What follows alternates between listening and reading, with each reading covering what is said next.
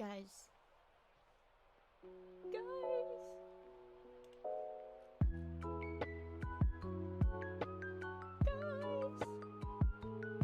Eek. Should I have a red energy drink today? Or a pink one? Grape soda. I don't have that. Pink? Oh, an energy drink. I have a red one and a pink one. Yummy.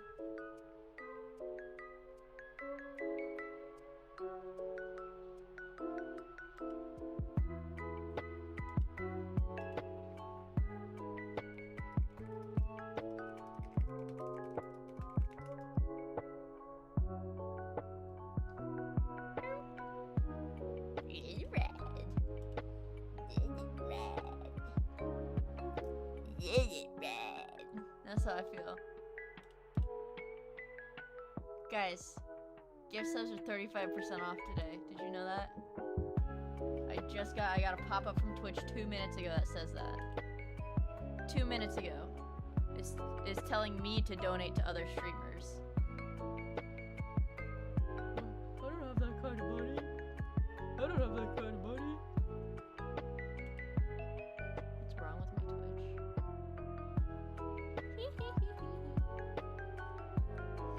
Can I get a Sut Cam in chat for Sut Cam Thursday? You should donate to Miia. She deserves it more than you. Fuck that bitch. Fuck that bitch, Miia, dude. I hate her. Yo, I hate that bitch. Yo. There's like some weird rumbling outside. It's scary. I have to go get, okay. I'm gonna have today, I think I'm gonna have the red energy drink. It's cherry flavored. Okay. Today, I'm red. She was shit talking you? Oh my god. Are you 12? Alright, I'll be right back.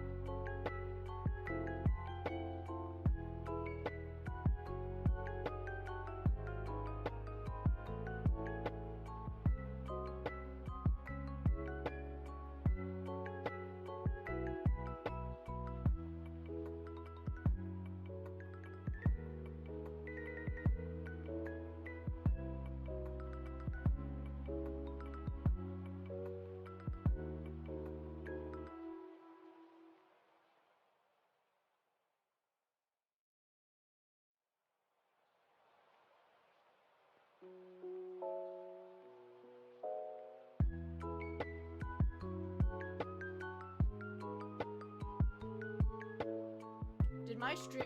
What? Why are you saying F? Why are you guys saying F? What happened? Oh.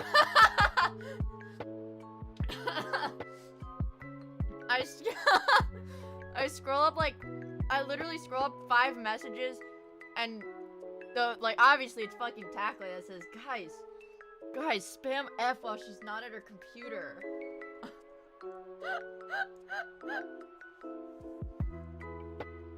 Yeah, thanks. I have to plug my lamp.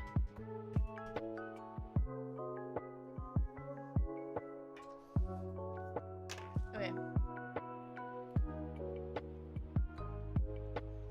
You're welcome. Okay.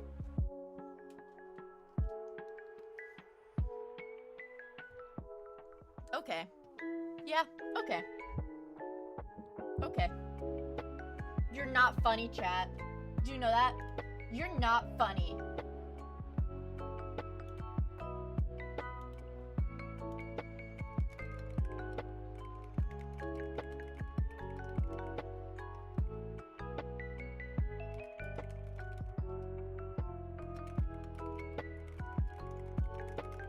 Do you guys hear that? Oops. Funny looking! Shut up! Shut up. I'm eating a piece of bread right now.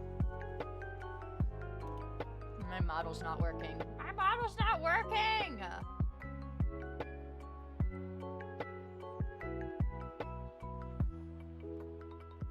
Oh my god, it's really not working. Oh my god, what? What? No! What? No! I have to boot up. I have to keep iTunes open on my computer. No, I don't. Don't download an update. Oh my god. What do I do? What do I do here? What do I do here? I think I'm gonna unplug it and plug it back in. Unplug it. Plug it back in. That always works. Oh, I did it! Okay, I'm a genius. Yay! like I always knew. I'm a genius. I'm a genius. Nope, I'm a genius. Fuck off, I'm a genius. Alright.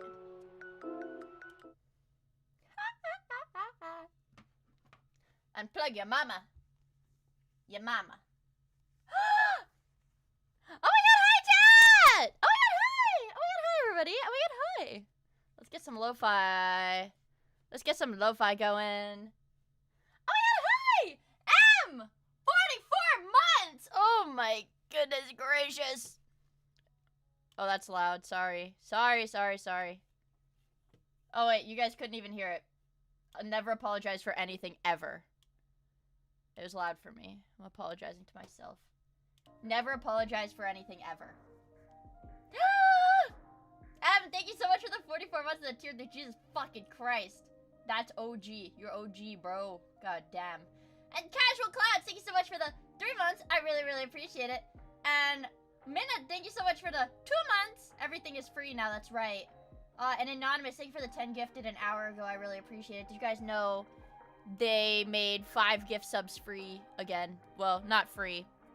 Not gamble. No Gamba. No Gamba anymore. Is my mic fucked up? Don't lie to me. It's not. Don't fucking lie to me. They made everything free. What the f- is that? What the helly? Wait, no shot. How did C1 get snipe the fucking gifted? How is that even possible?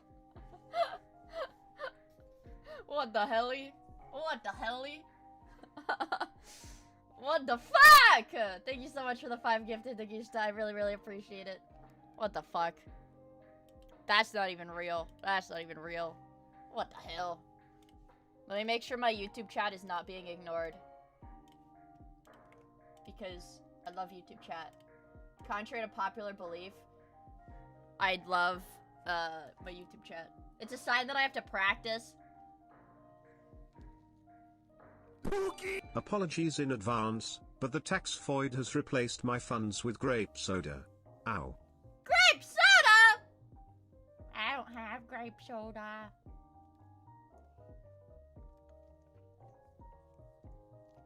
My favorite viewer.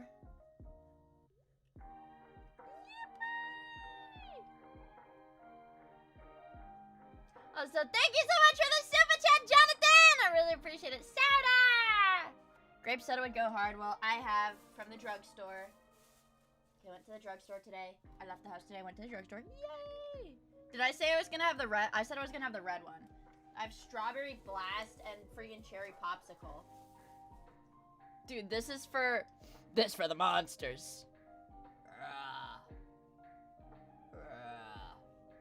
I don't really like artificial grape flavoring though. This one right here, this for the monsters.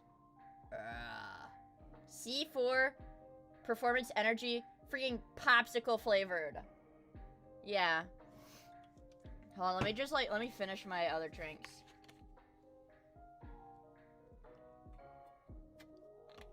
Where's my trash bag? Oh, I took the trash out. Damn it. Damn it, Miia. The one time you're fucking proactive, you take the trash out before you finish your drinks.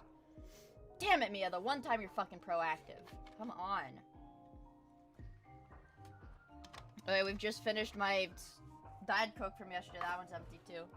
So now I have more desk space for my, yeah, my performance energy. Popsicle. Cherry popsicle. Cherry popsicle. I don't think I've had this one before either, so that hurt. I'm very excited. I'm very excited. I went outside today. Do I look any more tan, you guys? Do I look tan? Do I look strong? I was at the gym today. Do I look strong? Do I look strong? That's not even a joke. I was actually at the gym today. Looking huge. Yeah, for sure. Looking huge. Looking huge, Miia. Man, you're looking huge. Thanks, you guys. Let's give this a taste. We're gonna watch... At the very least, we're gonna watch A Turkey Tom today. I don't care.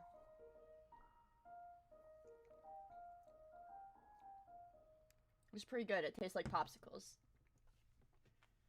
Awesome pics. Great size. Look thick. Solid. Tight.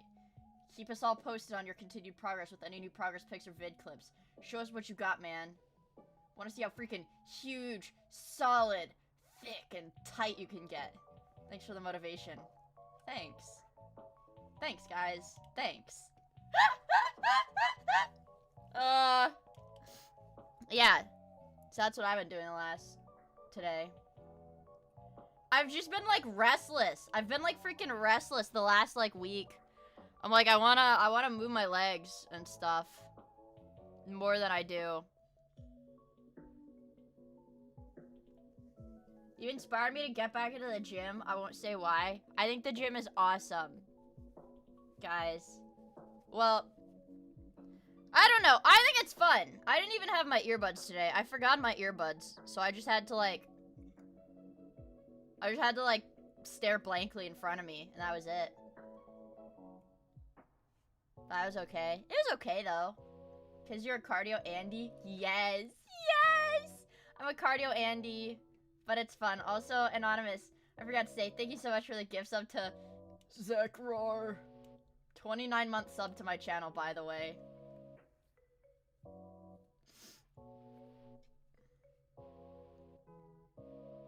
Wow. Yeah, I think the gym is fun. Raw dogging the gym is like the worst thing I could imagine.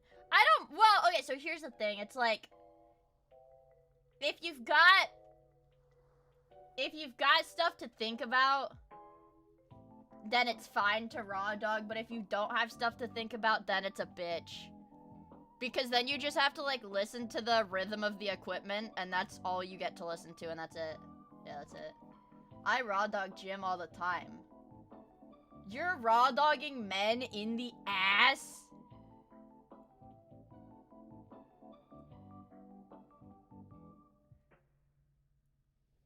Hi, Saviano! Yeah, that's what the showers are for, Gage. Yeah, no, I'm like brain damaged. I'm like brain damaged. I I think you guys are a little addicted to overstimulation. No, I think it's fine to have, like... I think it's fine to just, like, you know, just do nothing sometimes. Like, you know, I like listening to music a lot, but you don't always need to have, like, you know, stimuli. You don't always need to have music, whatever. Bah! I had bored counting reps. I do. Well, Tacklight does because he's retarded, like, clinically retarded. So, I understand that, but the rest of you guys, like, maybe not.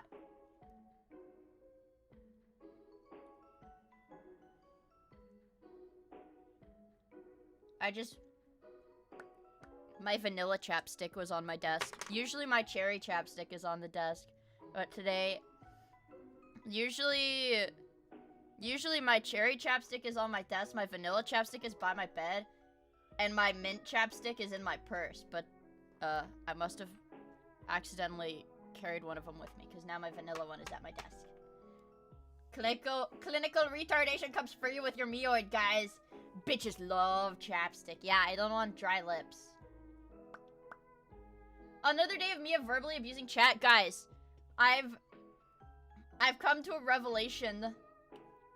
Maybe I should be a little nicer to you guys, because God could be watching me. I don't know. Why? Who are you kissing? Your mama. You dumb bitch. You stupid fucking bitch. You stupid fucking dumb bitch. I mean, God is watching, guys. I can't God is watching. I'm sorry. God is watching. I'm sorry. You should... Mia, you should show your toes to be nicer to us.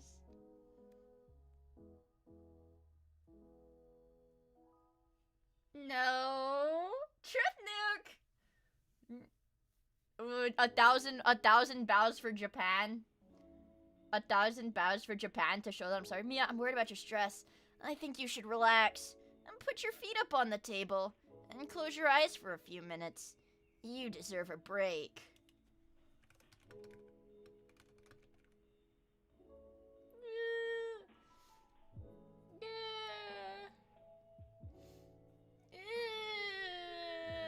You know that picture of, like, Mort from,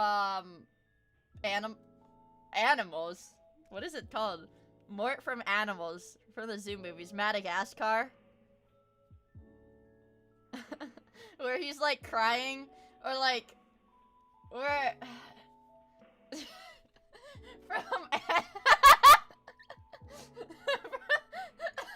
from Madagascar, bro. From fucking Madagascar. Hold on, I'll find it.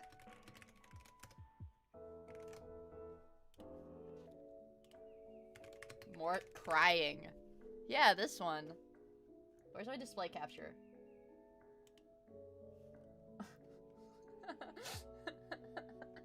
That's the face that I make when you guys start fucking spamming that foot copy pasta. That's this one, yeah, this fucking face. Do you want, okay, what's this 7 TV? What is this?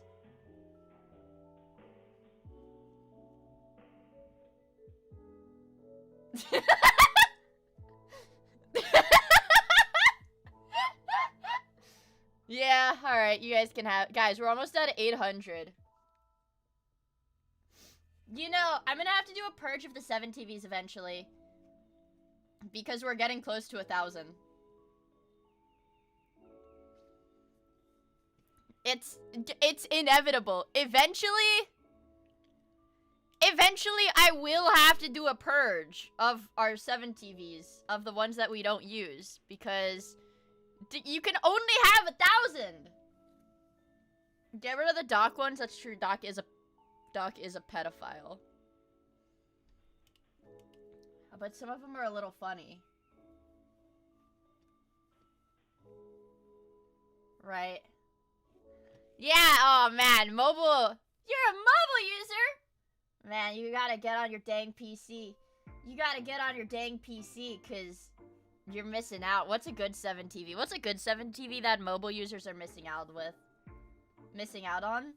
Let that dev hear you piss to get more emote slots. Oh, that's so true. But I think they fired him. Or, like, not fired him, but he kind of, like, he left on his own because everybody's like, oh, you like piss. You're sex pesting the girls for piss. Ooh.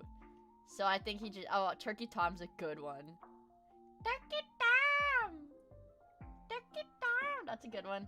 Lady Red! That's a good one, too. Turkey Tom's a really good one. I like, and I like, oh my goodness gracious. I like suck cam. I like damn. I like fear.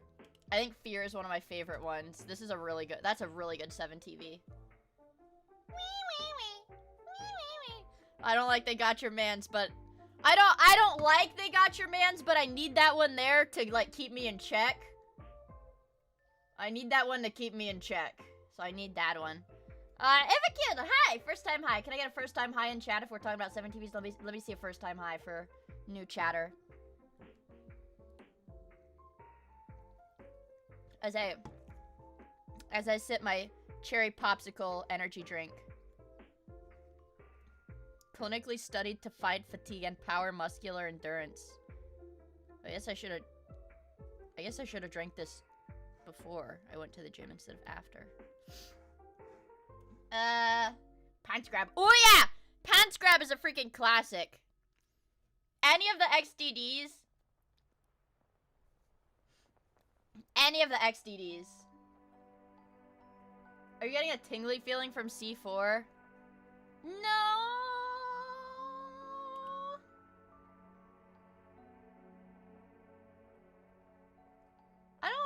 That might mean you're allergic. Like, have you guys seen that copy pasta about the person that was like, I really love orange juice, and the tingly feeling it gives your tongue when you drink it? And it was because they were, like, actually allergic. I feel motherly towards the Burts. I do, too. I feel motherly towards Galaxy Gas Burt. Beta... What is it? Beta-alanine? I don't know. I can see if it has this. Oh. No! This says it has beta-alanine in it. Hold on. I'm reading the back of it. And... yeah, no, it's in there. Carbonated water. Carnosin brand. Beta-alanine.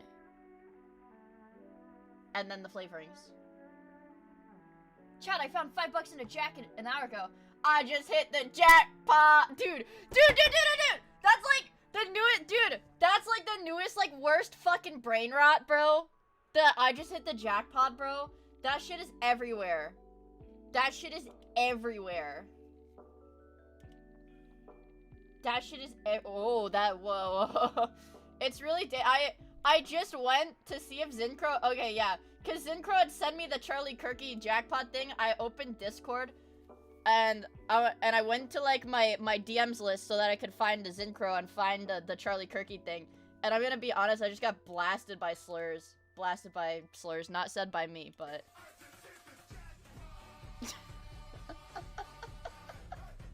Hi!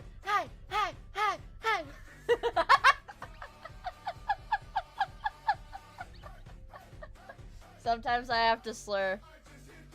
Yeah, that's a good video. That's a good one. Like, fuck. Oh my god. There's, like, so many, though. There's, like, so many of these edits that I've seen.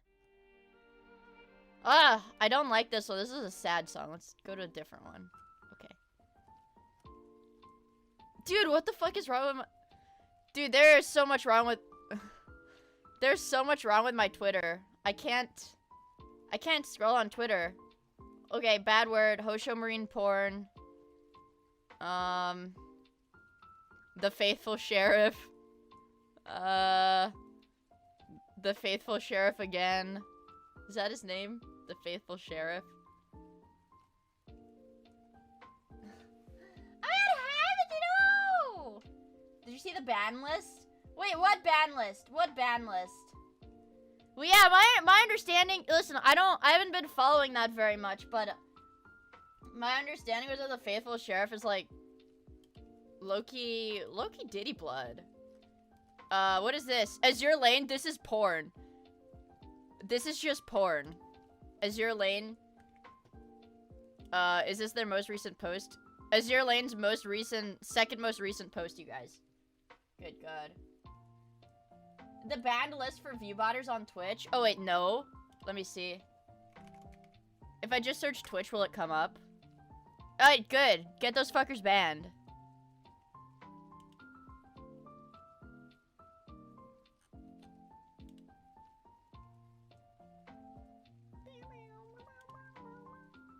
Wait, so... Wait, is it real or is it a meme? This is Jinxie jerking off to VR chat on stream, okay?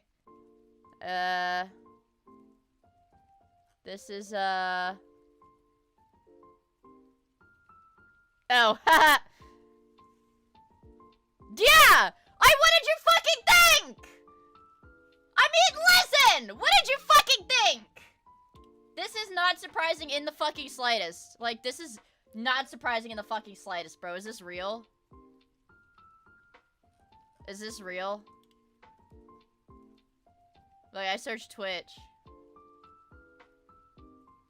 Actually, I don't want to scroll on Twitter. Sorry, guys.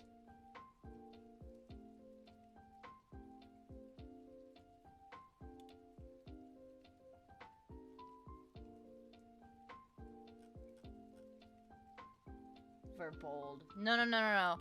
There's... No. I can't scroll on... No. No. You guys want me to get banned. Yeah, I find that one hard to believe because A, they'd never ban Hassan. B, they'd really never ban Hassan. Why is your name on the top viewbotter list? What, can't you guys see that I have 100,000 viewers right now? They're authentic. Okay? They're authentic. Yeah, they'll just give him a 1 day on his day off. That shit pisses me off so bad. Wait, yeah, where's the copy pasta that's like your viewbot subscription is run out, please? Yeah, do you guys know what that one is? You guys spam it sometimes. Sorry, Mia, I'll get them up after my next paycheck. Your Twitcher reviewer, yeah, the Twitcher, the Twitcher reviewer bot. I have to Ridley renew my account. Oh, fuck you guys. Fuck, they got me. Fuck. Matoy Mia, your Twitch reviewer bot subscription will soon expire. To continue using our services, please Ridley renew your account by logging into your account from the homepage. Go to my account, viewbot status, Ridley renew subscription. This message will Ridley repeat until the end of your subscription in 30 minutes. Oh, dude. That's like that's a top 5 copy pasta, I'm gonna be honest. That's a top 5. I don't know where it came from. But that's a top 5.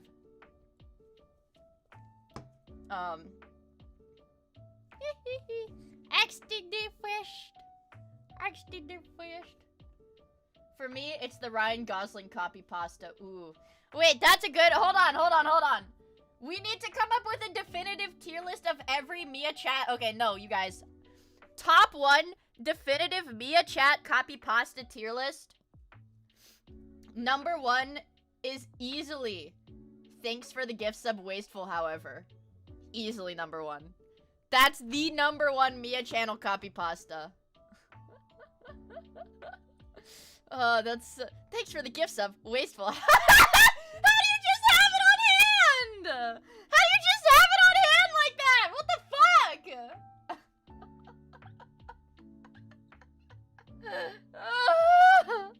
How do you just fucking have it? Jesus Christ, bro. The Chud Destroyer. I am become LARPer, Destroyer of Voids. Yeah, the only viewer is a classic. Only viewers a freaking classic. That's a good one. That's a good one too. For me, it's definitely. Hold on. I'm trying to make sure it's like not pausing my YouTube thing. I was like looking at my stream. I was like sitting too still, and I thought my stream had paused. I was like, huh? Yeah, the Yuko JOI clip is that one's a little silly too. I won't lie, it's a little silly. You get some silly points off of that one. That one's a little silly. I mean, whatever. If it got me, listen, if it helped me get into that Minecraft tournament, whatever, bro. Okay, whatever. Dude, it's not a miia copy pasta, but if a VTuber is talking about anything, she's actually talking about sex one. That's a good one too. And then there's the Factorio edit of that one. The tournament is April 11th. Guys, April, we lock the fuck in, okay? April, we are locking the fuck in. Like, genuinely, I don't want to make a fool of myself, so I might have to take, like, a day or two off to, like, lock in and practice, like, offline. And not make a fool of myself in front of you guys and get angry. Because that's what happens when I practice on stream. I make a fool of myself in front of you guys, and you go, Miia, you're so bad at this. I go, shut up!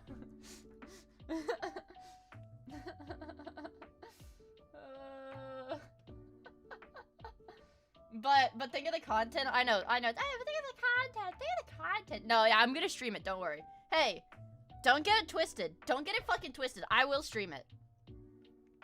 I will stream it because everybody knows my favorite hobby is making a damn stupid fool of myself. It's what I love most. Yep.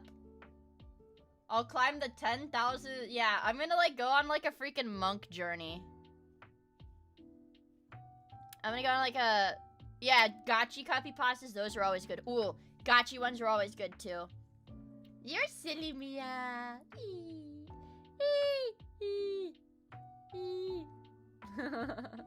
Dude, I have this with some of my IRL friends. I don't know what the original like fucking thing is.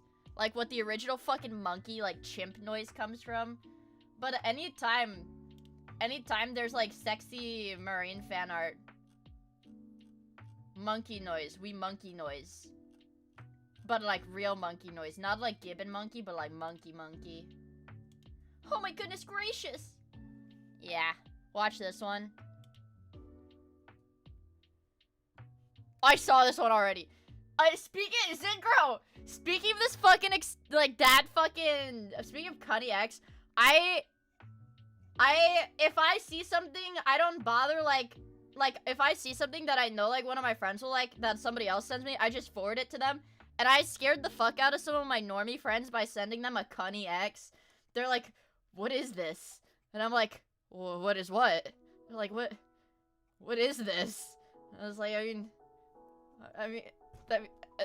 mean, you know, what, GG's. I know there's worse ones, bro! I know! Cunny is like the tip of the fucking iceberg with these things. They get bad, I know. I know there's Hitler X. I know there's N-word X. I know! I know there's girl cock X. I know. Sending Cunny to the hose. I just want to share sexy VTuber art. Why are you breaking containment? I'm a fucking chud. I'm a fucking chud. Power level leak. That's why I use VX Twitter, but I'm a fucking chud. Alright. Let's not get into a Cunny debate. No Cunny debates on my stream, okay? Not the place, not the time. Not the place, not the time. I'm a VX Twitter Andy. That's all I'm gonna use. VX Twitter. That's it.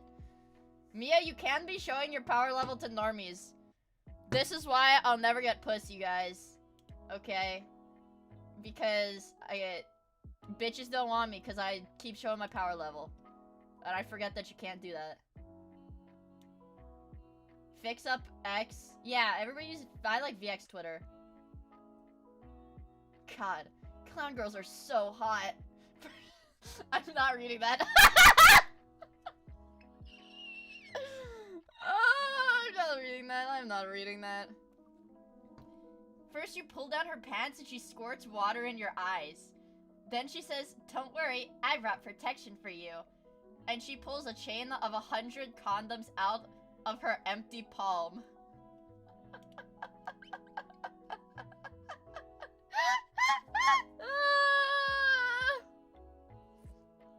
I'm not reading that. Proceeds to read it. You guys know I have... You guys know my biggest problem, I think, as a content creator is that... As a streamer, not as a content creator, but as a streamer, my biggest problem is that I cannot keep my fucking mouth shut. I cannot keep my mouth shut, bro. Like, I just can't do it. I can't do it. If I see something funny, I have to say it. I have to say it. That's why yeah, so you're like, oh, Miia, you can be revealing your power level. I can't keep my fucking mouth shut. I can't keep my mouth shut, okay? Miia985. Just Miia, bro, your mic is, Miia, your mic is unmuted, Miia. I can tell you have a lot of problems. Guys, 1 in chat if you guys think I have less than 10 problems. 2 in chat if you think I have 100 problems. 3 in chat if you think I have 1 problem, and 4 in chat if you think I have 0 problems and I'm perfect. 99 problems, but a bitch ain't one. Truth nuke. That's my goat, boss egg monster. That's my fucking goat. Also, first time hi to the guy that said I have problems. Hi. Trick, Sahur! I've been saying, I moved on from Trick, Sahur. I've been saying Tung Tung God now. I keep seeing edits of like Tung Sahur as God. Tung God. Tung God. Show me Tung God. Okay, that's like a AI slap video. Bro, one of my artist friends deadass got commissioned to draw like freaking like, who is this? This is like freaking like Rosalina porn. She's so hot, dudes. She's so hot. Tung God. This is Tung God. Miia has 0, 1, I lied, problems. 1?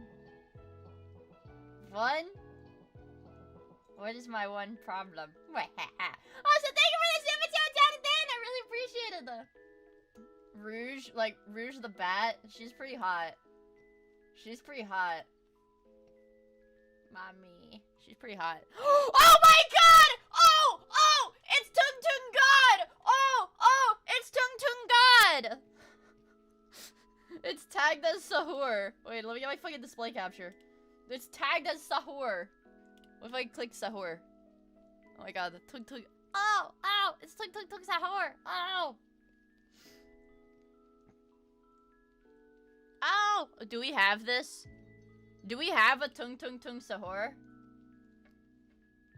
There's Drip Sahur. Tung Sahur. So we just do Sahur. Do we have— We do have him! We already have him! I just hit the jackpot!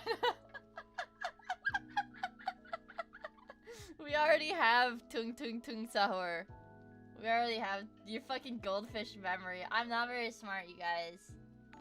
I've never claimed that my intelligence has been my charm point as a streamer. Okay, my charm point as a content creator. Never really has been, right? Also, Cherry, thank you for the follow. I really appreciate it. You know, I've never claimed that. I remember when you were a strategy game streamer. Yeah, but then I found Tung God. I found Tung God. I still like strategy games. Didn't add it? Oh, we already have Tung. Triple T is a false idol. Yeah, okay, so here's what happened. I invested all of my stat points into foresight instead of intelligence. So I can see into the future briefly, but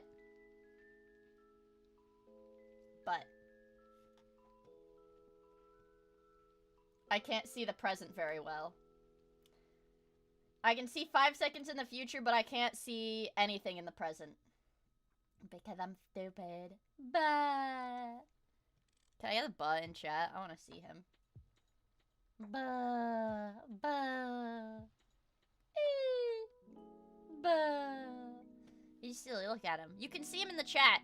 I mean, it's okay if you don't have 7TV because you can still see him right here. Look at my little chud. I can see 5 seconds into the future, but it takes 5 seconds for me to react to that, so it actually seems like I can't do it, but I actually can. And you just have to trust me. I gotta do my damn dailies, you guys. I love the dailies. I'm such a goober. I'm such a freaking goober, you guys. I know I've been saying this for the last, like, few days to a week, but really, it feels so good to not be, like, freaking turbo depressed all the time anymore. Fucking finally, you guys. It's been, like, 4 months. It's like, this is what most people feel like all the time. That's crazy. What fixed you? Nothing. It just, like, went away. Well, taking my medicine. Holy, I just farted. Oh my, okay. The gassy sheriff.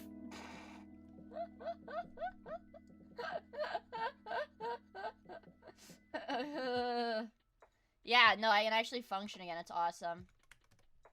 It's not like I feel like, it's not like I feel crazy happy or anything, but it's like, I can really function. But I said it like last week. Yeah, this 4 months. 4-month long episode, you guys, but now I'm okay. Yay. It's like, I don't know how, it's like you have really, like, it's like a different kind of brain fog, I guess. If that makes sense. It's like a different kind of brain fog, but then when it lifts, it's like, oh. I can, like, think a little better. It's not like, it doesn't make me not stupid, but it's like I can think a little better. Care to share? I need it. I need it. We can do. You don't even realize it's there until it's gone. Exactly, bro. Exactly, and that's the thing that's, like, so fucked up, is because you're like, oh, man. Like, this is, it's like, yeah, okay. I mean, I don't know. I don't know how it is for everybody else, but for me, at the very least, it's like, yeah, okay. Whatever, this is just how life is. I mean, like, it's fine. I can deal with it. I fight. I'm a fighter, I can fight. But then when it's, like, gone, it's like, oh. This is actually how life is. It's so beautiful. But, unfortunately, I really wish it had gone away before I went to Japan. Because I probably would have had way more fun in Japan. I was still husk maxing. I was still husk maxing in Japan, but I mean, like, it was still fun. But man, if this had all cleared up like 2 or 3 weeks ago, would have been so awesome. Let me think. We could do meaty. Like meaty hook. Yay, meaty's awesome. We can do tung sahur. Okay, no. Yeah. Yes. Wait, bro, I was low-key Sasuke. No, dude, I was like Naruto. No, I was like Naruto. No, bro, I was persevering. I believed in myself. Ooh, tepid, that's a good one. That's a really good one. Damn. That was a good word suggestion. That was a good word suggestion. Her ass was Hinata? No way, bro. No way, bro. I wouldn't be one of those stupid foids. No, I was low-key Kakashi. Because I was buying so many dojins and reading so many freaking dojins. So I was low-key Kakashi, actually.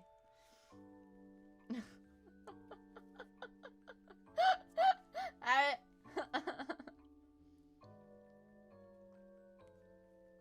Yeah. Boruto is retarded. Yeah, a little. In my opinion. Okay. Let's think carefully. Got gooned out of my freaking gourd. We need to watch more Oni plays, you guys. Was something I was thinking. Because there was like a new Oni plays I recommended yesterday. And I was like, fuck, I need to watch this. And I was like, no, I want to watch this with chat, bro. You red. The Wordle's not easy. Okay, we could do...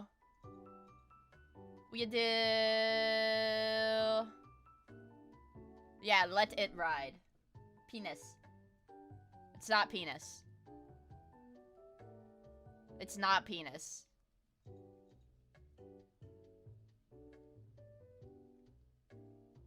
It's not penis. I'm looking at it. It's just not possible. Yeah. Legit. Ooh. Ah!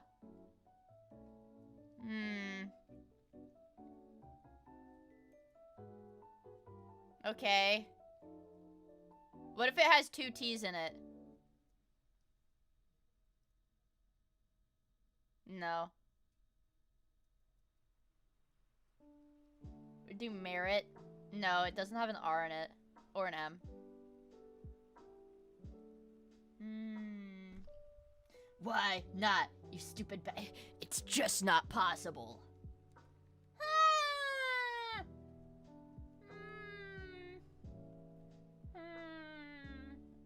I freaking love Oni plays. I freaking love Oni plays, you guys. I freaking love it.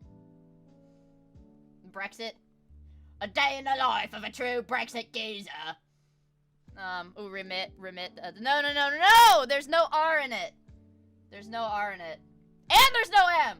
Fuck! Guys, think really hard. Maybe it's got a K in it.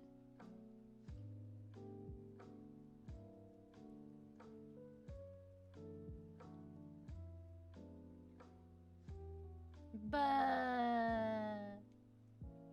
it's got a K in it. Okay. We got a fucking we got a legitimate pedophile in my YouTube chat. You're getting banned. Get out of my chat.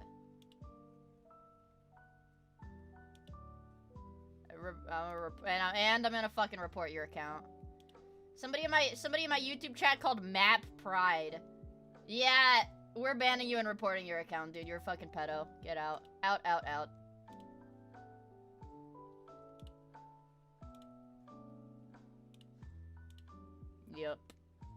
Yup. You reported.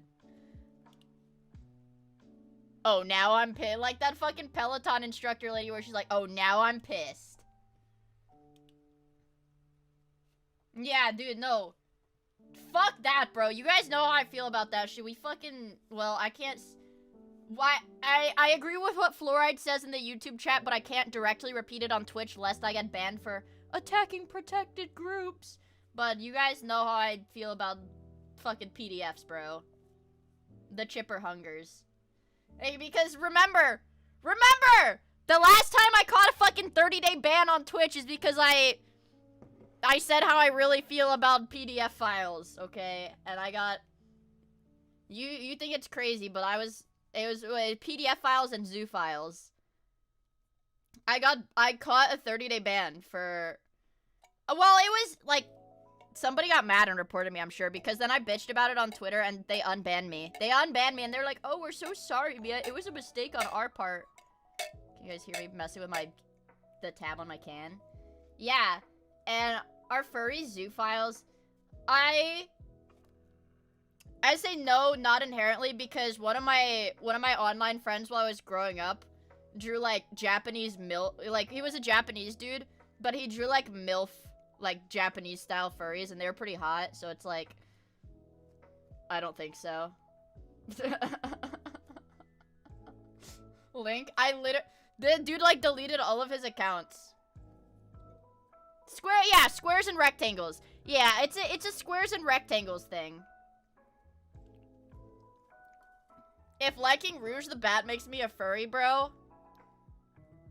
If thinking Rouge is hot does not make you a furry, by the way. But. Yeah, kemono, that's what it is, right? Is it kemono?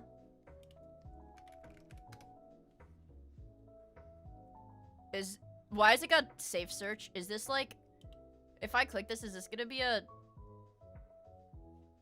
is this a porn website? Oh, yeah, it is. Okay. Yeah, the kemono I think is cute, but that's as far as I'll go. What?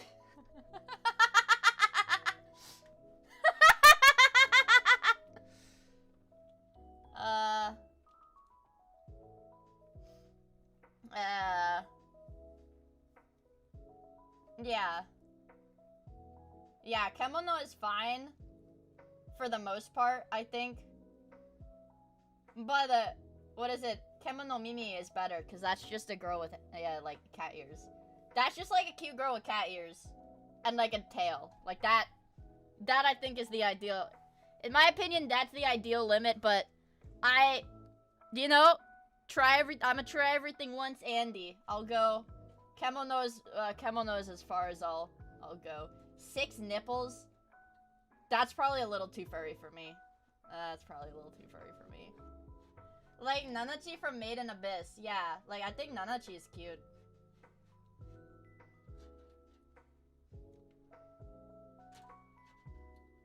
That's, 3 pairs of bras? No, I think that's weird. So you're telling me... Let's not get too far... No, dude. So it's like... Where's my pen?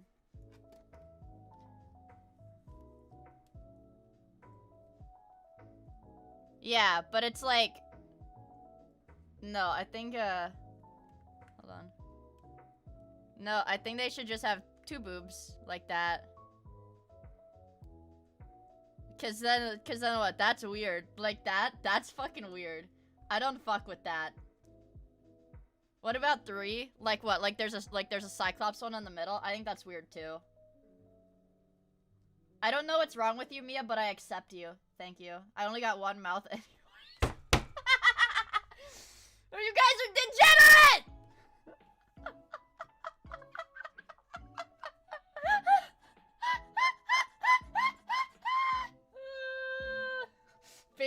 Based. No, you get a +2. +2 for that. I got 1 mouth is made for Sugcam. 3 boobs is actually- What?! You're getting- Oh, what the fuck? You're getting pinned, bro. Wait. 3 boobs is actually ideal because you have 1 mouth and 2 hands. Hold up. His writing is this fire? But with the middle third, you can suck cam and still get squeezed between them. Intriguing discussion. Okay, I'm clicking this link, but I have no fucking idea. What is this? See, like, this isn't furry, bro. I don't, like, this is not furry to me. What you have sent me, this, that's not furry. She's got the silhouette of a human woman and the face of a human woman. She's just got a tail and her skin color is weird. But it's goon shit. Yeah, I think it's a little gooned out, but yeah, it's Plato and Socrates in this fucking stream. Dude, I'm like the Aristotle of like anime porn.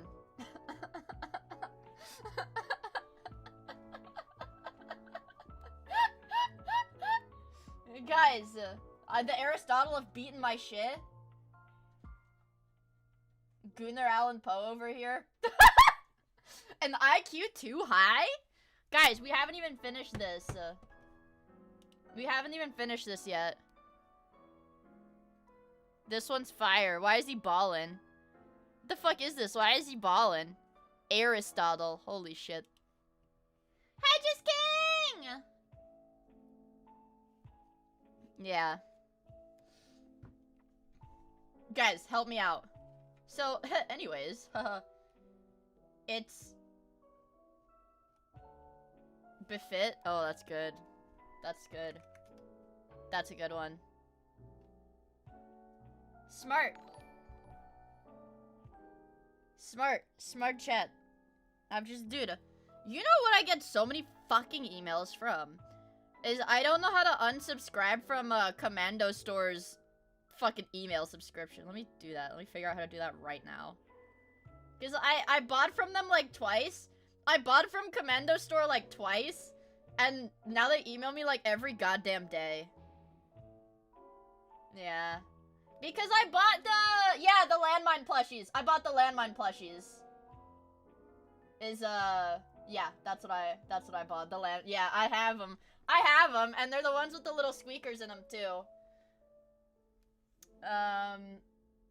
Fuck. They're like, hold on. I can grab one of them and show them on camera. Hold on, let me go get one. Let me go get one of them. Where are you?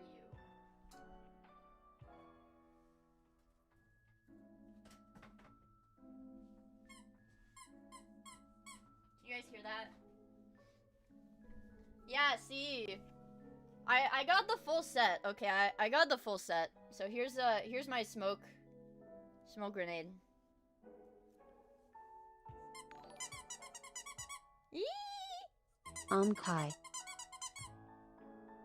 Yeah. Hi, Kenten! Hi! Thank you so much for the 37 months. Holy shit! Yeah, but this is like the tiniest one. There's like a landmine that's like this big. Oh, you guys can't see. There's a landmine that's like this big. It's pretty big. There were 4 of them in the set, I think. That looks like a frag grenade, I think. I'm trying to look at them. They're sitting on like on a little display case. It looks like there's a frag one, and then because it's like that shape. And then there's the one that's got like on a stick. That's like long, like on a stick, sort of thing. They're plushies. They're all plushies.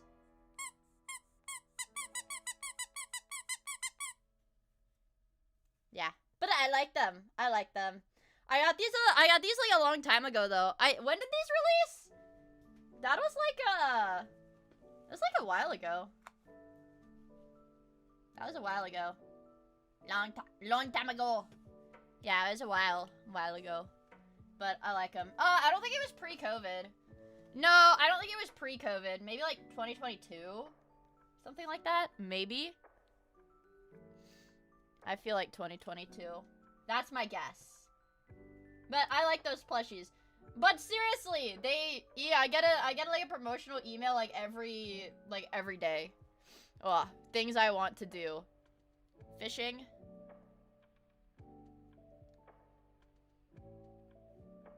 Things in Minecraft.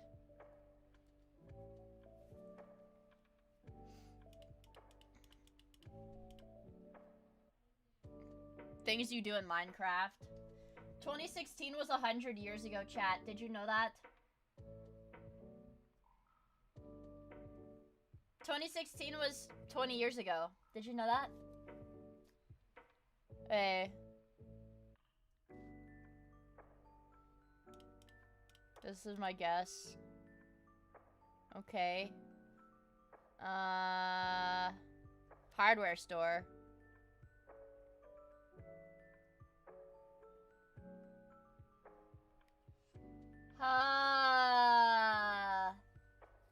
Damn, bro, I'm sleepy as fuck right now. Wowee! Things with screws. Oh, shit.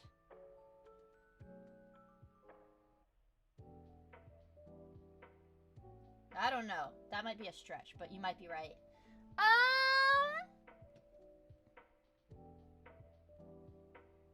Bolts. Do locks have bolts in them? These are the closest, maybe. Oh, fuck, we're one away.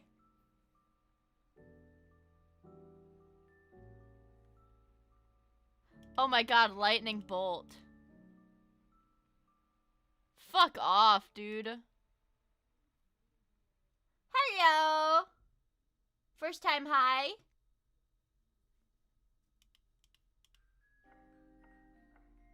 Bolts. Lightning bolt. Deadbolt. Detroit teams. Oh my god, the Detroit Pistons, bro. Fuck. You're right. You're right!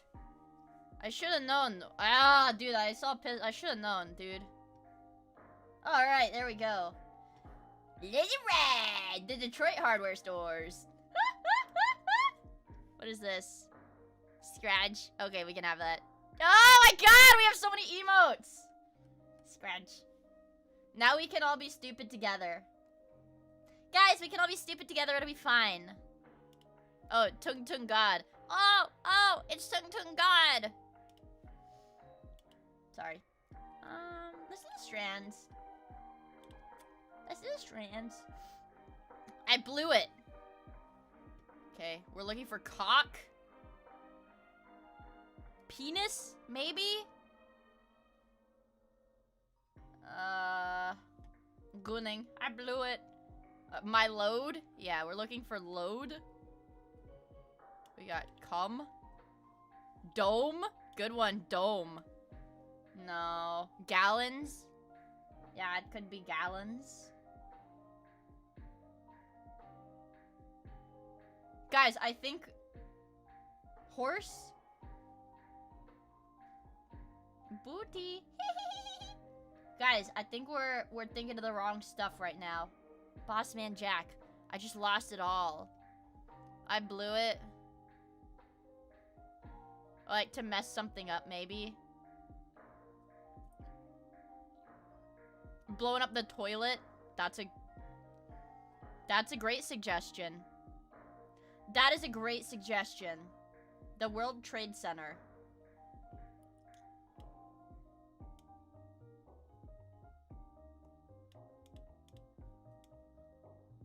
Booty. The Boston Marathon. I feel like they wouldn't put that in... I feel like they wouldn't put that in the strands, you guys. Booty. I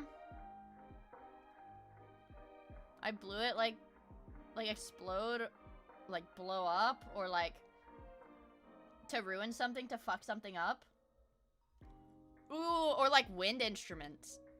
Wait, wind instrument. What? Oh, wind instrument.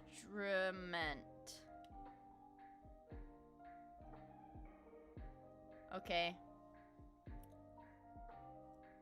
Flute. Flute!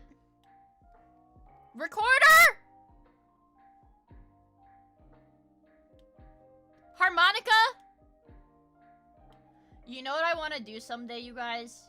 The only thing that fucking sucks is that generally you need at least 2 people to do it, and you guys know I don't do collab stuff very much. But, what is it? I think like Fubuki and Ayame did one recently with the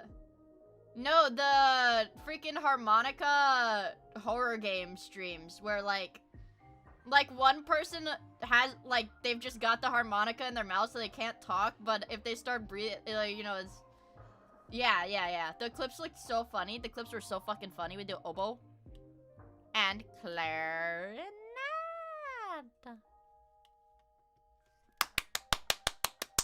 Look at us! We're geniuses! Look at us, chat! We know what the frick is up, you guys. We know what the frick is up. Oh, yeah. We blew it alright.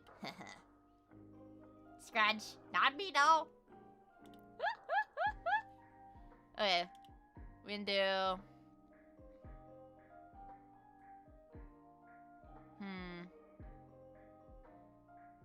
We could do diamond, but we need the L. Diamond would be an easy one, but we need the L.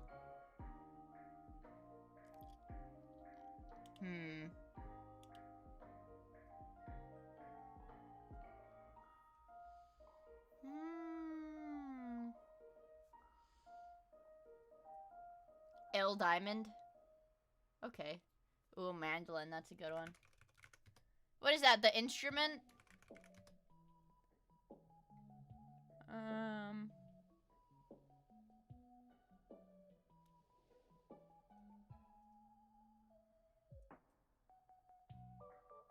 Or the the cutting thingy too. Yeah. Scratch. We can just do short words until it cuts us off, I guess.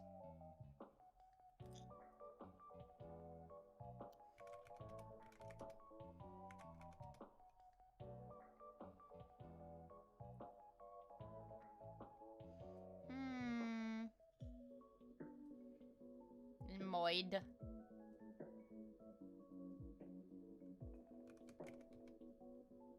Moid. Ooh, domain is a good one.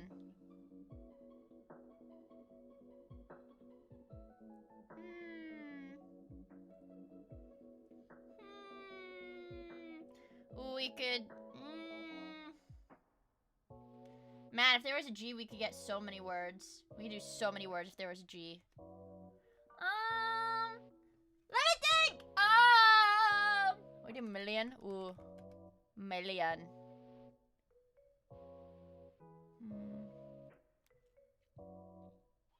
Diamond.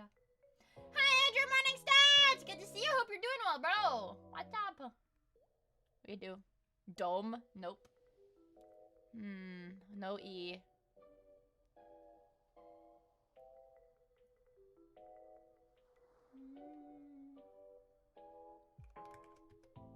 We do lima, like lima bean. Lima bean? Animal? Good. Alright, we did it! Do you guys think I'm smart enough for the pips? Are we feeling... Chat. Are we feeling smart today? Do you think we can do the pips? Do we have what it takes for the pips today? For the easy one. Okay. Nah, scratch. For the easy one!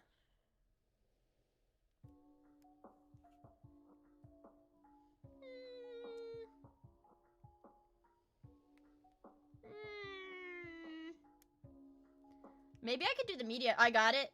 You guys have to pray for me. You guys have to start fucking praying. You better start praying right now! We believe maybe. Show some confidence in me, guys. Have confidence in me. Come on, I'm like really smart. I'm really smart. You can do the hard one? Well, okay, here's the deal. I don't want to be bashing my fucking head into the wall for like... I don't want to be bashing my head into the wall for 30 minutes, so we're not gonna do the hard one. Okay, fuck. Less than 4, greater than 4.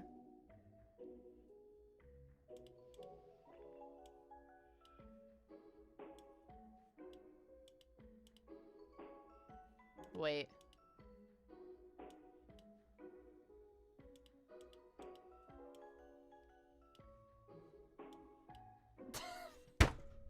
Guys, this is hard. I can't do this. It has to be 2s here.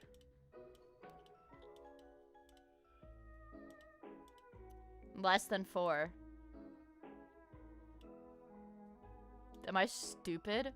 Greater than 11. Oh, so it has to be 6 and 6. Okay. Yeah.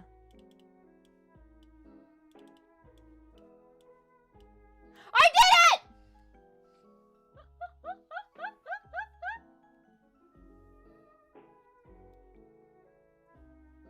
Let's see the medium one. Let's do the bandle instead.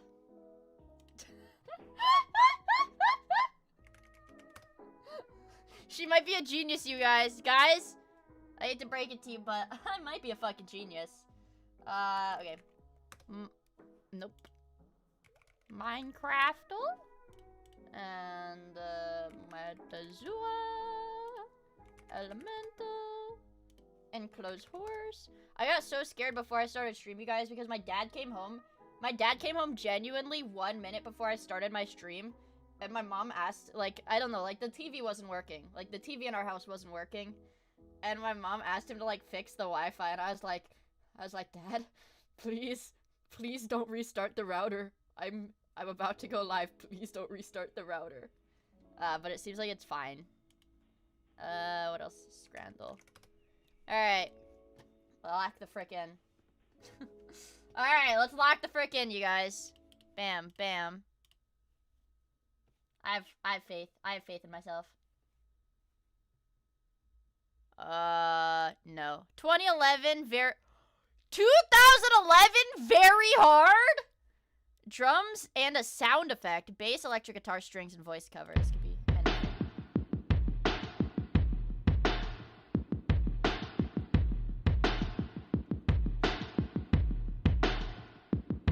Oppa, Gangnam Style. Lord was after, I think Lord was 2013.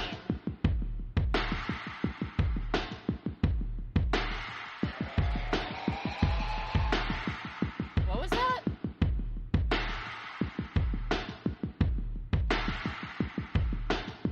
Guys, what the fuck was that? Also, hey, cabbage! Let's go. That was the mothership.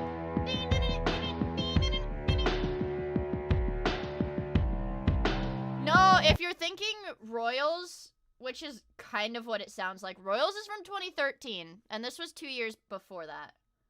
This came out before Gangnam Style.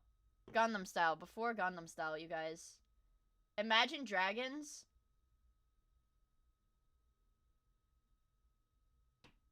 I can't say it.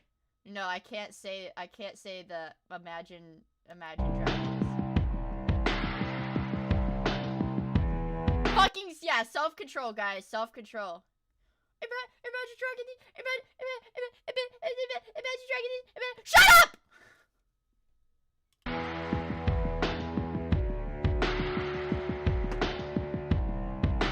And I think Imagine Dragons was later than 2011 as well.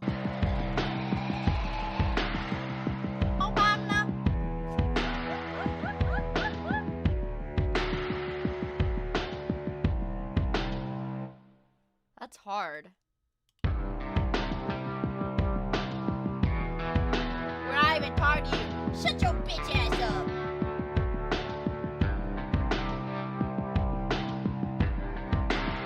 It has a lot of views. It has a lot of views.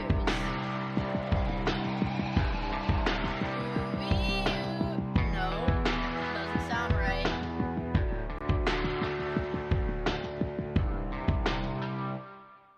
The riff sounds like it's from a game. Like what? Like a fucking Call of Duty game? Like one of those games? Like an old Call of Duty or some shit?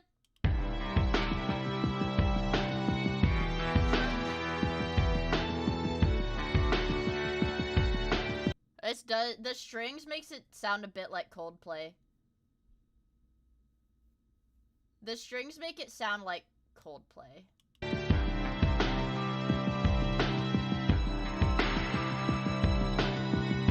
What do we have? I don't fucking know.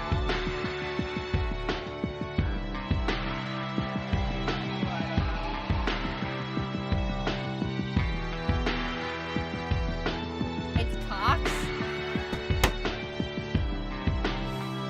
I don't know. Let's get a voice cover.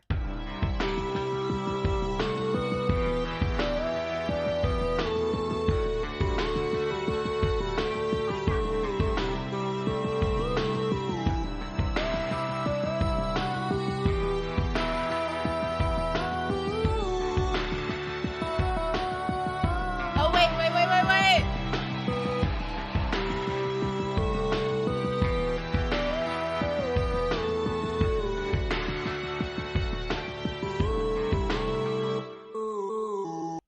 I have no fucking idea. Broad in what?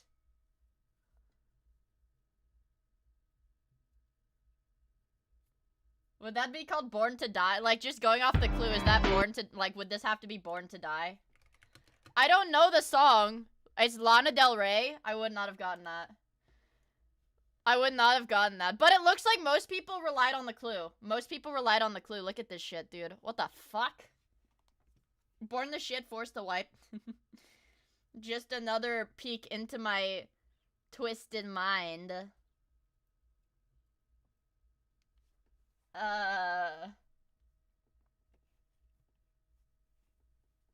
Yeah, emo girl music. Exactly. How much is it? I'm not paying for this shit, dude. I'll check, but I'm not paying for it. $30! It's $30 on sale. Normal cost is fucking $64. What a deal. What a fucking deal. W scams. Yeah, remember when Bandle didn't have fucking ads everywhere? Me too, bro. Me too. Me too, bro. Me too. Oh my god, you guys. Is it even worth starting with the piston for the Minecraft anymore, since yesterday it literally was the piston? That was easy. Mia, chill. Your cortisol levels, remember? You're right.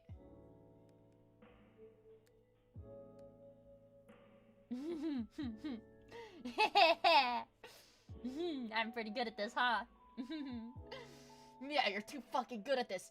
Well, don't say that. I'm gonna start getting an ego, you guys. I had such a good dailies run yesterday, and we're having a good run today, too. I'm gonna get an ego. I'm gonna get an ego. Start getting. Yeah. Tony! Baby Rager. Tony! Thank you for the 9 months of the Prime. Tony, I was thinking, earlier today when I was in the car. Well, no, because I was listening to freaking VTuber music.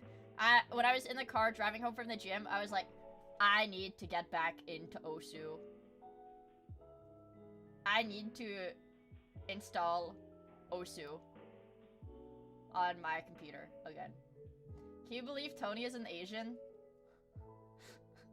Are we gonna have, like, another race science tangent in the Miia stream? What? Yeah, I assume that Tony would be Asian, I'm gonna be honest. I don't like... It's bad as a streamer to be like, yeah, I like assuming the races of my chatters, but... Like, Tacklight's very obviously white. Tacklight's a white person, okay? I'm getting profiled. But I mean, like, anybody that I mean, if I remember, like, I will say, like, the split of Miia viewers are mostly white. And Miia viewers that go to Miia meet and greets, Miia viewers that went to the only official Miia meet and greet ever, are mostly white. So... That's, we can't be having this conversation, you guys.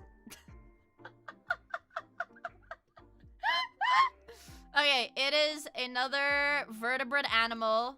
Vertebrate animal with legs. Do we want to go for a bird?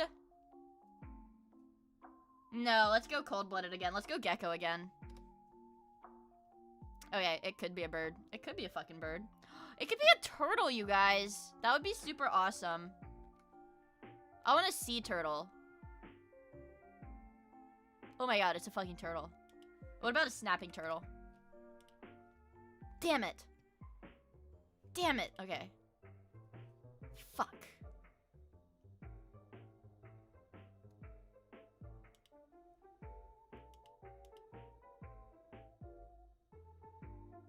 Could it be a box turtle, or would a box turtle be... No, okay, box turtle goes in here with these guys. Damn it! Damn it. Wait. It's not a tortoise slash turtle. Aww. Aww. Well, wow. Thank you, Mioids, for being diverse. This lets me know that everybody is a degenerate. Not, yeah, every race is full of degenerates. Thank you, guys. That's really awesome. Everybody's a degenerate. Wow, so what is it?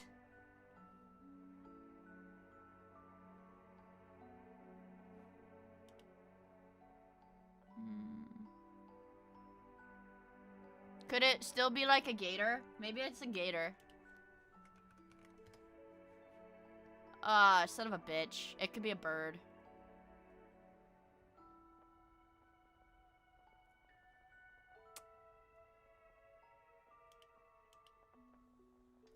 Ooh, heron, egret would be cool. I like egrets. I think egrets are cool. Egrets are pretty. Look at them. I like egrets. That's a high tier bird. In my opinion, that's a high tier bird. Bird. So anyways, it's a bird. We can try like a perching bird maybe, right? Wait, fuck. Yeah, let's try a perching bird. No. Fuck! Fuck! Could it be like a fowl? Or chicken? Peacock, peacock. Fuck! A quail, maybe?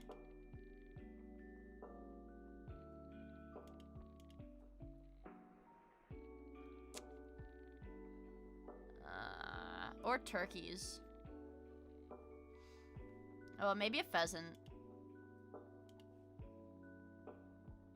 Turkey down! Turkey down! Let's try quail first. Oh, never mind. Help me. Help me. What the fuck goes in here then? Because a turkey is definitely gonna be here with the chicken. Oh, no, it's not. Never mind. It's a turkey! Yay. Good work, you guys. Good work, you guys. It's a turkey. God damn, I don't like listening to the sad one. I don't like listening to the sad one. So I gotta keep skipping back. Alright. Tomato! Ooh, a die cut. So. And the orange. Probably a roseate, right? Yep, it's a roseate. Okay. Let's try it. I think the broadleaf trees are roseates. Yes. So. Let's think.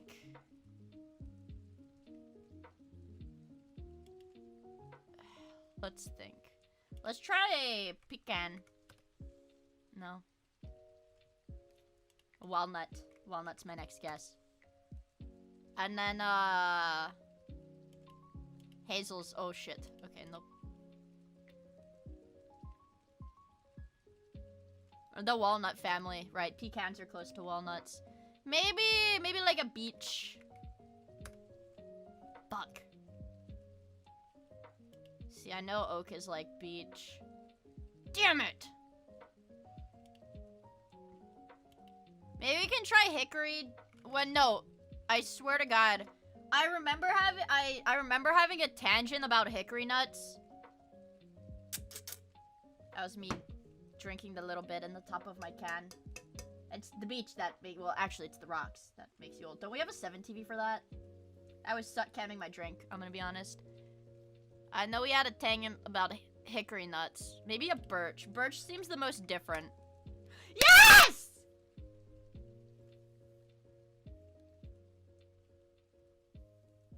Hi, Dampus! It's good to see you. Hope you're doing well. Look at that, you guys. Look at us. Clappy. I'm Gerch. That's such a fuck. I love that one. Okay. Start with Hold Me Up, my favorite. It is a solid in period 4. A solid in period 4. Okay. It is an ancient transition metal. Okay. Nickel. Okay. Is cold after? Copper? Copper! Yay! Easy. Easy, easy, easy, easy, easy. Ah, ah, ah. Moving on! Let's get this horse enclosed and then we can slap it up. I can't wait. What is this? Bonus... A bonus round? A boner round? Hello, Slycian. Oh my god. We have 12 walls for this one, which is a lot.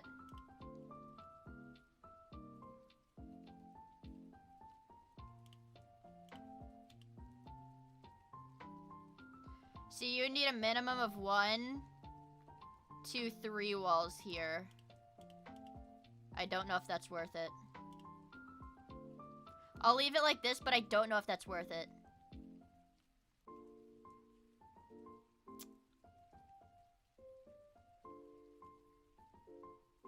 Why don't you play video games anymore? I'm lazy. I'm lazy. I had a YouTube video on my homepage. No, I don't have my... Okay, if I open YouTube...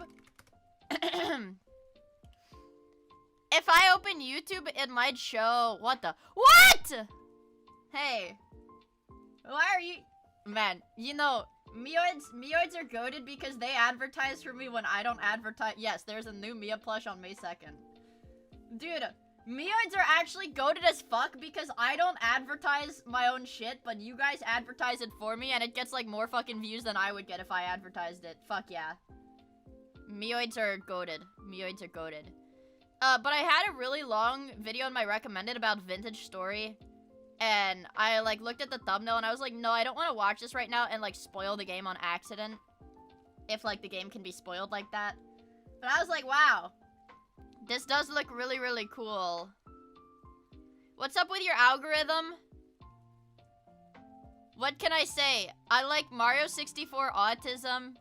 I like VTubers. And I like music. And I like body cam. And I like how it's made. I've been a soy boy for these shorts. Mr. Anime Senpai! Thank you so much for the 8 months of the Prime! I really appreciate it. We've got more pan and coic. How it's made. Some turkey tom. A lot of Nile Red. Some more turkey tom. Some more pan and coic.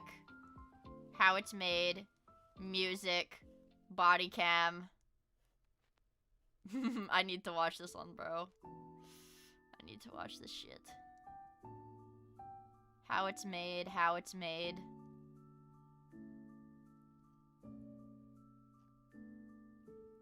I like what I like. I like what I like. Fishing stuff too. I like what I like, you guys, okay? That's all. I like what I like. What else do I... Let's refresh it. Let's get a second opinion. Body cam. My epic friend Connie. Pan and Coic. Only plays Dancing HD. How it's made. Body cam. Turkey Tom. VTuber. Music. VTuber. Music. Nile Red. Oh, Defunctland. I swear to God I've watched this on stream, though. Oh, yeah, we don't need an Oni dance right now. We don't need that. Not right now. Fucking love how it's made. I fucking love how it's made. Okay. Guys, lock in. We've got, there's work to be done. There's work to be done, you guys. Good taste. Thank you. Thank you, Drewski.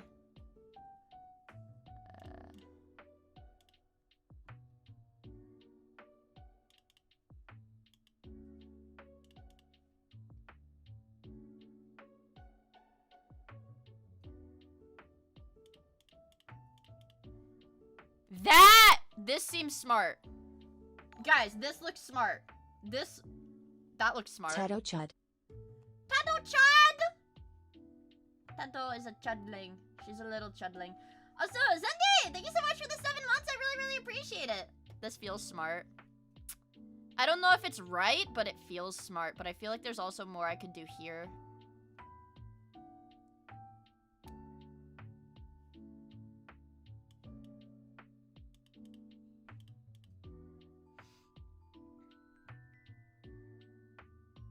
No. Fuck.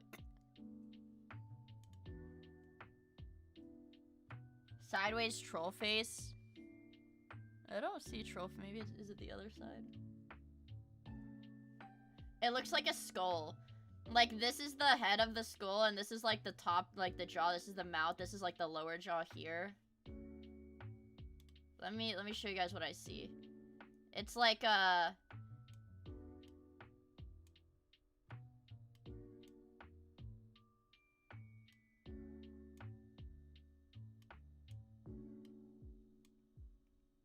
it's like a skull right there.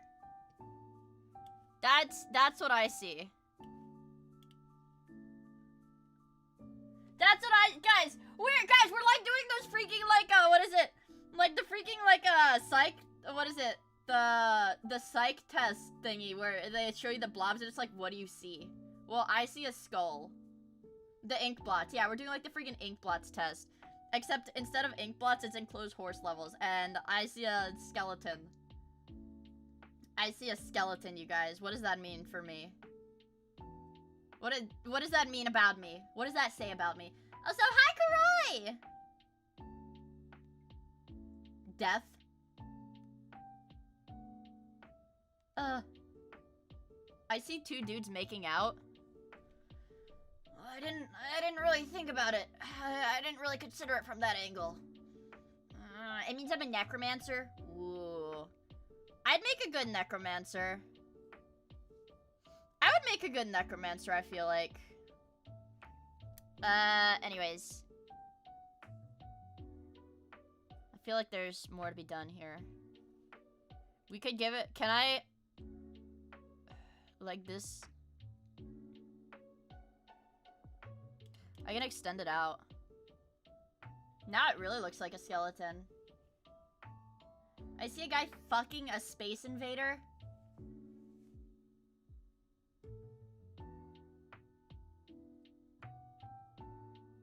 What?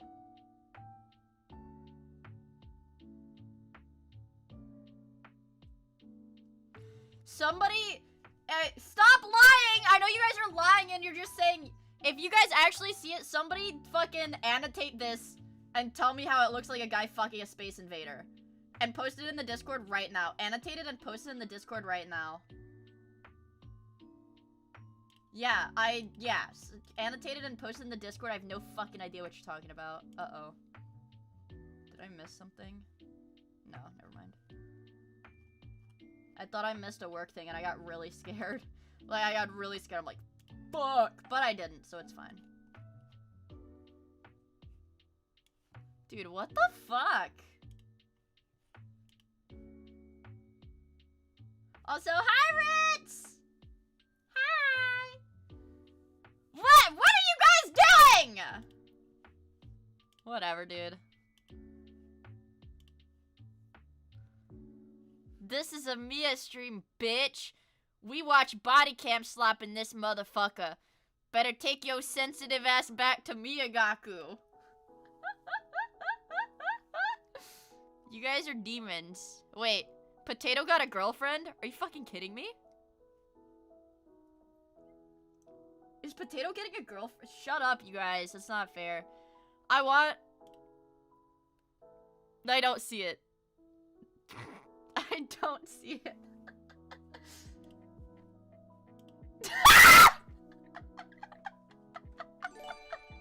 What the fuck?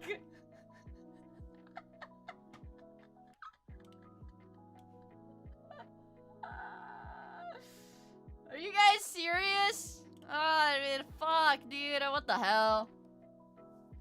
Also, Rats, thank you so much for the 10 gifted. I really, really appreciate it, dude. Thank you so much. Yeah, I know what that shit look like. It's Towa's Oshi mark. You can't be fucking serious. Where's my snipping tool? Hold on.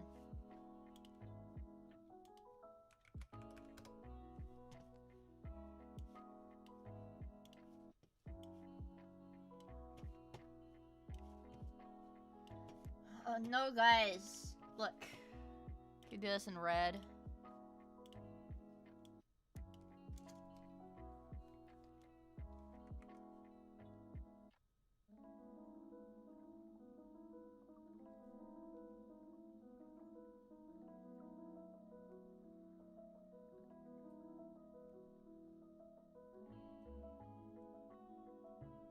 It's a skull.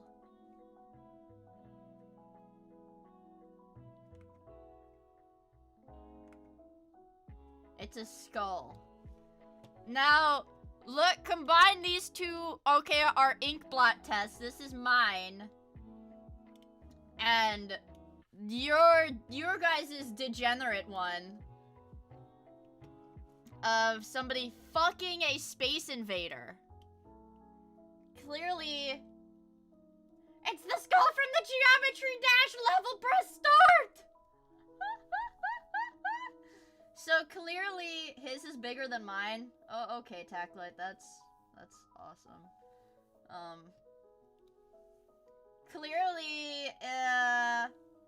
Clearly we're in a different headspace here.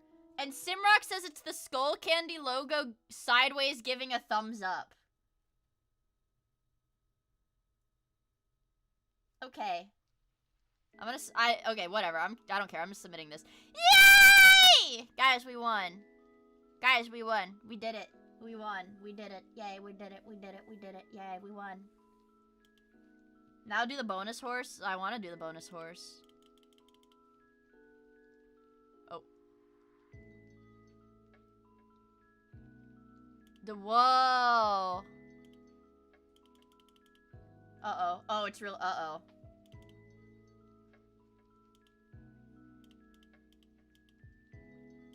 So, look, it's scary in red. Wait, so do I want the lowest? I want the highest score still.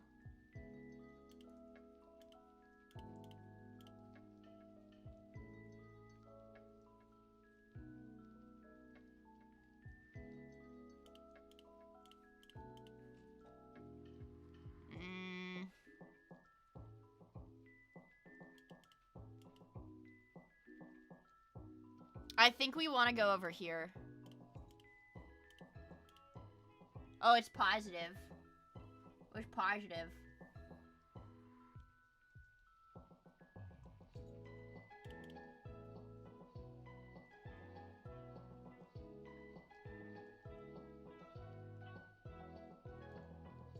I don't really know how this stuff works, you guys.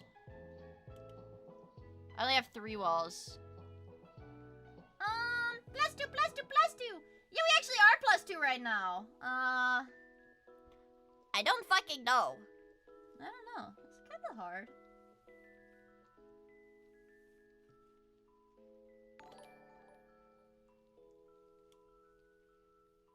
It's kind of hard. Margaret, thank you for the follow. I really appreciate it. I hope you have fun hanging out with us. This is pretty hard. Take the ones beneath the horse to the right and put the last one on the bottom. But the thing is, that makes us negative too, because the walls cost. The walls are expensive. -2. No, I don't want -2! I want +2, +2! But I feel like, because it takes 4 for this whole chunk. I don't care. Oh! Oh! We got it! We got it first try! Guys, I'm good at this. Wow. I'm gonna get a freaking ego, man. I'm good at this. Hyperhorsing, oh my god! Amga! Hyperhorsing, Amga! God damn, you guys. Humble, new Twitch tag. No, I already have beautiful and humble. We have beautiful and humble, so I don't need a plain humble. Ego Andy. Yeah. Ego Andy is a good one. How many tags do I have? I don't meet the requirements? What the hell? Is it because I have a strike on my account for... Is it because I...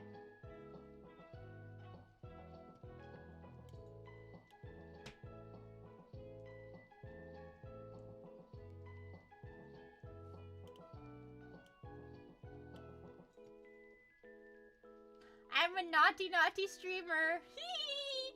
Guys, I am a naughty streamer. I do have an active community guidelines violation on my Twitch account right now. Tisk, yeah, I know, I'm naughty. I have an active violation on my account. Because I can't fucking stop getting banned. Oopsie! Oopsie! What did I do? Clueless. Ito, but...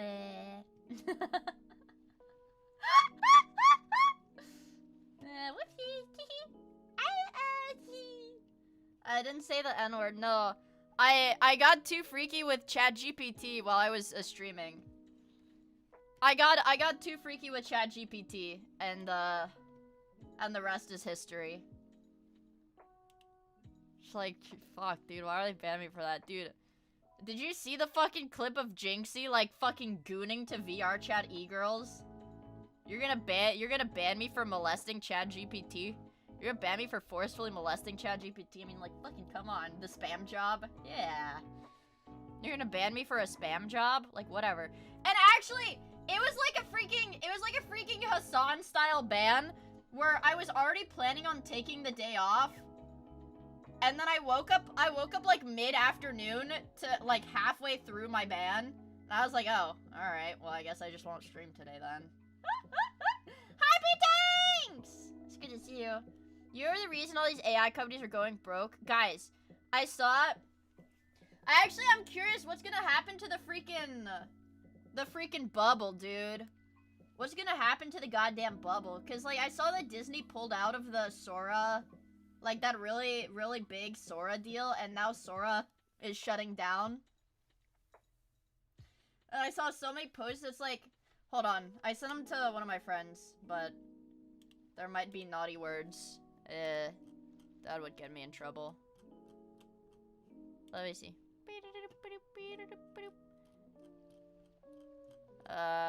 Tung Tung God, Hosho Marine, Heat Sahur. This is the shit Zincro's been sending me. That I just hit the jackpot. Oh yeah. Okay, there's one. This one. They're shutting down the they're shutting down Sora. Tung Tung! Tung Tung!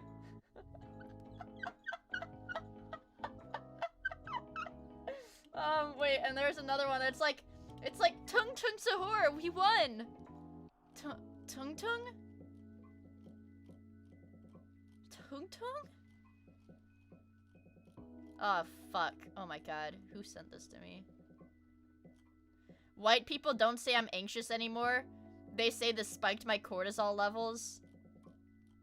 Okay, sexy Hosho Marine cosplayers. Sexy Hosho Marine. Chinese wizards. Dude, where is Tung Tung? Alright, let me look this up. Be like...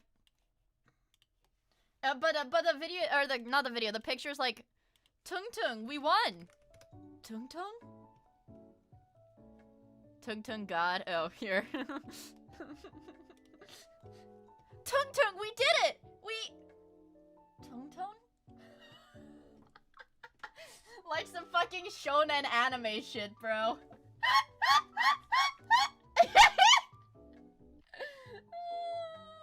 Shahor.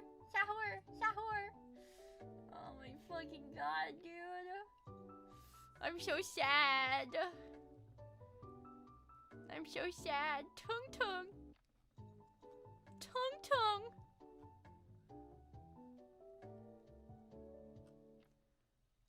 Tung Tung. Oh my fucking god, these are so good, bro. Also, Tingda, thank you for the follow. I really appreciate it, dude. I hope you have fun hanging out with us.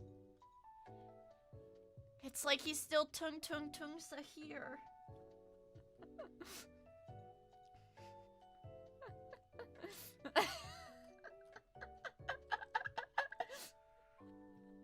Three tongues when you say the man's name. Me watching Tung Tung Tung Sahur die.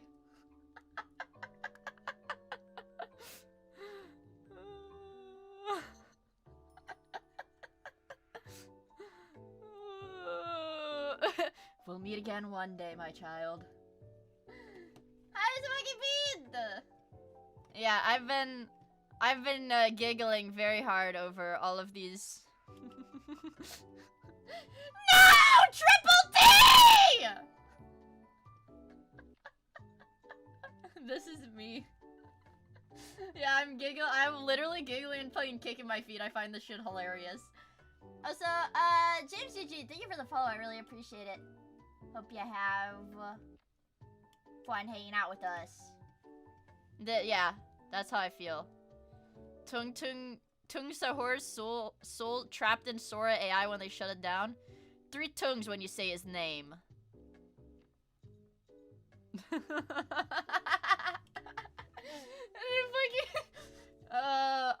I will literally redraw this and make it me and Tung Sahur.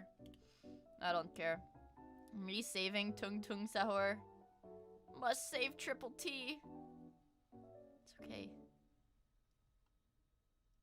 I'm sad, you guys. I want Tung.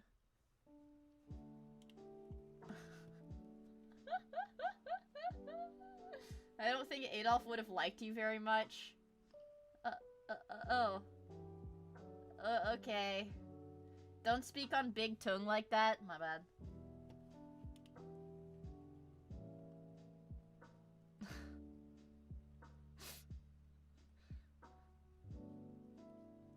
We did it. We took it down. I may be gone, but I'll still be there. In your heart and your good memories. Tung!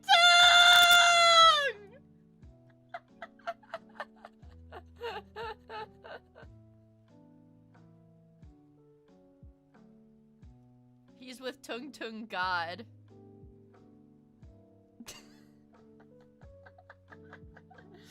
What the fuck is this? For anybody who's not caught up on Zoomer Brainrot lore, or what, like the climate of tech right now, OpenAI's Sora is shutting down, and that Sora is how Tung Sahur was made. So it's like we'll never get. Yeah, so yeah, Tung Sahur's Indonesian AI slop. Yes. But so it's like he's getting erased, you guys. Basically, billions of dollars are burning because Miia cannot stop pouring boiling milk on funny characters. Yeah. Yeah, okay, for those of you, yeah, okay. My favorite Sora content, let's find it. I'll post it in the Discord for you guys, but I cannot open my GIFs favorites tab because I'm not really sure what's gonna be in there. Okay, Tung. Okay, well, I can't show that. Anyways, but this is Sora, you guys. One of my favorite GIFs ever of the gorilla being sucked into the tornado. There's like a bunch of these, but this is Sora, you guys. Yeah, gorillas being sucked into tornadoes. This is a Sora thing. They're getting rid of it, you guys. No more gorillas getting sucked into tornadoes. Thank you for joining my server, you guys. Epic. Thank you for joining my server. Epic. Thank you for joining. Okay, well. Okay, yeah, okay, thanks.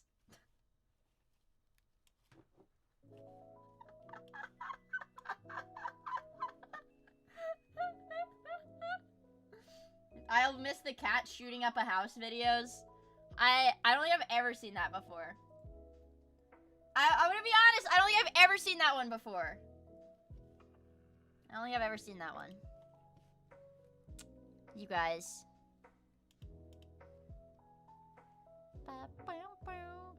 Idiots in Cars number 172? Fuck.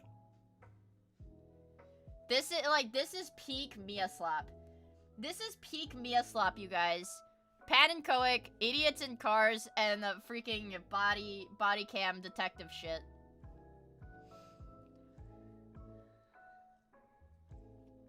Also, hi Silverwolf! What else do we have? Rusty bread cutter. I love these restoration videos too.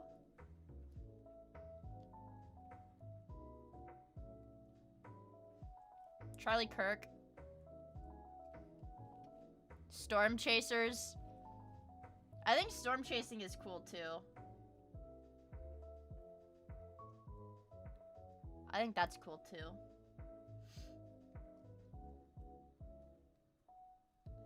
My YouTube has been recommending me a lot of Dosh recently too.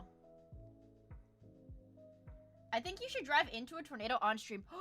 Guys, I could be like a first storm chaser VTuber. But I'd die because I don't have one of those cars. Because dude, those cars are actually crazy the way they like bolt into the ground, or not like bolt into the ground, but like, you know, like they literally anchor themselves into the ground so that they don't get freaking blown away. It's pretty cool. It's pretty cool. It's pretty cool stuff. Also, what did I get linked?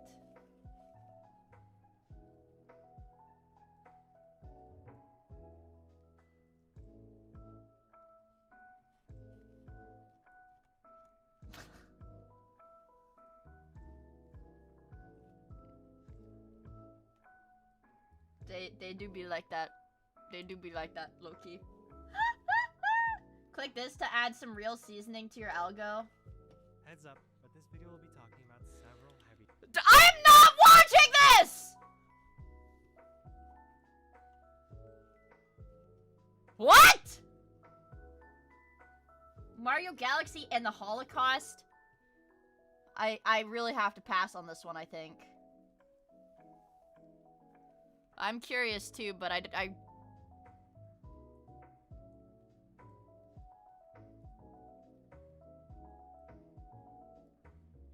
don't want to watch a 30-minute video essay comparing Super Mario Galaxy to the Holocaust. I don't. But literally 1984. Literally 1980. Well, whatever. I don't want to watch it. Why not? You're gonna start crying? Are you guys gonna cry? Hi, Bioshock! What is this one? This message goes out to Damien Antaria, her pen name, not revealing her real name, all things considered. You know something? You don't need that new boyfriend because I need you.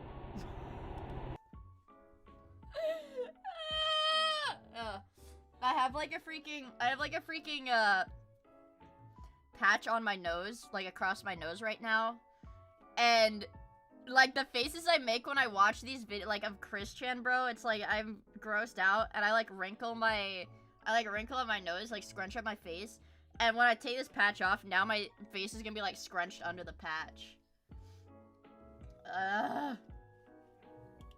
We were very compatible. We had so much in common. I don't see why you had to go and do that. I mean, you weren't even ready for a boyfriend. Whoa. You told me so yourself multiple times. Drama. Expected that for a little while. But you know what? This puts to mind a little something that I have put together before. Hey, you! I don't like your boyfriend. No way. I think you need a new one. Hey, you! Yeah, I could be your boyfriend. In a second, you'll be wrapped around my finger. What the fuck? Cause I can do it better. There's no water, so where's it gonna sink in? He's so troll and stupid. What the hell were you thinking? That's someone trying to take you out of my life. But you know, I can do it better. I don't want to hear him sing. I don't want to hear this. He never stood a chance. What I wanted to watch today, you guys, what I wanted to watch today, specifically, what I was like, I have to watch this today. I want to watch the Turkey Tom new Nova Online video. Yes, I want to watch Turkey Tom. View it with open mind. He's an imposter. He's a poser. What the hell were you thinking with that damn pic? He's an imposter. He's a poser. What the hell?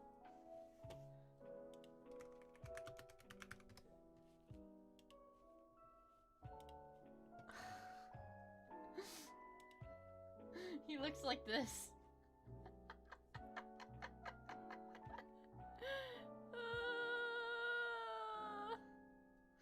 He looks like this.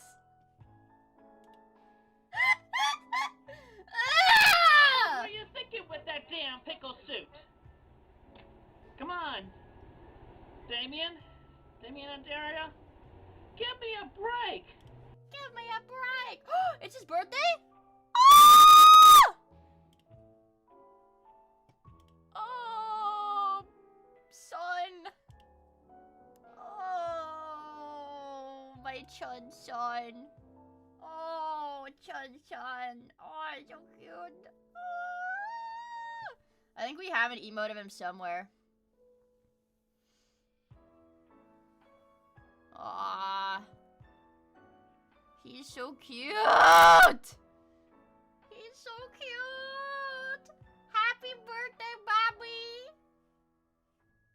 Happy birthday, Bobby. It's your own birthday? Stormplow, it's your birthday today? Everybody in chat. Hey, everybody in chat. I need a fucking Feels Birthday Man clap for Stormplow. It's his birthday. Happy Poppy! Everybody in chat, right fucking now! I need to see a Feels Birthday Man for Stormplow. Happy birthday! I hope you have an epic birthday. Yay. I hope you have an epic and awesome birthday. You have a ton of fun. And thank you so much for stopping by to hang out with us on your dang freaking birthday. It's an honor.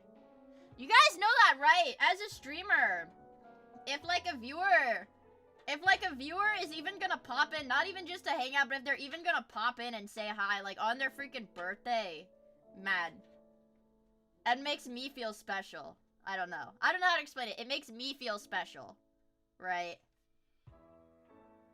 Like you're gonna say, it's your birthday to do whatever you know you do whatever you want to do, and you're gonna say hi in the Miia stream and hang out with the Mioids. You're gonna hang out with the Mioids? Wow, that's really high praise for us. You know, that's like really high praise. Yeah. Exactly. That's how I see it, at least. I want to watch that Turkey Tom though, you guys. I'll say what's up before I get turned. Fuck yeah, bro. I want to watch the Turkey Tom. Miia didn't stream on my birthday last year.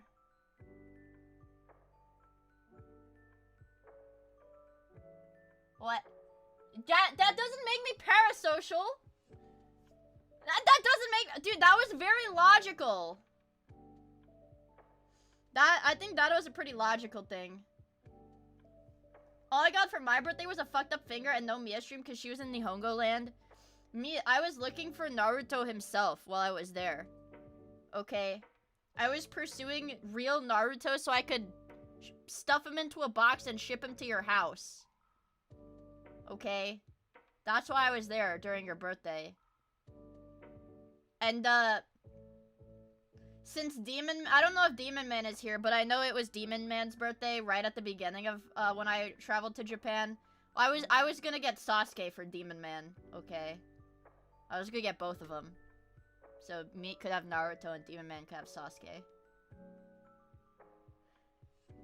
What? It's not, did I see him? Well, no, they're like really, you know, they're like ninjas, so it was like, so I like, you know, I couldn't keep up, they're like ninjas. They're like ninjas, so I couldn't keep up. This one is not Holocaust related. I don't know if I believe you. Fuck.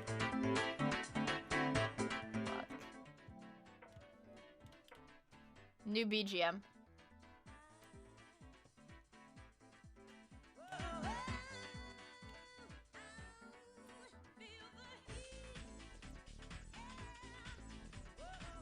Whoa! Hell yeah, brother! actually Holocaust related. Oh, okay.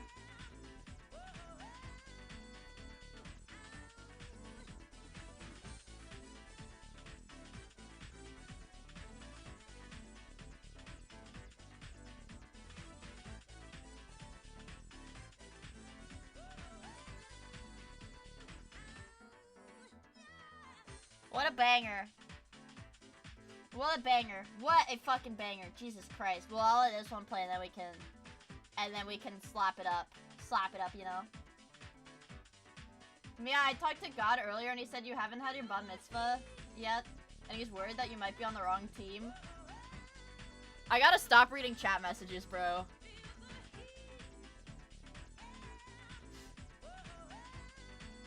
Not now. I can't do that yet because I'm trying to uncover for oh my god, guys, that slice of bread that I was eating when I started stream, I never finished it.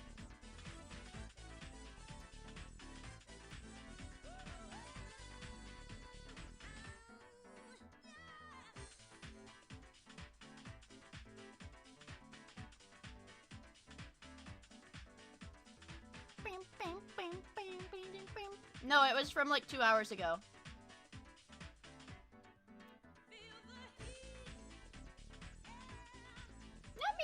Yum.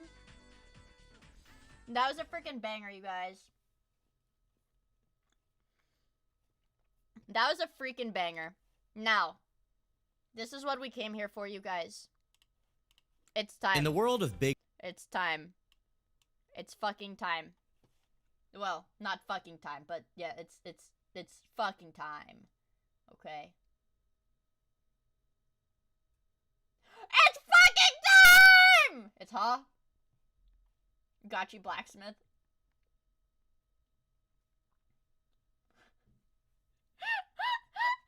Can I get a got you, blacksmith? Yo.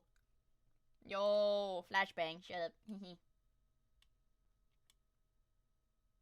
That should be good. That should be good. Alright. Lock in, you guys. Are you ready? This is some of my prime favorite slappa because let me preface this. Nova Online is a lolcow of my generation with a presence on TikTok. Okay, Nova Online is a TikTok lolcow. So this is like I'm in my element here, okay? I'm in my element. These are the lolcows that I am organically, one of the lolcows that I'm like organically exposed to. Not like I have to go look up like freaking like Geno Samuel style like freaking documentaries, historical anthologies, okay? This is like I can just go on TikTok and see this dude in the wild.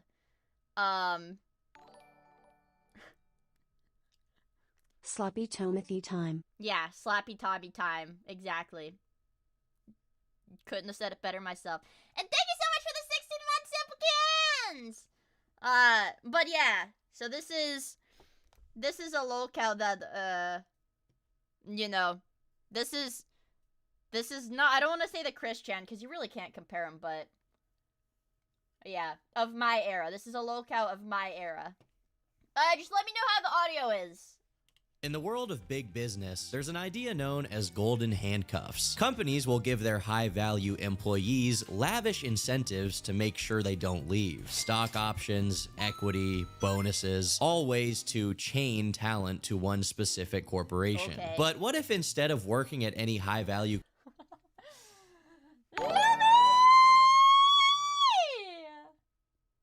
Dairy Queen, Lordess of fucking cheesing it. Hell yeah, dude. Hell yeah. How's your stream? Wait, let me guess. You were doing Bloodborne today, right? Or am I wrong? If I'm wrong, 1,000 lashes. Oh, you were! Okay, hell yeah! I hope that was a ton of fun. Hi, Raiders. My name is Miia. Let me give a shout out. I hope you guys had fun bloodborning. Oh my gosh, hi little chuddy. Hi! A Bloodborne Lumi Panics run. Hell yeah. Man, Bloodborne is one of those games that I want to try playing, but I know I can't do it, so I don't I'm not gonna bother. Like, I know I couldn't fucking do it. Like, cause I'm like so shit at those kinds of games. And isn't Bloodborne the one that like is not on PC or whatever? It's right, like it doesn't have like an official PC port. Whoa. A friend carried me through the first boss, and I haven't touched it since. Yeah, I feel like that's about how it would go if I tried it, but, right, what was I gonna say? Oh, yeah! Hi, Raiders! My name is Miia. And if you don't know me, that's okay. And I drew and rigged my VTuber model. That's about it. Hi, Lumi! I hope you had a epic stream. The hardest part for you would be closing YouTube and starting the game. No, the hardest part for me would be waiting for the game to install, because I have that little attention span. Also, Drewski, thank you so much for the gifts up to Lumi! I really appreciate it. Lumi plays it on her legally owned PlayStation. Oh, hell yeah. The hardest part would be not banning every chatter. Yeah, I feel like it would go kind of like when I tried to play Elden Ring, and then I got hard stuck at... It's 100% real and physically in your hands. Lumi would never, ever emulate or pirate something. Ever. Trust me, you guys, I know. She would never do that, guys. Never. Guys, she would never do that, okay? Listen, I know her. She'd never do that, okay? But, I think when I tried Elden Ring, I got hard stuck at, like, the first Crucible Knight boss fight. Because I didn't level up my gear, and I wouldn't level up my gear. So all my stuff, like, my weapon and stuff was level 1. Or, like, +1 or whatever. And whenever somebody told me to upgrade my gear, I would ban them, like, permanently. And I know the Crucible Knight, I know it was I know it was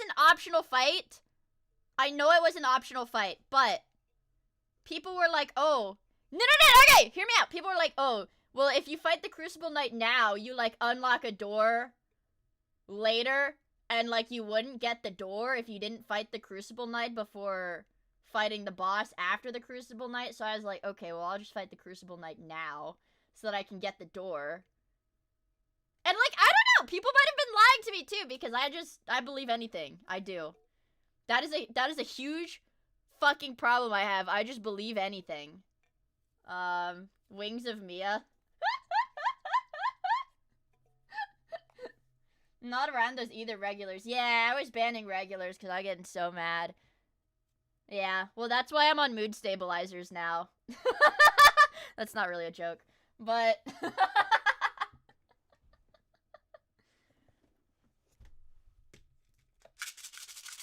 Not really a joke. Vents,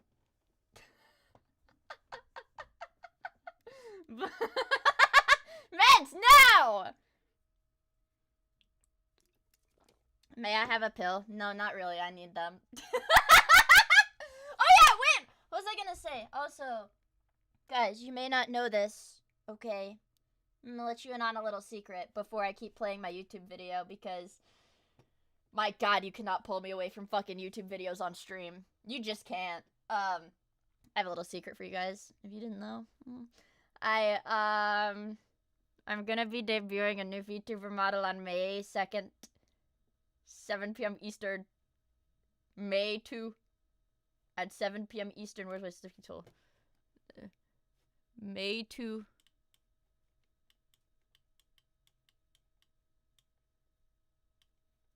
I'm doing this with my mouse, so it looks kind of ugly. May 2. Get a Mr. Beast circle around it. I'm debuting a new VTuber model on May 2. That's in like a month. That's in like a month and some change, you guys. Isn't that exciting? A month and some change, and I'm gonna look a little bit different, but I'm still gonna be Miia. I'm still gonna be white hair, yellow eye, night girl Miia, so it's not really that different. But it's gonna be epic and awesome. Will Miia be there? Will it have A10 lasers? No. No. It's gonna, yeah. And I'm gonna play cyber. No, please stop saying CP, guys. Please stop saying CP and SA. Stop saying I'm gonna do CP and SA. Okay. Guys, they're talking about playing Cyberpunk and San Andreas. Not, yeah, Cyberpunk and San Andreas, you guys. No more perma-smile. Well, I like having a perma-smile because then when I get sad, I'm still smiling. So, I actually like the perma-smile a lot. I used to be an SA. Oh, a sales. Oh, yeah. Lumi was really good at SA because she's a sales associate. That's what she said, not what I said. I was just reading her message. Oh, well, I was talking about Space Age. Oh, God Hates Taxes. Thank you so much for the gifted members on YouTube. I really, really appreciate it. But, you guys, I cannot... Okay, now my YouTube is gonna make a ding noise for like 30 seconds. But, I cannot understate, you guys. Which, this is something I don't usually do, but I cannot understate how excited I am for my new model because I think it's gonna look really cute, and also I worked really hard to make my drawings look better and my art looks better, and I think it's pretty and my art looks better, and it's gonna be a surprise because you guys don't even know what my art looks like right now because I haven't even been posting my art. So it's like you guys are gonna be totally blown away. You're gonna be like, whoa! You're gonna see the model. You're gonna be like, Miia, you drew that? Miia, I didn't know you could draw that good. Miia, that's so awesome. And I'm gonna be like, yeah, well, I practiced really hard for you guys. And then I'm gonna tuck hair behind my ear. I practiced really hard for you guys. Oh yeah, and wink wink, nudge nudge, hint hint, and there's gonna be merch. Smile. So look forward to it. Dude. What? Man, they have like the shittiest people come on Fish Tank. Man. Oh my god. When I was with my parents, I was telling them about the fucking BAM, like Turkey Tom or whatever video that I watched. Because, like, my parents were, like, into that, like, that stuff. Like, what? Like, that, like, skate culture stuff in, like, the 90s, 2000s, whatever. Like, they knew it, yeah. But they knew more about it than I did, man. I was like, fuck. My parents were, like, cultured young people. Whoops. My parents were cultured young people, you guys. Yeah, he was a skater. Well, my dad was a skater too. Yeah, my dad is good at skating. That's why my dad is so good at snowboarding, because he's good at skating. So, I mean, it's like when you're good at one, it's pretty easy to get into the other, right? Welcome to Unk Culture. You know Tony Hawk? I mean, everybody knows Tony Hawk. I've mentioned this before, Renzel. One time, a couple years ago, my dad was like, just randomly, I don't know. It was like nasty outside too. And I was just like working on the computer, and my dad was like, Miia, do you want to go to today? And I was like, not really. What? Why? And my dad was like, just for fun. And I was like, okay. Because normally my dad does not ask, do you want to go out somewhere? Because my dad is also a, like, stay-at-home kind of person. So I was like, okay. And then I watched Tony Hawk skate. And I was like, what the fuck? Yeah. So I've gotten to see Tony Hawk skate before. Yeah. Wicked. Yeah. It's pretty cool. Yeah, it was pretty cool. And then I got free Twisted Tea from somewhere. I don't know, from like some booth. I got a free Twisted Tea, and it was awesome. It was awesome. Your dad is cooler than you. That's like the general consensus, right? Alright, listen, guys, I've just been yapping over silence in the background. It's okay if this isn't, you know, I appreciate the Raiders stopping by and saying hi and stuff. If this is not your thing, that's okay. I can't, what is the word? I can't compromise. I love sloppy-mentaries, okay? We're watching sloppy-mentaries on YouTube because, well, I've kind of been meaning to play RimWorld, but maybe we can play watch sloppy-mentaries then play RimWorld today. I mean, is it updated?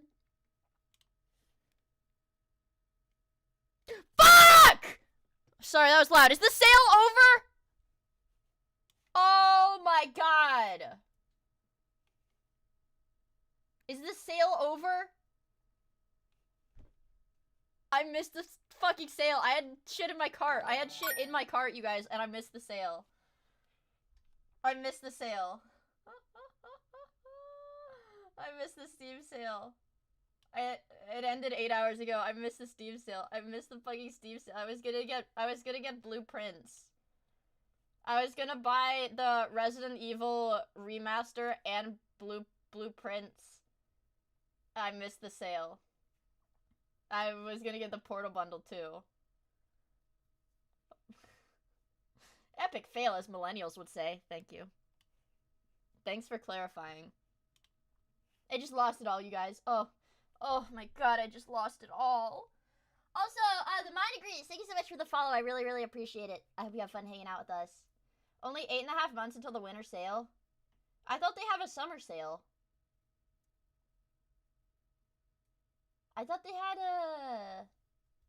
Or... Yeah, oh, well now you guys are never getting gameplay because I forgot to buy the fucking games. Sorry, you guys. Gomen oomph. I forgot to buy the games that we were supposed to play on stream. They have frequent sales? Oh, okay. Don't worry, all is not lost. All is not lost, and this was planned, and it was, yeah. At the end of that one stream, I was even like, haha, don't forget to buy the games, Miia, and you were like, true, and yet, here we are.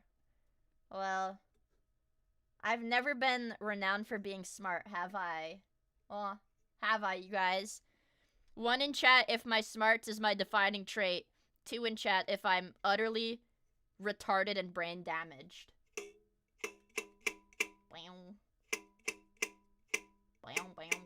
It's my energy drink tab.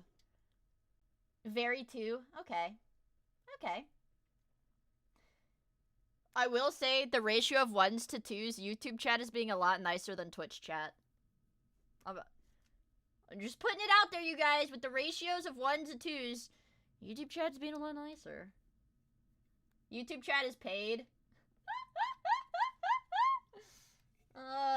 We don't suck dick like you two. Whoa. Guys, don't fight. Hug it out. Come on, guys. Quit fighting. Hug it out. Give each other a little kiss on the forehead.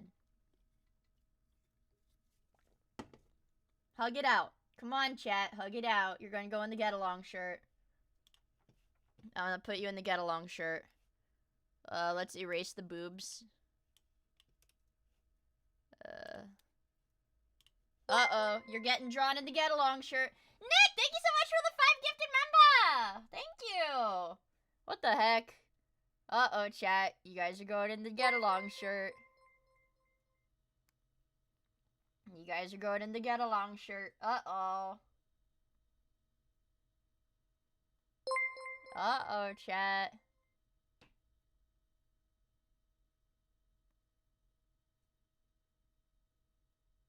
And this is YouTube. This is the YouTube chat. And this is the Twitch chat.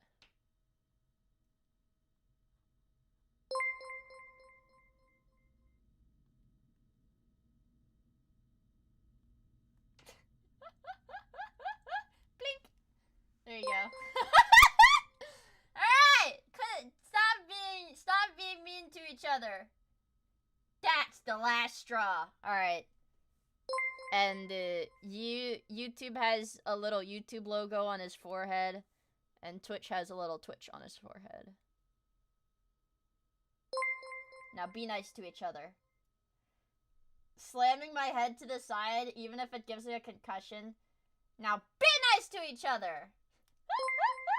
Also, a stick of butter! Thank you so much for the 5 gifted member! What the frick? I really, really appreciate it, YouTube guys. I really, really appreciate it. Thank you. Now, be nice to each other. And for anybody who just stopped by, I forgot to clarify what we were doing. Right now, I'm about to watch a slappy-mentary about Nova Online titled The TikTok Discord Mod Files. Okay. It's about an internet personality named Nova Online. And this was made by Turkey Tom. Let's start from the beginning so we can get that sweet 20 seconds. Okay, that sweet 20 seconds. And you know, you guys, we watched 20 seconds and then paused the video for like 20 minutes.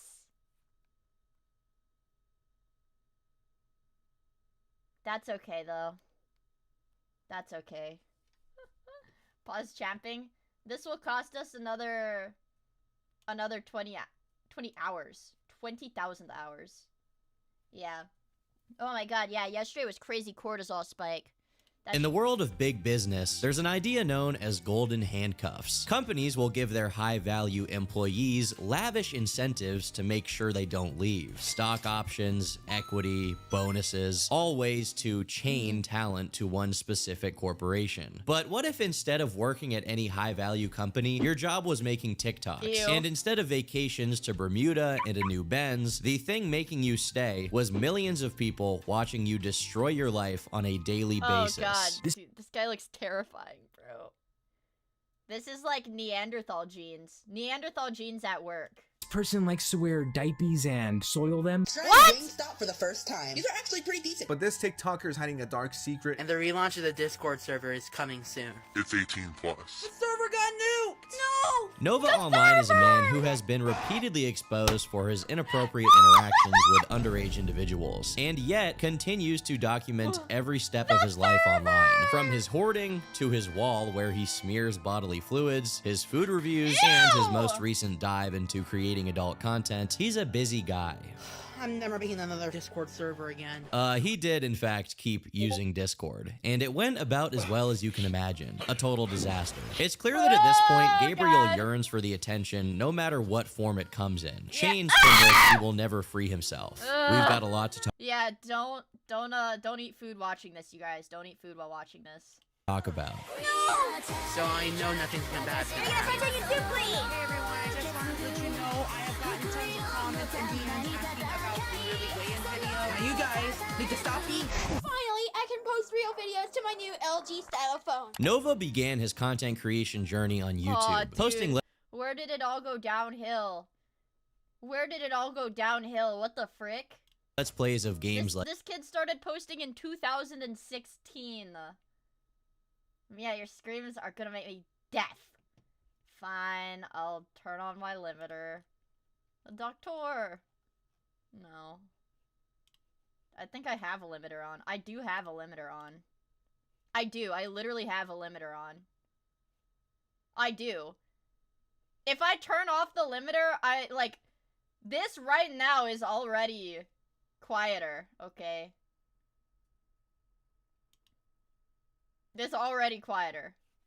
Like Minecraft, Brawlhalla, Do and not Fortnite. fucking turn it What's off. up, guys? Magic Wizard with the 5th video I have recorded so far today. As dedicated as he was, this channel was lost in the sea of other Let's Players trying to do the same thing. So he switched guy was a platforms from normal little YouTube kid, to bruh. TikTok, and swapped his format from video games to fast food. Uh-oh. Trying Wingstop for the first time. Cajun seasoned fries. Okay. Mildly spicy, but Wingstop is made out of roadkill. Just in case that wasn't clear, you guys, and you didn't know, Wingstop is made out of roadkill.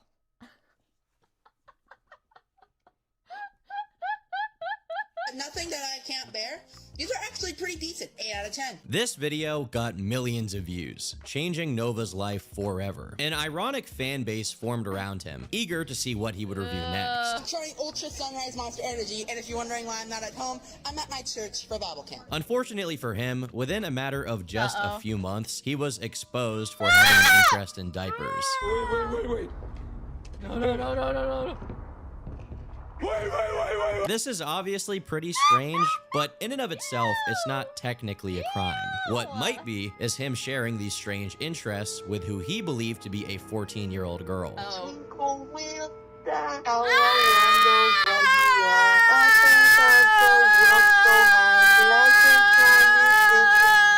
Following the this incident, he was subject to being incessantly exposed for his strange behavior and chronically bothered by trolls to the point where his life became a bizarro version of The Truman Show. There, you're welcome, guys. I yelled really loud, so you guys did not have to hear that, but trust me, I heard that very clearly because it came through my headphones. I don't know if you can tell, but I've lost my motivation to shower, and I find comfort in... Gross! His house is essentially a hoarder's nightmare. He documented himself attempting... Oh my god. He's got cabinets right here. He's got... But the cabinets are right here. Yeah, I'm more surprised there's no roaches. Well, I'm pretty sure Nova Online lives in, like, Idaho or something like that, and I don't think they have a lot of bugs there, do they? Yeah, these are saltines. Also, didn't see it. Thank you for the follow. I really appreciate it. To clean it, before promptly giving up when he realized it would take at least a little bit of effort. Y'all know me as the food review guy, the karaoke guy, the guy that tried to do a house cleaning saga but kind of failed on that and is now cleaning his room at his own pace. He also continued doing fast food. Man, like when I see stuff like this, I'm like doing that fucking... I think the last time I asked somebody, like, if anybody has an emote, that's, like, what I'm doing. Where I'll, like, you know, fucking pulling down, like, the leaflet emote. Somebody... Does anybody have leaflet emotes? The animated one where she's, like, pulling on her face. That's what I'm doing when I watch this shit. But it's, like... Yeah, leaflet pain or whatever that one is. But wait, somebody said, Mia, why did you... Wait. Hold on, Mia, why did you stop posting YouTube shorts? Do you know? I got like kind of scared. Yeah, okay, there they are. Yes. That's the emote I'm talking about. I've had like in the last like day or two, I've had like multiple streamer friends be like, Mia, you need to like edit and post reacts on YouTube, Mia. It's free money and free views. And I'm like, but I don't wanna. And they're like, Mia, you need to. But then this morning, Hina was like, Mia, you really should post your reacts on YouTube. It's like a ton of free views. And if Hina tells me to do something, bitch, I do it. That fucking picture of the like ROTC kid or whatever, like saluting. But also, I don't like editing videos. I'm lazy, I'm stupid. Yeah, Hina Bobina. She's my friend. What if I get ass blasted again? So be it, man. So be it. I do it for the love of the game. Yeah, I do it for the love of the game. Mia trusts like 4 people. One of them is Hina. Dude, yeah, I'd probably... I mean... Me when a bad clown bitch speaks. Yeah, oh, okay. Now we're like gooning to clown girls. Also, Zipama, thank you so much for the follow. I really, really appreciate it. Thank you, dude. What was I gonna say? Historically, I do not talk to a lot of streamers because I'm a terrible judge of character. Well, it doesn't even just go for streamers, just like people on the internet in general, and sometimes in real life too. I'm a terrible judge of character, you guys. I'm a terrible judge of character, and I'm impressionable, so it's like, I'm like, yeah, maybe I shouldn't bother, but Hina is epic and awesome. Hina's epic and awesome, and she's been homie for a while. I don't know if her merch is still on sale, but buy her merch that I drew. I did some of her merch art for her clown merch. I did some of her merch art. Yeah. How you survived this long is a mystery. No, I know that. No, I know that. But that's why I barely talk to anybody. I know like, dude, I know like 10 people.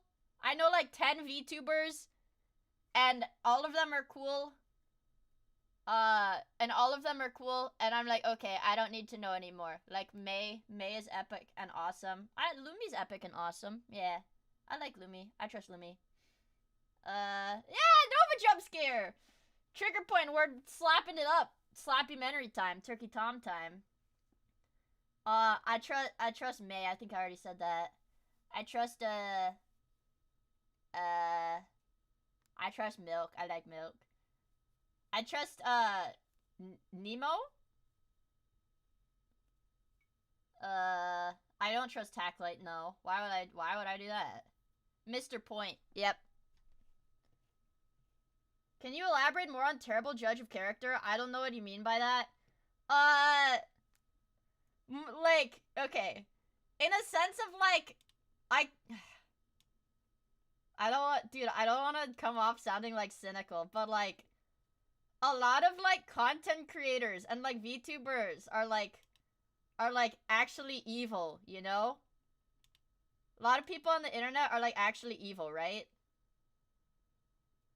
And I can never tell when they're evil. She thought Epstein was a stand-up guy before all the island stuff. That is not true. Yeah, like, dude, like, friggin' Mr. Beast, bro. These people are, like... These people aren't human. Miyagaku's evil. Yeah. Miyagaku's evil. Oh, what was I gonna say? Yeah. Mr. Beast! But... I'm evil. But, like, yeah, internet creators are scary, you guys. Internet creators are scary because... I don't know. Lots of people, like, what is it? Not anybody that I hang out with, but a lot of people are, like, stepping stones, you know? They, like, see people as stepping stones and stuff. Like that. Or, like, numbers. Like that. And that's bad. I think that's bad, but, yeah. It's a dog-eat-dog world out there. Mia's scared to get stepped on? Well, hold on. Let's not get ahead of ourselves here.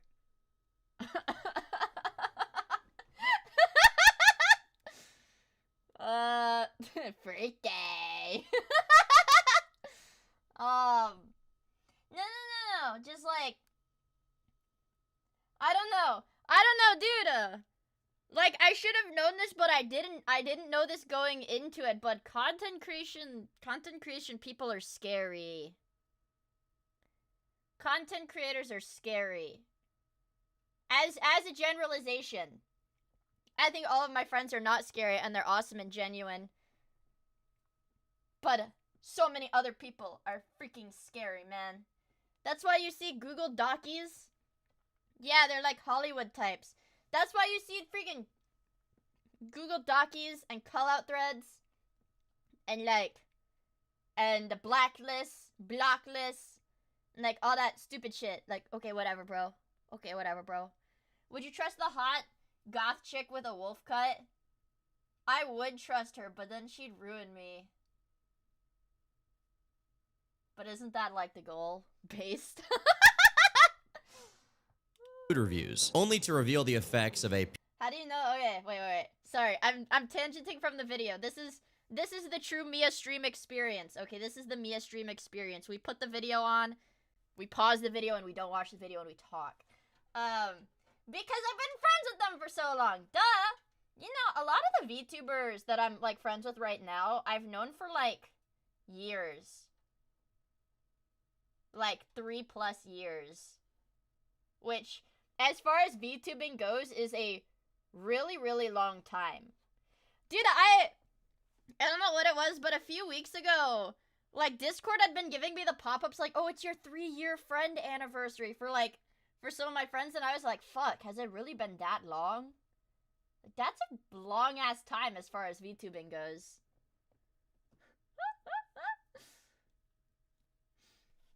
Yeah, well, I didn't know Discord did that, but I guess it does. Yeah, I guess it does now. Wait till it's a decade? I don't want to be Unk. I'd be like 30. I don't want to be Unk, you guys. pure slop diet on his bowel movements. Hey y'all, so I think I'm gonna go stop going to the Wendy's that I normally go to. After a series of failed Discord servers, he attempted to create a new one in May of 2025, trying to bring his fan base together at long last. This server featured several channels containing not safe for work content, but Nova and his mod team failed to have a proper age verification system in place, reportedly allowing minors to be exposed to some bad stuff. The server rules clearly state you have to be above 18, but you gave a child moderator for singing in voice chat. What the fuck? He also Man, bro. Oh, dude. I will say one thing that has come out of like TikTok, like Gen Z, like Zoomer lolcows, like now, is I feel like they're a whole lot less socially aware, like in all aspects, than like the majority of like older lolcows, because like some of these people are like not even autistic. Like these lolcows, they're like not like autistic. They're not like there's nothing wrong with them. They're just insanely socially stunted, right? Because TikTok and like Instagram, like all of these social media apps nowadays and stuff, like in the 2020s, they're like engineered, like perfectly engineered to ruin your attention span and fry your brain. Yeah, they're just freaking dumb. Yeah, COVID freaking cooked them. Exactly. also use this server to Like, I don't know, people that like teenagers during COVID, parentheses me, but not me. I turned out okay. And don't fucking say anything in the chat, because I know people are gonna be like, oh, sure you did. Yeah, shut up. But like teenagers during COVID, bro, turned out like so freaking socially stunted, especially when they put themselves online like this. beg his fans for money, despite spending hundreds of dollars a month on useless trinkets and expensive DoorDash orders. And of course, he made sure to share with everyone that his diaper was, in fact, full once again. Oh my god. Within a few hours, the entire server was hacked. Nova was on live stream when it initially went down, having a total meltdown over the loss of his Discord kitten community. The server got nuked! The server! No! Say something, I'm giving up on you. And there goes the server. Seriously? But then, something strange happened. While this meltdown seemed pretty sincere, given it was the actual moment that he found out about the server being destroyed, he then made a TikTok about it. I'm never making another Discord. Oh my god. This is really hard to watch because look at his hair. Like how greasy it is that his hair bunches in like these little clumps.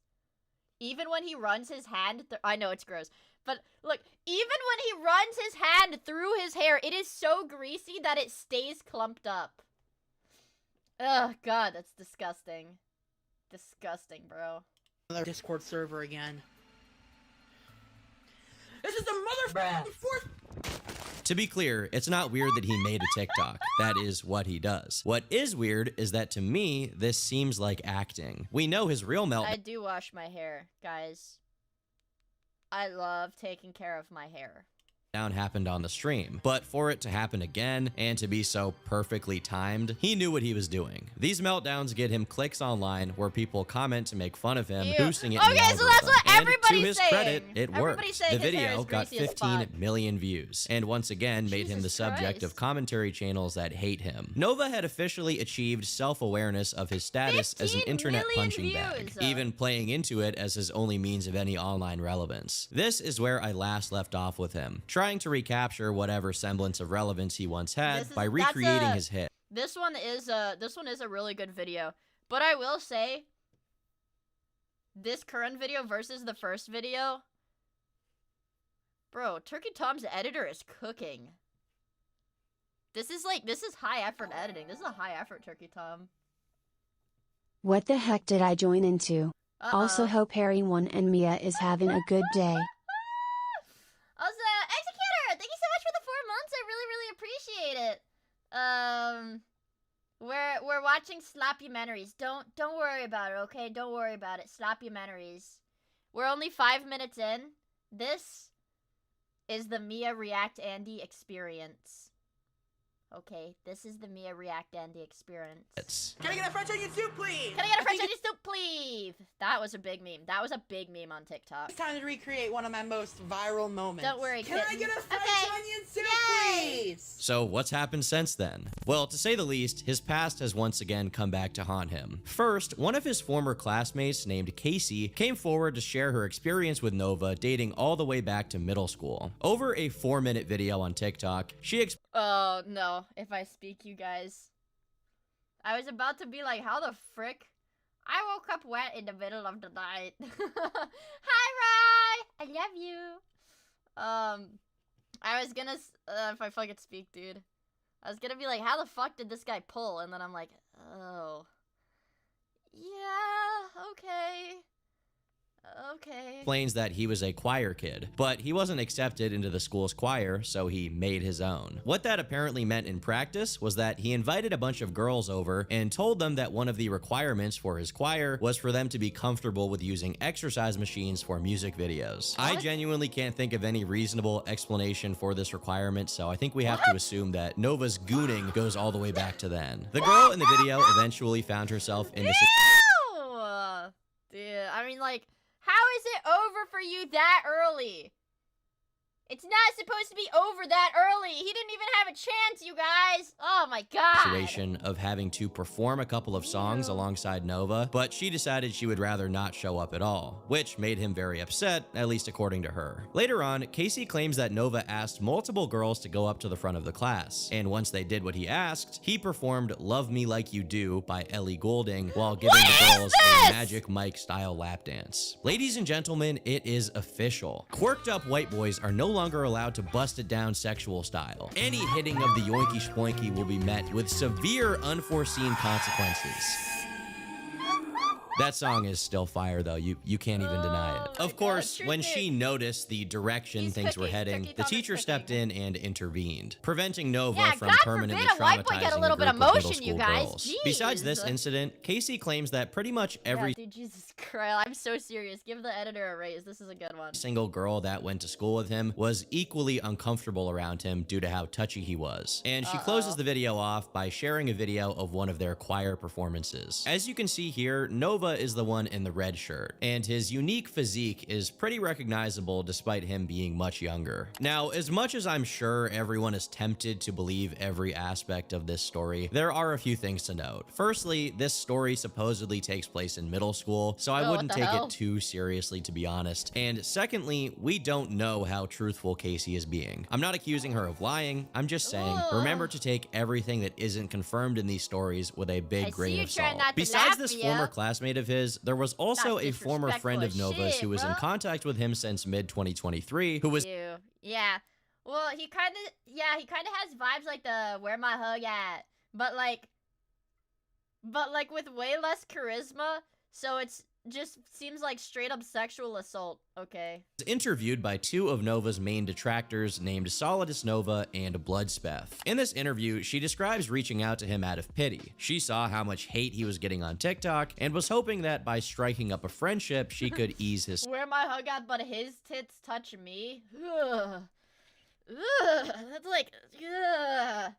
It like gives you like the cringe shiver. Like the cringe shiver. Ugh. Gross. Don't say anything like that ever again. Go to the dungeon. 10,000 years. Sorrows. But over time, she came to the realization that he wasn't just hated for being cringy, but instead for allegations of predatory behavior. Over several screenshots of their Discord conversations, Nova can be seen talking about his general downtrodden state of mind. What's up? My brother is mad at me. Why? I just need time for myself. It isn't your fault, it's mine for being a loser. Why does this guy, this was less than a year ago, so this guy's a grown-ass adult. He's typing like an emo middle schooler. Like, not just like, oh, emo middle schooler, like the annoying kind of emo middle schooler that gets like made fun of. In another one of these conversations, Nova answers a simple, hey, it's been a long time, with, I'm depressed as hell right now. When asked about what was wrong, he says everything. Before Bro, I know adults who type like this. The adults who type like this are the ones that like, bro, like when you're a kid, when you're like a little kid on like an MMO, and you're like freaking listening to this 30-year-old woman in your guild trauma dump about her marriage. Oh my god, dude. That's how these adults fucking type, dude. Stating he has been prescribed antidepressants and has had multiple self-deletion attempts. His reasoning for these feelings is that he's been, quote, backstabbed, mistreated, and played with. Now, if he's truly having these very dark feelings in a very serious manner, then that isn't something to be played with. With that being said, based on the messages, the majority of his problems relate to his time spent online. A practical solution for someone like him would be to stop making videos and get a job. Both things that he is technically capable of doing. But as this video will make clear, his online infamy is somewhat of an addiction for him, and he thinks that the next hit is always just around the corner. From how often he brings it up in conversations, it seems like he's using the suggestion he will take himself out as a way to garner sympathy, down to the way he trails off every sentence with a ... like he's typing out a fan fiction on Wattpad. I don't dude, the unironic ... in the middle of the sentence, bro. That's like the key. That's like the key bit for these like maladjusted freaking emo internet adults. want to make light of— No, not just like a ... but it's like someone goes, "Hey, how are you doing?" You're like, "Sigh." They type out like sigh ... Oh, I guess I'm fine ... You don't really want to know the truth. Like, ew, ah! Ew! That was not something that felt good to say. Yeah! Sigh. Not now, kitten. Daddy's very conflicted. You just wouldn't understand. Ew! Ew! No. That's freaking gross. Vegito, thank you so much for the 7 months. I really appreciate it. Thank you. Ugh. I know I'm old because I would prefer having a call instead of typing. Yeah. I mean, that's not even unk. It's like kind of annoying. I mean, granted, maybe I don't have any ground to stand on because I don't talk to people a lot. But I always get, and maybe this is why I don't talk to people a lot, but I always get annoyed. If I have to type too much, I get annoyed because it takes me away from, like, whatever I'm working on. You know, because I have to tab out and then put my hands on the keyboard instead of having my hand on my, like, drawing pen. Instead of on my pen. Sigh. It's too much for a delicate princess like you. Daddy will deal with it on his own. Right! Right! Holy shit. Serious mental health issues here, but the last message he sends after talking about this is, "Not even the Trevor Project wants to talk to me." If you're unaware, the Trevor Project is the mental health hotline for LGBTQ people. As far as I know, he's not really LGBTQ. He's not LGBTQ, he's Russian. Is this the Russian flag? Is the France flag to the side? What? That's a Dutch flag? Bro, you're retarded. You guys are wrong too! The French flag is the other way. So he's got it like upside down. No, upside down. He's got it sideways. Oh, we're not doing... Alright, whatever. Okay. So I have no idea why he mentioned this hotline in specific. I don't even know if you can be banned or have your phone number blacklisted by the Trevor Project, but if that is true, you gotta wonder what he did to warrant that treatment. According to this former friend of his, he only ever initiated a conversation to engage in more self-pity and complain about his life, and had basically no personality besides that and his online persona. He never ever showed signs of taking steps to improve his life. Chat has posted the flag. What is this? Can I click on it and look at it? Hold on. Luxembourg? That's what somebody says in YouTube chat. Huh. Well, guess what, guys? Now that you guys flamed me so hard for not knowing it, I'll never forget this. So it's good. It's actually good that you guys flamed me, because now it's seared in my mind, in the front of my mind. Don't worry. What makes all of this worse is that Nova was explaining all of this to a girl who was still technically underage when they were talking. What? She claims that shortly after discovering him on Twitch playing Fortnite, she was invited into a call with him and one of his friends during his stream. But as enough time passed, he eventually turned his stream off, basically making it a private call between him and this minor. Nova's friend eventually took issue with this, and this is how she recalls it going. He invited his friend, right? He invited his friend, and then halfway through, he stopped streaming. It was me, him, and his friend, and then his friend goes, "You sound kind of young. Nova, how old is she?" And he goes, "I don't know." And he goes, "How old are you?" And I said, "I'm 15." And he goes, "Whoa, Nova, she's 15." And he goes, "Damn it." He screams, "Damn it," right? Unsurprisingly, he had somewhat spurious Like a little kid that gets caught red-handed, like taking a cookie out of the cookie jar. Damn it! Dude, W friend though for calling this dude out, but like also, why the fuck would you be this guy's friend in the first place? I don't know. Complicated stuff, you guys. Complicated stuff. Motivations from the get-go. Although he never said anything outright. Yeah, he doesn't. He must do that often enough that his friend would have to check, which is fucking weird.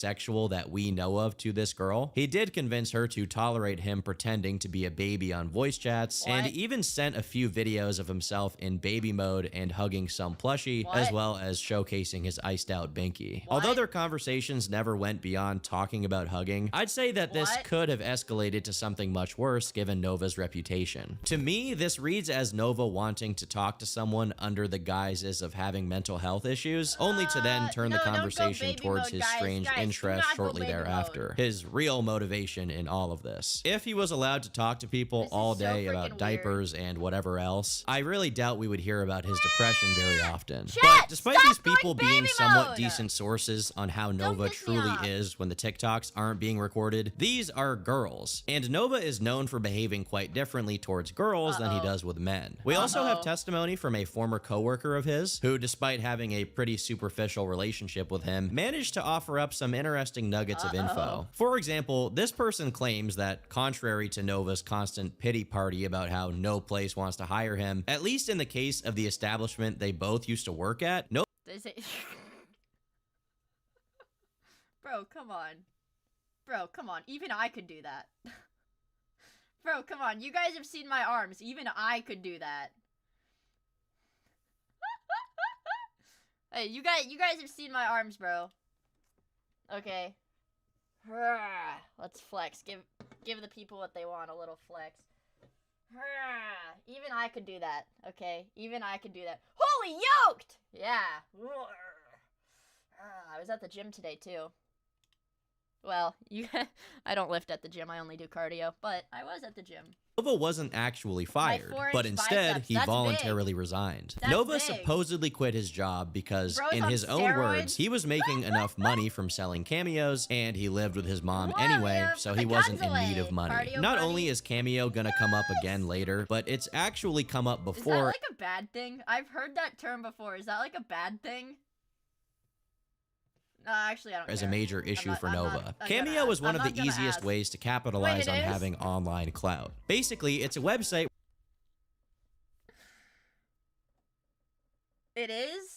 Okay, no, it doesn't matter. Where you pay a few dollars for a celebrity to record a short video message for you. It sounds pretty easy, but Nova also managed to screw this up. When a TikToker ordered his services, Nova recorded a shout-out video. I'm not PR trained because we went over that thing where I was saying that thing that I thought just meant was like a freak out that was actually like a racially derogatory word for a freak out. But I thought it just meant freak out in general. So I'd been saying it all the time. Where he doesn't once name the person. Like, why would I know that?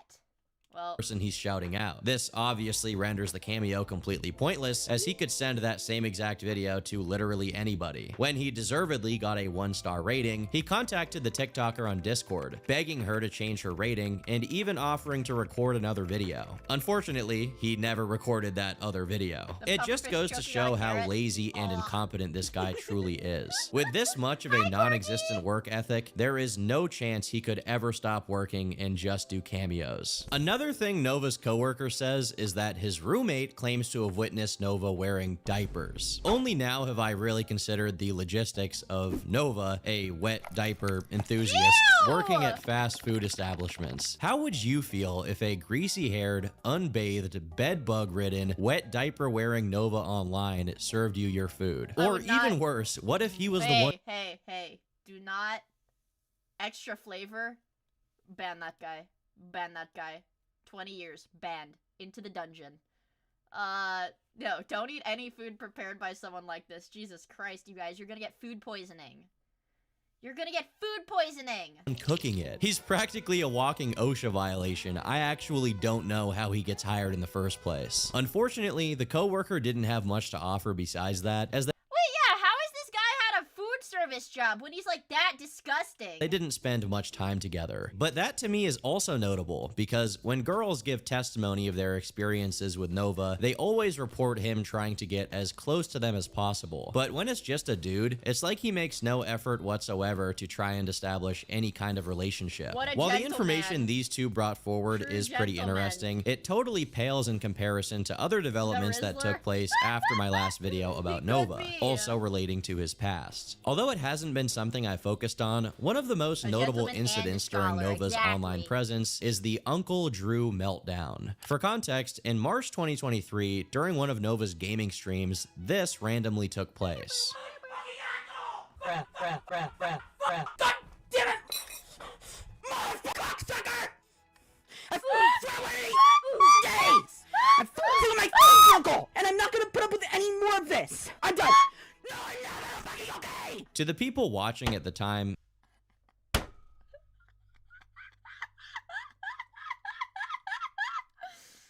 my god, what the fuck? His shirt. I heard garlic. What the fuck is going on? Oh, what the fuck is going on, dude? Jesus Christ. He loves garlic. I'm garlic. it was really hard to make out what Nova was even trying to convey. And when he came back, he stayed mostly quiet and turned his face cam off, until he half-heartedly explained what caused the meltdown. If you've seen the Discord, you'll know what happened with me and my uncle again. We got into another argument. It was for a bullshit reason too. I forgot plans that we had made for Friday and I had scheduled something else. And then he got angry at me because I forgot. With online trolls, no matter— Okay, hearing that, I imagine it's like his entire family had plans, like that he was included in and his uncle was included in, and then he was like, no, I have to film a TikTok. I have to stream. I have to stream for my fans. And his uncle was like, fucking man up, dude. Man up, you're a grown-ass adult. I have to stream. I have to stream, you guys. He blew off Unc, put him in the gulag. No matter how aggressive and disruptive they could be, Nova for the most part would just respond by becoming despondent and feigning depression. Uncle Drew, on the other hand, was the one person that made him completely drop the act and go nuts. And I'm not gonna put up with any more of this! I'm done! I'm done! It's the Unc factor that no one takes into account. Advance with Uncle Funko! Eventually, Bloodspeth managed to contact him and get some information directly from Uncle Drew. Nova was sheltered, only child, growing up afraid of everything. I want you guys to think about this, dude. Like, we're in the day and age that it's like, you can just, like, there's like this freaking kid spazzing out online, right? People are making fun of him, whatever. You can just, like, fucking contact their parents on Instagram and have a conversation, like, in DMs. You can just, like, it's just that easy to just, like, hit them up and talk to them. It's, like, kind of scary, man. The relationship between us was good. I'm the only one to spend time with him, learning how to fish, work on cars. Grandma got him gardening. His mother and father got him into the computer as a way to babysit him so they didn't have to. If you take away his internet access, he has classic withdrawal fits. Screaming, just going off like any spoiled single kid. He's awkward, shy, and afraid of his own shadow. It's TikTok that told him who he can be and that he can do what he wants. There is no right and wrong to him. Yeah, I mean, now on the other side of that, imagine how much your family has to fucking despise you. how much they have to fucking despise you, bro. To, like, go out of their way to respond to somebody whose branding is being, like, your hater, bro. Yeah, we're learning about the chom. Yep.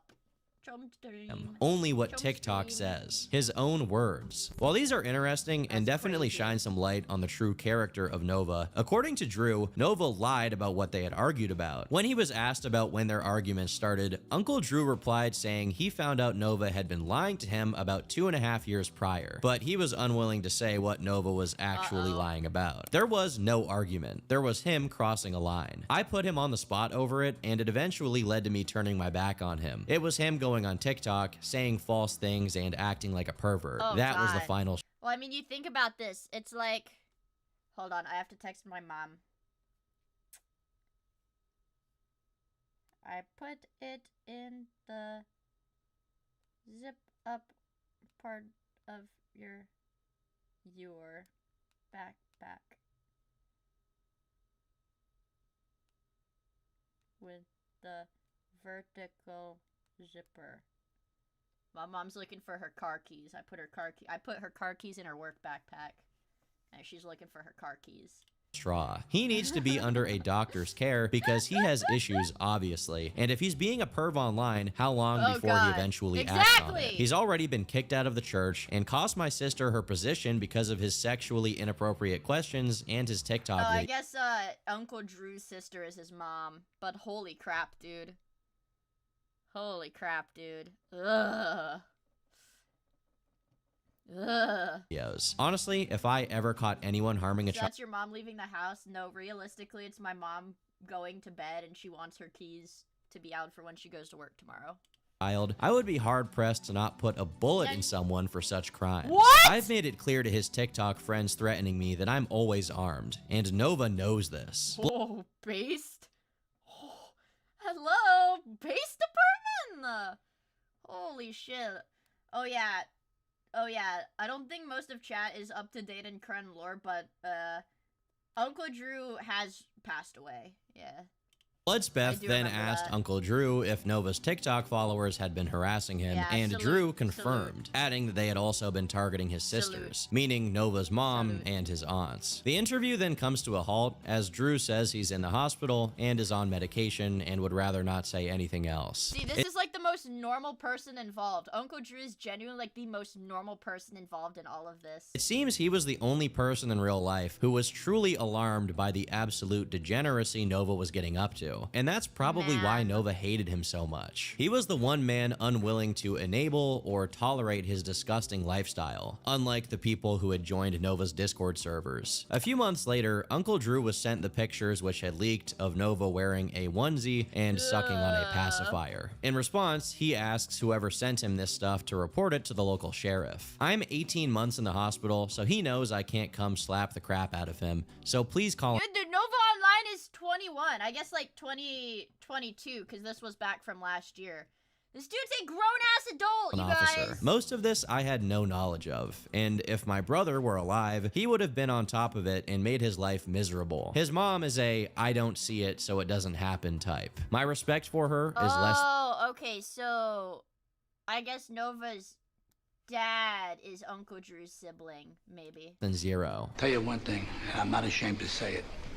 My estimation of Nova Online as a man just fucking plummeted. She's not answering my calls or messages, so again, she don't see it. A useless parent. She also lives on the internet, so good luck. Personally, I'd give him a good old-fashioned trip out behind the garage and bust his ass until he never wanted to see a computer or iPhone ever. We tried, but Nova has irresponsible parents undoing everything positive by not backing us up. And now there's nothing I can do to prevent it. Dude, I'm the only person that he had a healthy respect for. He learned the hard way when he said I wouldn't do anything right before he hit the floor, and I offered him the ability to get up and challenge me again. If I had my leg and the injuries healed up, I'd show up, let myself in, and pop him in his head and wait for law enforcement, and we would pull up his stuff and view it together and let them do what they can. Now, despite Nova's behavior, I do want to say that a personal uncle vigilante moment is not something that I endorse or support in any way. I do not think that any physical violence is a good idea in any form whatsoever. If any action action should be taken by anyone, it's law enforcement in these scenarios. I doubt that's going to happen either way, but no one should be busting anyone's lips open over this stuff. Regardless, Drew does allege several things here. Nova's father had passed away, and his mom is his primary enabler, actively ignoring and pushing away anyone who will question her son's activities. Sadly, just 1 month after these messages were sent, Uncle Drew passed away, presumably due to whatever caused him to be in the hospital for 18 months. It's worth noting that in his obituary, it said that he spent his life working in special needs care. To me, this is interesting because when it comes to discussing widely hated internet figures, sometimes people will bring up that they're disabled in some way as if to justify the bad things they've done, or at least excuse them from suffering the consequences of their actions. If I am to believe this obituary, Uncle Drew spent his life working with people who were actually disabled. So at least in theory, he knew the difference between someone who is genuinely special needs and someone like Nova, who takes advantage. Yeah, and Nova is like I said earlier, like TikTok and all of these social media apps, it like paved the way for there to be all of these like lolcows, and not even lolcows, but just like degenerates. I was typing in chat because I didn't want to interrupt the video to yap, which is very rare of me, but that time I didn't because I was into the video, okay? But it's like, it's paved the way for all these like lolcows and freaking degenerates that aren't like special needs, like a lot of like, you know, as in like, you know, severe autism and stuff like that. Like a lot of older lolcows. But it's just like socially inept, like poorly adjusted COVID kids that just have no idea how to socialize, take care of themselves, or interact with other people. Like, you know, hey, whoa. Let's get something very clear. I'm a degenerate, but I still shower, take pride in my appearance, have hobbies, and go to the gym, okay? I'm more functional than any of these lolcows, bro, could ever dream of being. Humble streamer. Humble streamer. Whacking it isn't a hobby, Mia. Yes, it is. Stop being mean to me. Stop being mean.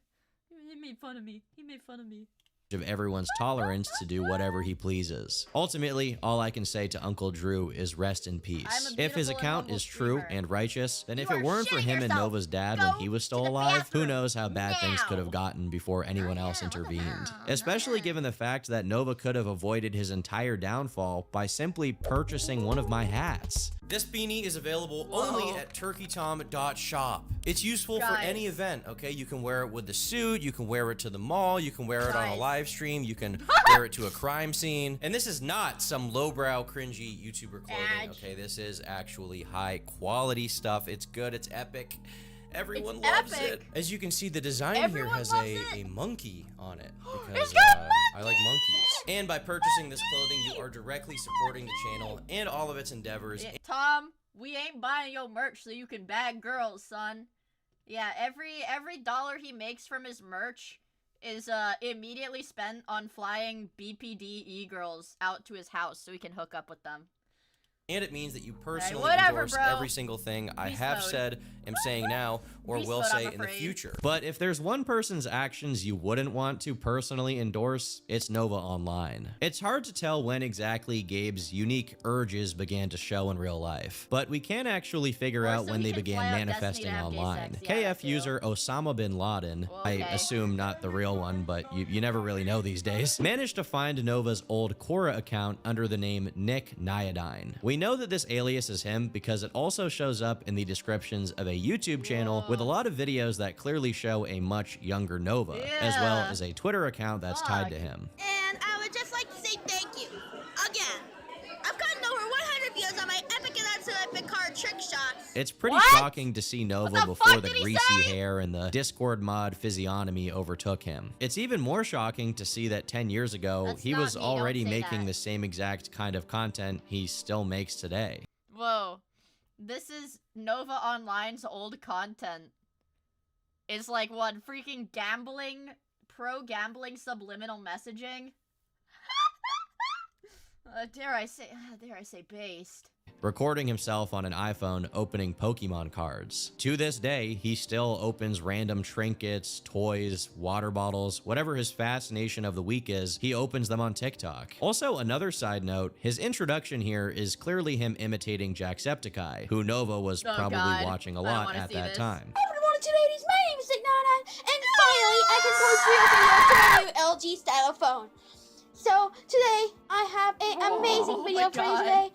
Merry Christmas to all. So I'm going to be showing you Pokemon figures I got for Christmas. This is also reflected in his early YouTube content. Based on this, it seems his original intent was to make an honest-to-God gaming channel and have that succeed. What's going on, YouTube? It is the phenomenal 9912334 coming back at you with an update video today. And first of all, I just have to say my channel is ultimately dead. But that might all... Dude, I'm getting like physically hurt. I'm getting physically hurt by this shit. Change. You can criticize Let's Players all you want, but those guys do have to work to make their channels succeed. Especially people like Jack. Yeah, shit like this makes me so happy I didn't have regular internet access until I was 17. Like, dude, I've said this before. It's like children should not have like a platform as like a creator on the, like, children, bro. Okay?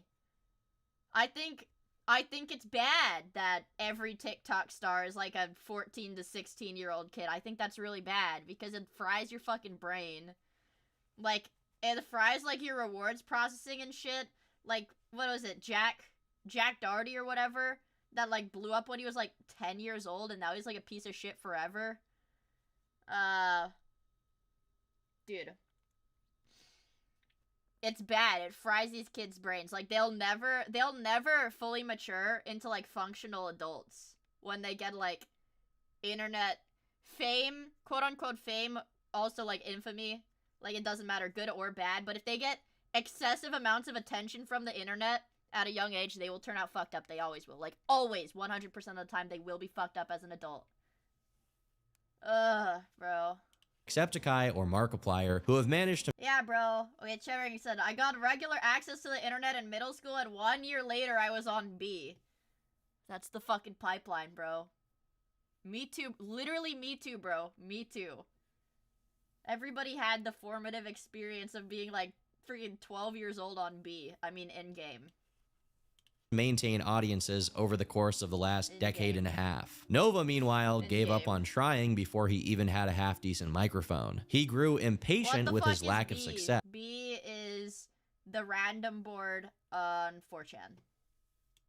And ultimately, when he finally blew up, for less than stellar reasons, he let the entire thing consume him, rather than trying to make something people actually cared about unironically. Today, we're gonna break down and finally do it. Guys, we're gonna do it, guys. We are finishing our 100 The anonymous hacker. It's really weird for me to see these old videos of Nova as someone who's made a few videos about him already, because you can clearly see that in another timeline, he could have grown up to be a normal person, but something went terribly wrong along the line, and now we're stuck in the bad ending.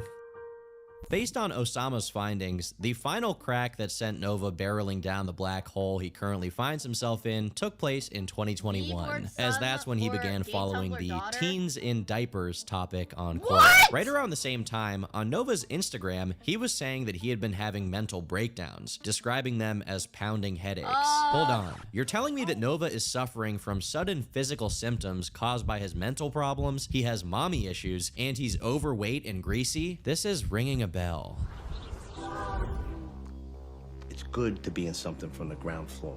One of Nova's posts on Quora was a reply to a thread someone else made. This person was asking if they should be worried that their 17-year-old daughter is age regressing, to which Nova said this: "You should not be worried at all. She might be dealing with mental issues like I have recently. I'm also 17, and your daughter might be a part of the Age Re community, which is a community of teens and younger adults who are— Get this dude off the internet. Get this dude off the internet right now and put him in a fucking mental hospital. Jesus Christ. regress voluntarily or involuntarily. There are different stages of regression: infant, toddler, and kid. It seems like your daughter is at stage 1 regression, which is the kid stage. Don't be ashamed if she goes into the toddler stage either. They use sippy cups and pacifiers. I use them as— none of this is real! I use them as well if I age regress as well. So at 17 years old, he was already using pacifiers and sippy cups. Parents are usually worried about catching their kids doing drugs or drinking. Like, that's the thing.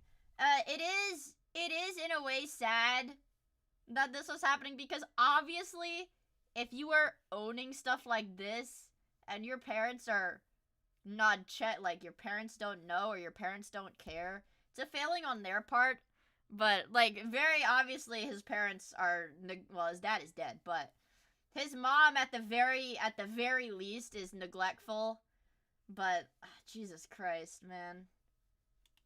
But imagine if you check your son's bedroom one day and you find binkies and diapers. All of the stuff Nova eventually got in trouble for doing were things that had been brewing for years up until they blew over. And as his former Discord friend showed, even after being exposed, he continued looking for minors to get in contact with. As commentary channels ramped up their attacks on him as a consequence of new information coming out, Nova began watermarking all of his videos, not just visually, but also in audio form. And I think I'm gonna go with the Pepsi Wild Cherry Zero Sugar. What is this? Exclusive property. So let's go ahead.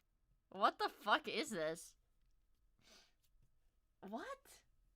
What is the mentality? What is the mentality behind this? Exclusive property of the Novine universe on TikTok. Pour about half of this water bottle into the soda stream. This was just one of several defensive strategies Nova concocted to prevent people from making fun of him. Yeah, for example, if you go check his TikTok, you can notice that he records a lot of his videos in an indistinct location outside of his house, or he uses a green screen filter to cut out the background. If you're wondering why this is, it's because of the Horde. But Turkey Tom, what is the Horde? You see, the Horde is an eldritch being distributed between Nova's bedroom, living room, and kitchen. It's rarely seen due to the fact that Nova is self-aware enough to know that people will point it out, but not self-aware enough to actually do something like clean it up. Its body is composed of a wide variety of empty frozen pizza boxes, cereal boxes, food packages, trash, actual uneaten food, and it will continue to slowly increase in size until it consumes us all.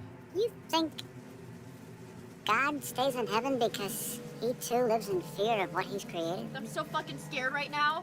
Specialists speculate that the Horde exhibits similar powers to the fungus from Resident Evil, as it can take over people's minds and make them incapable of self-reflection, so they never develop the capability of cleaning the Horde up. Case in point, Nova, its first victim. After being repeatedly— No fucking way! No fucking way! Run that back! Run that back, dude. Of cleaning the Horde up. Case in point, Nova, its first victim. Ew! It was inside of his shirt! Oh god, dude, I'm gonna be sick. Oh my god. Oh, fuck, that's gross. After being repeatedly made fun— dude, how do you not notice something like that? Or how do you notice something like that and not care, bro? That's like freaking Asmongold tier. Jesus. For living in a hellish hoarder pigsty. Instead of doing something about it, he made a video deflecting, saying that his bedroom is actually neat compared to the rest of the house, which he claims is way worse and is full of roaches and maggots. This is one of the fun— Oh, dude. Dude, that's so fucking disgusting. Honestly, one of my biggest fears— you guys know I'm afraid of a lot of bugs, but one of my biggest fears is maggots. And I don't think I've ever really seen maggots, like, in real life on, like, anything. But, like, I see them in YouTube videos, right? Like, YouTube videos, and it scares me, like, ugh. It's just, like, the most disgusting thing ever. Like, even in YouTube videos, they scare me so bad. Yeah, I don't even think Asmongold is this bad. Funniest things ever said on video. You think my bedroom is gross? You should see the rest of my house. To me, this really seems like an attempt to pass the buck to his mom, as if she is the one responsible for the house being a complete hellhole and not him. While it's difficult to track the progress of the Horde and the general filth— Is that like a snow shovel? He's using a snow shovel to scoop garbage? He's not even using a snow shovel. He's like doing the fucking— he's just dragging it around. Okay, he's just like dragging it across the ground, not doing shit with it. Like that freaking SpongeBob clip where Patrick is where Patrick is dragging goddamn broom. Oh, fuck. It's gross and he's stupid. I'm not clicking that link, Slim. Okay, I'll click it. Oh, Slim is unbanned, you guys. Yay, Slim! Slim got unbanned. Yay, Slim. Oh my god, what is this? Hello, boys! I'm back! Yay, guys! Slim just got unbanned! Welcome back, Slim. Congratulations on getting unbanned. Welcome back. Slim got a little too silly in the Twitch chat, and his account got banned. Slim got his Twitch account banned for a week. I thought it was funny. I thought the message was funny, but apparently Twitch considered it a violation of their, community guidelines regarding youth safety. I mean, I thought it was hilarious, but... Also, thank you so much for the 38 months, bro. Damn, you've been here a long-ass time, and thank you so much for the tier 3, bro. Yeah, he got a little too silly. Welcome back, bro. Yeah, it was something that rhymed with funny. But yeah, if you type it out, I'm sure Twitch is gonna ban you, so don't do that. Intrudes all over Nova's living space due to how careful he is when he records videos. Symptoms of it do occasionally appear in the background whenever he slips up. For example, one of the most notable instances of Oh god, please tell me his hair is wet. Oh my god, please tell me his hair is wet. Oh god, please tell me his hair is wet. Haha, right guys? Do you think, 1 in chat if you think his hair is wet, 2 in chat if you think it's grease. I'm leaning towards wet because there's no way this could be grease. Oh wait, he's got dry hair right here. No, dude, no. No, dude, it's pheromones. It's called Aura, Mom. You wouldn't get it. You smell like pure, unfettered ass! Go take a shower. Ew. Nova exposing his grimy living room situation is the poop wall, also known as the blood wall. In videos he recorded while lying down on his bed, you can see that the wall behind him has these dark brownish stains. While there are many possible origins, scientists in the comment section speculated that these streaks are the result of Nova picking his skin or maybe scratching small wounds.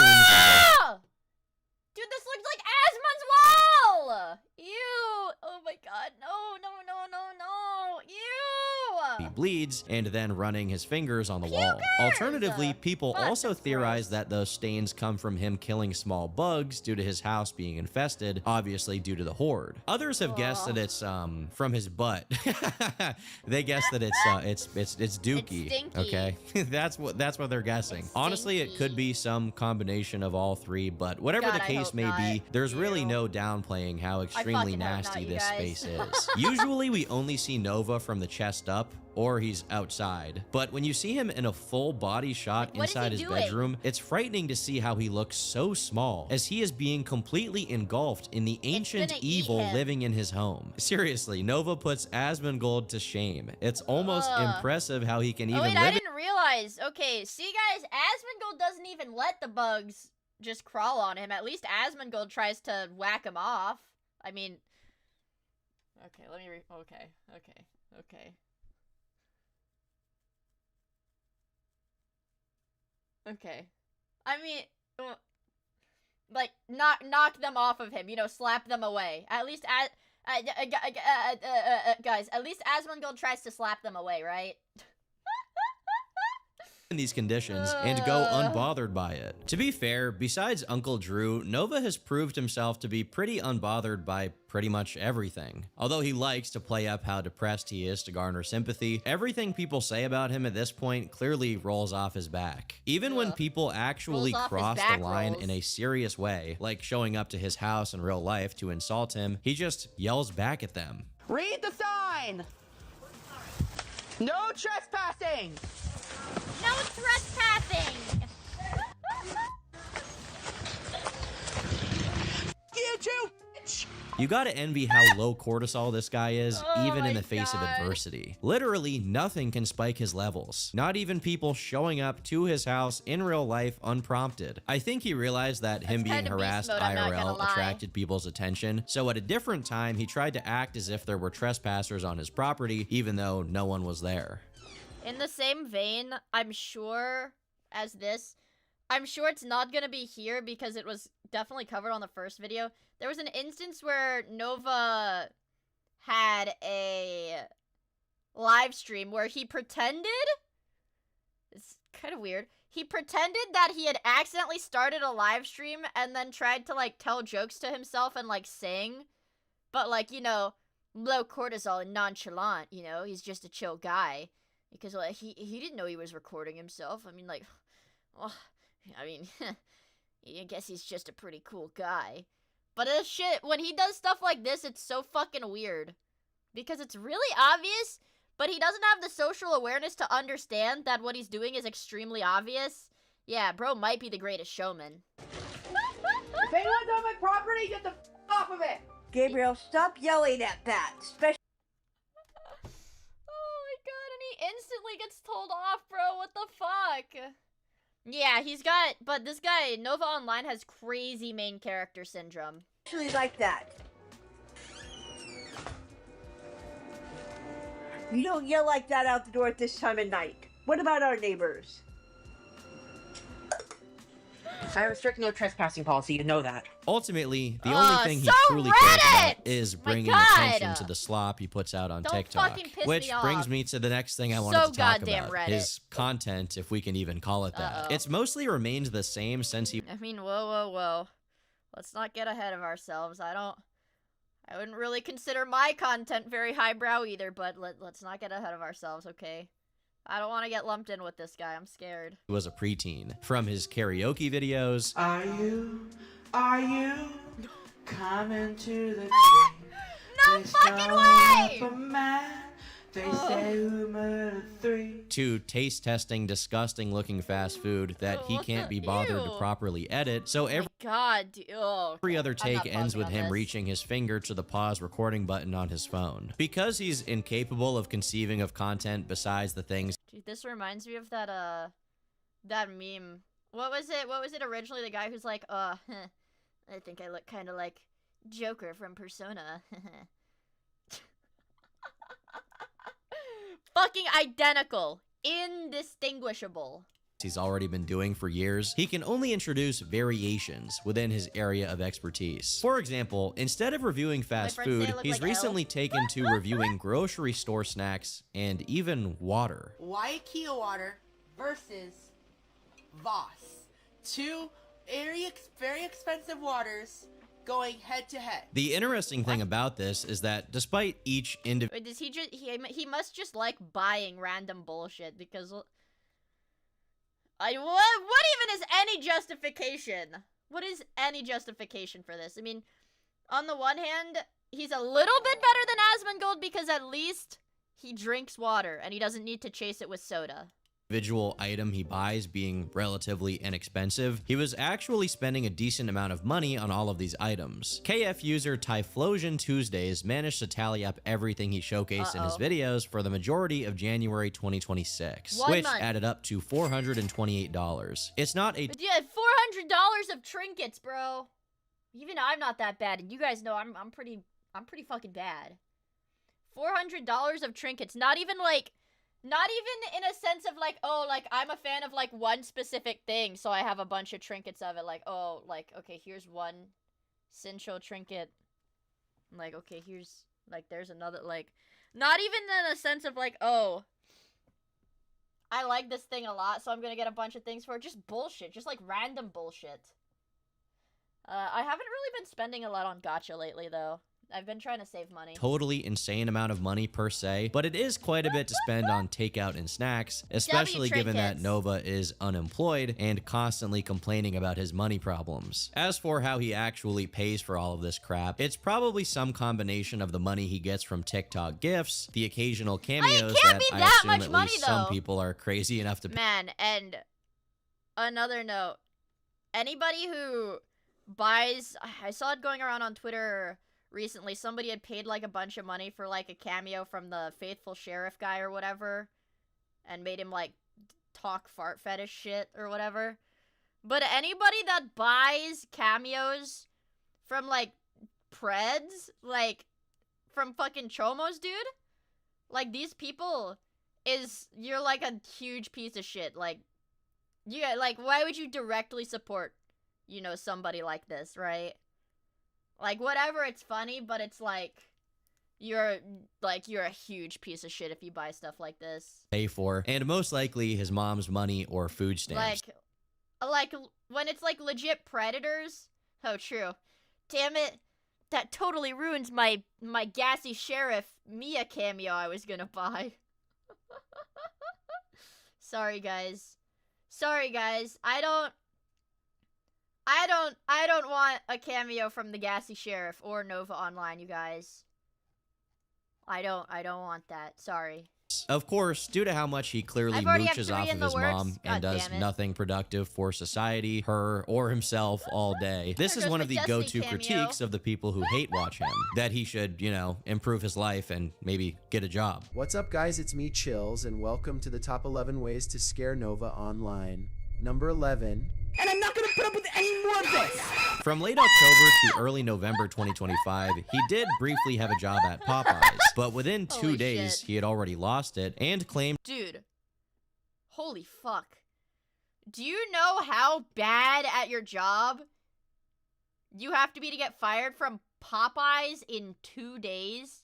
On your second day at work, you get fired. How do you get fired on your second day of work at fucking Popeyes, bro? He eats all the food, the smell. He drank all the fryer oil. No, that's where he washes his hair, doofus. that it wasn't his fault. During a stream he did soon— Oh my god. I mean, that is kind of sad, because this is a legit hoarder house. After the firing, he gave up some information and context on what happened. I mentioned that I didn't want to work with minors, and they didn't like that, so they fired me. It's not f***ing funny. Every ounce of dignity I've had since Friday has now been lost. And maybe we've been left with less than what I had before. What the fuck? Fuck off, I'm not clip farming. If you don't want—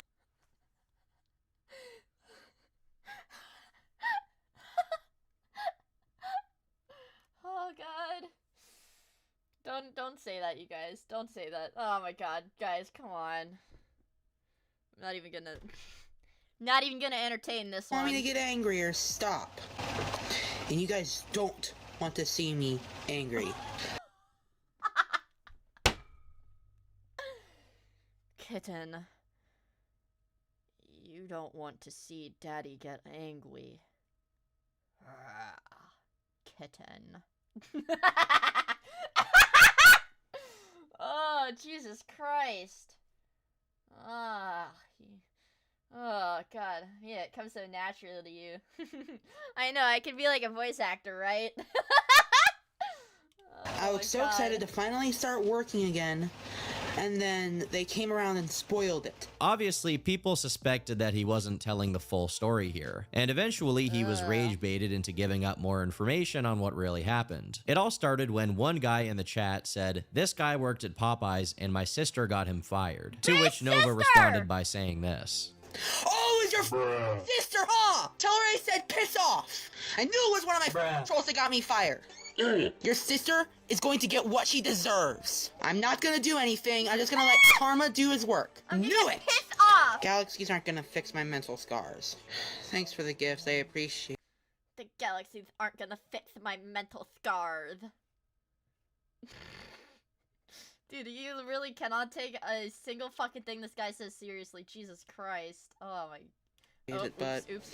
it won't make me feel better. Someone spread terrible rumors about me and got me fired within 48 hours. It's not really surprising to anyone that he would blame his trolls for how bad he managed to make his own reputation. You can't be this much of a degenerate for this many years without word going around and locals finding out what kind of person you are. So I don't think he'll be holding a job anytime soon. But despite that, I'm sure Nova was perfectly happy to have an excuse to continue being unemployed so that he can spend all day live streaming on TikTok. After he lost his job, he briefly teased, or should I say, threatened, to do something very radical to make some money. Already applied there, already applied there, already applied there, already applied at the gas station, they didn't want me. I'm tempted to start an OF. I'm desperate. The fact that he even brought this idea up means he probably already intended to do it, which is not that surprising considering that in the past he sent some interesting pieces of media to his old Discord server. Even Twinkie embargo has officially been terminated effective immediately.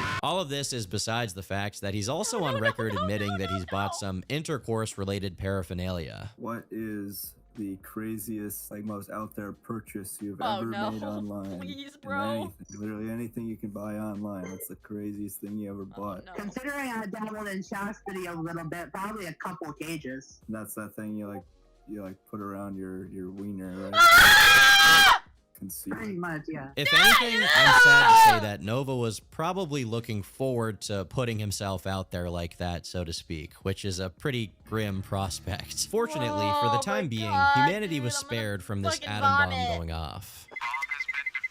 For the 5 months or so after my last video, Nova continued to publicly decay, although he seems to have become more comfortable going out in public. In June, he went to a pride parade and was pictured with a bunch of people there. A few months later, he was spotted Bigfoot style, lumbering around. Dude, I know this looks like a fucking like trail cam. Like slap some filters on it, turn down the brightness, you know, up the contrast a bit. This looks like a fucking cryptid trail cam, like analog horror edit. Jesus Christ. A post-apocalyptic environment, which I can only assume is the natural consequence of the world being terraformed by Nova. Then, suddenly, in late October, right around the time he got and subsequently lost his job at Popeyes, this incident happened.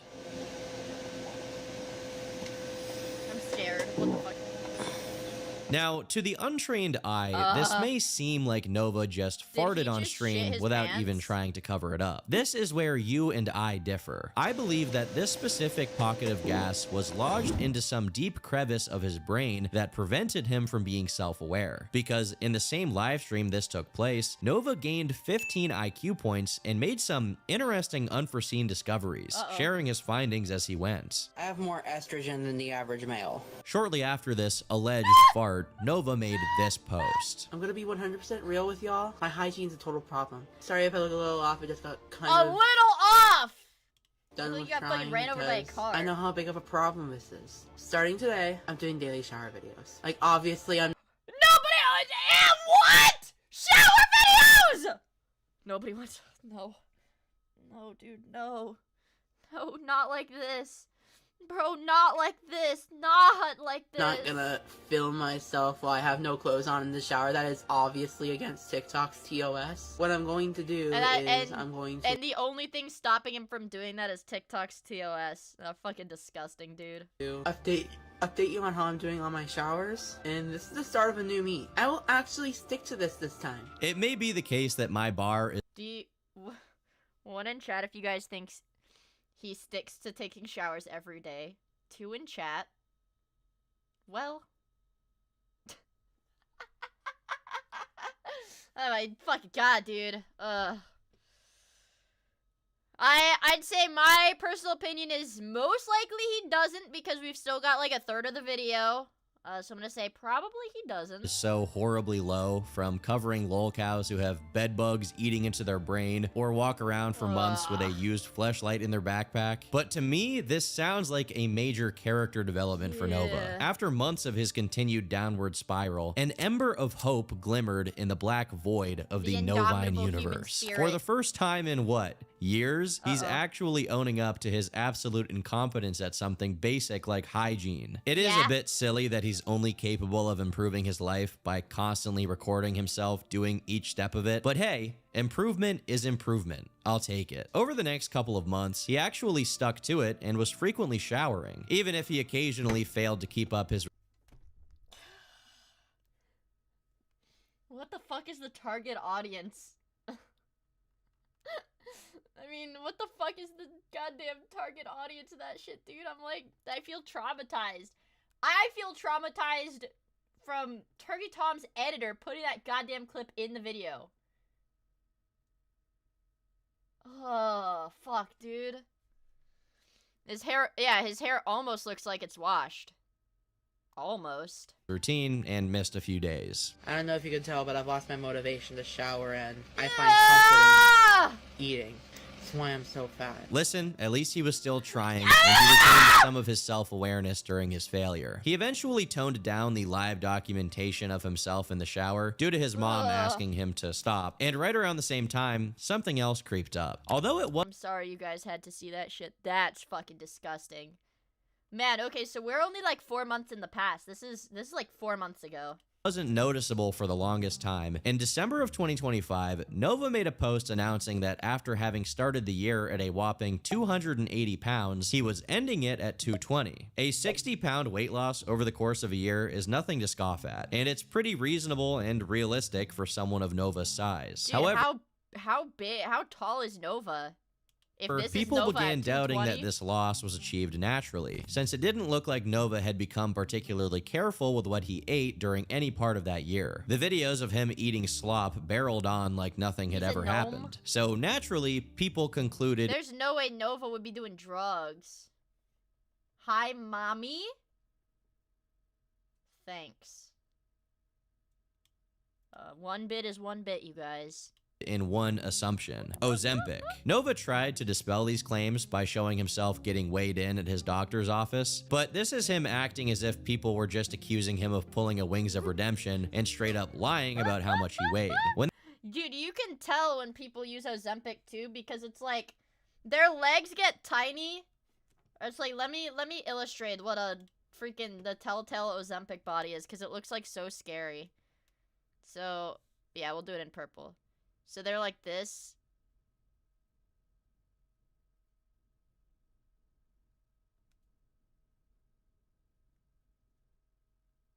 It's like kind of like that when they, and like their head is still big, but like everything else is kind of small. You can tell. What are these drawings? This is my I need this, okay? That's where I write down all my brilliant ideas. My brilliant, innovative, scientific ideas. Yeah, like freaking Gru. It's actually better if you don't explain it, Mia. Okay. That's fine. That really wasn't the focus of the skepticism. It was that he was using a weight loss drug. Additionally, him being at his doctor's actually reinforces the idea that maybe he did have a health issue, and as a result, he was prescribed something that was helping him shed that weight, all while he still ate goy slop. But ultimately, he was still losing the weight, and fortunately for people who followed to laugh at him, he continued to be as cringeworthy as ever. In the rare cases that these internet punching bags actually do show some sign of improvement, they Look. The rare cases that these internet punching bags— There's like freaking flies buzzing around him. There's flies buzzing around him. This dude completely swore off showers. That's his New Year resolution. He swore off showering. God damn, this dude is fucking disgusting. Also, hello, Dino Dude! bags actually do show some sign of improvement, they typically do so while stepping away from the limelight. But in this case, it looks like the best of both worlds. Nova was handling his life better overall, and he was still making content, which is his favorite thing to do. Could this story actually have a good ending?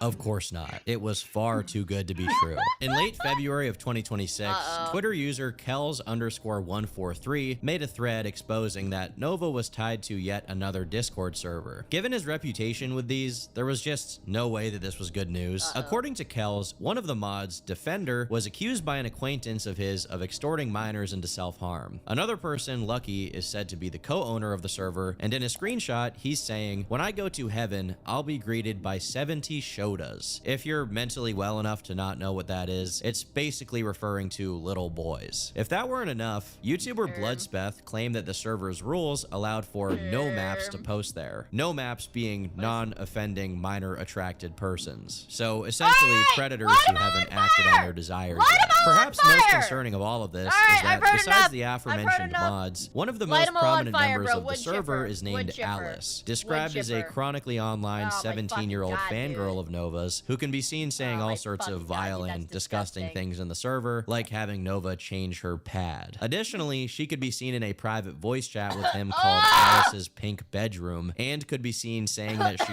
rocked him to sleep. In another set of messages, she can be seen saying that she needs money so she can go see Nova in real life. While all of these people seem to be pretty unwell in their own right, the biggest takeaway is that it's a sideshow of freaks who want to barnacle onto Nova because that's the only way they'll get talked about. Dude, it's like I talked about earlier how like the lengths that some people go for clout, but like, dude, like, this is fucking inhuman. Inhuman, you guys. Online. Don't get me wrong, I'm not defending Nova Online, but it's important to note that all of these things said about the dude, one of the scariest things ever is people who think that all attention is good attention. It's like, God. Dude. Yeah, orbiters. Orbiters are fucking scary.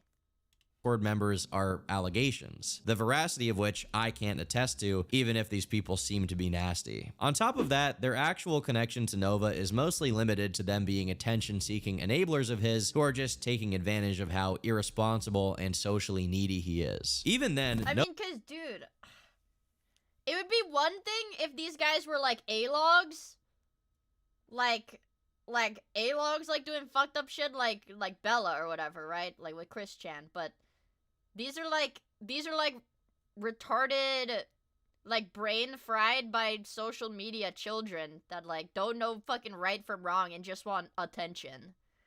It's like, it's a little sad, but at the same time, it's hard to feel pity, you know, for people that are doing shit like this. Nova eventually says that it was a bad idea to open another server and expresses that he wants to shut it down and tells everyone to leave. Knowing him, if he does disassociate from these people, it's only a matter of time before he fires up another server and the cycle continues because he just can't help himself. He always comes back, and the sad, disturbing part of it is he comes back because he needs people who will engage with him in his roleplay. Usually, I reserve disclaimers for topics that involve death, but honestly, this next thing is so bizarre that I think it merits some degree of warning. So viewer discretion is advised. In, you guys. We are about to get into what has been coined the Nova Files. Oh fuck. We're all in this together. In the middle of February 2026, Nova detractors Chin Universe, Solidus Nova, Bloodspeth, and Purity Sin all came together to post a video that was allegedly taken by a 14-year-old girl, with whom Nova was on a video call role-playing as a baby. The voice you'll hear in the video that's not Nova is actually a voiceover by Purity Sin, as the person who recorded the video didn't want their identity attached to it in any way. In it, Nova can be seen pretending to be a toddler and hugging stuffed animals. I have a question. How much are diapers on Little for Big? Depends on which ones you buy. Are they comfy? Nova says he wishes he could be wearing wet diapers every day, but that it would be too expensive as he would have to continually buy them, which he can't afford. The concept of a guy doing this with a 14-year-old girl truly feels like something you would only find on the dark web. Do really cute ooh-woo. Ooh-woo? This was just the first of 5 episodes of the Nova Files. In the second one, which is also a video call between Nova and this girl, he actually takes his phone and points it at his crotch while wearing diapers to show it off. All while this girl is referring to him as baby girl. As disturbing as this stuff is, there's very little to extract from it as far as information, as most of the uploads are basically repeats of the first one. Strangely enough though, there is one exception. The end of episode 4 4 of the files, during which the girl Nova is talking to fakes a seizure, and Nova just stares for minutes straight. Listen, you can have a mental breakdown, a seizure, or a heart attack all you want. When the baby is in his diaper, you sit your white ass down and you listen. But this was just the beginning of Nova's ultimate humiliation. Around February of 2026, Nova could be heard complaining about being catfished. I'm not in a good mood because I got catfished. No, I'm not okay. I haven't been okay. No, I'm not okay, you guys. I just got catfished. I hope this dude gets catfished by every fucking person that tries to talk to him for the rest of his goddamn life. For a long time.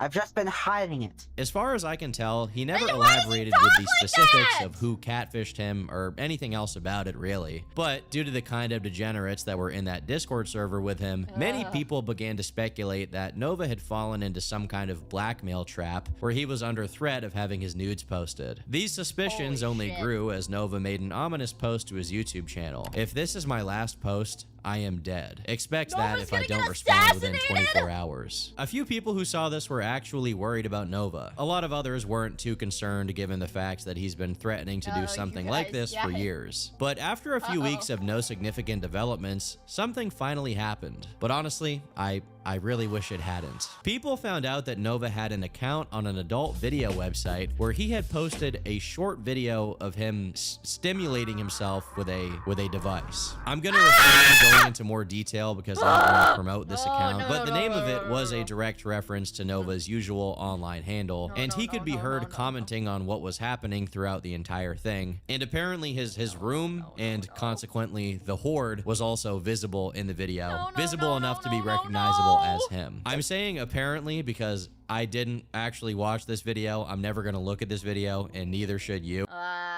Turkey Tom, come on. Hey, you're supposed to be the internet sleuth, dude. You're supposed to watch the shit so I don't have to. What's up with that? What's up with that? What's up with that? It seems, yeah, no balls. Looks like he's not dedicated. Oh no, I'm not watching that shit. Fuck no.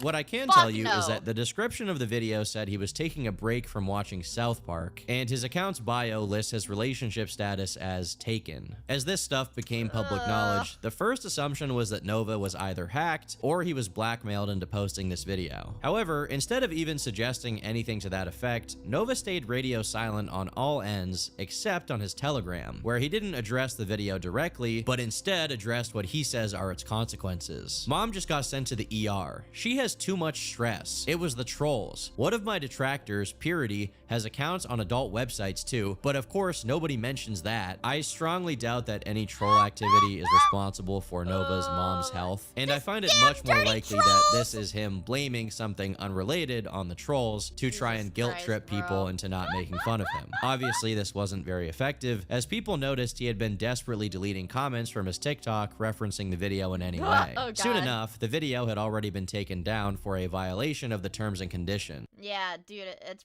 probably what happened is his mom found his goddamn OnlyFans account and had like a heart attack or had like a fucking aneurysm. She got like so grossed out. Which probably means it was mass reported. When you take his Telegram messages into consideration, it leads me to think that— And you know this dude, I mean, you know this dude is fucked up, right? But you know he's got like a whole nother layer of fucked up. Because he's communicating with his quote-unquote fans through Telegram. That's like 5 layers deeper fucked up.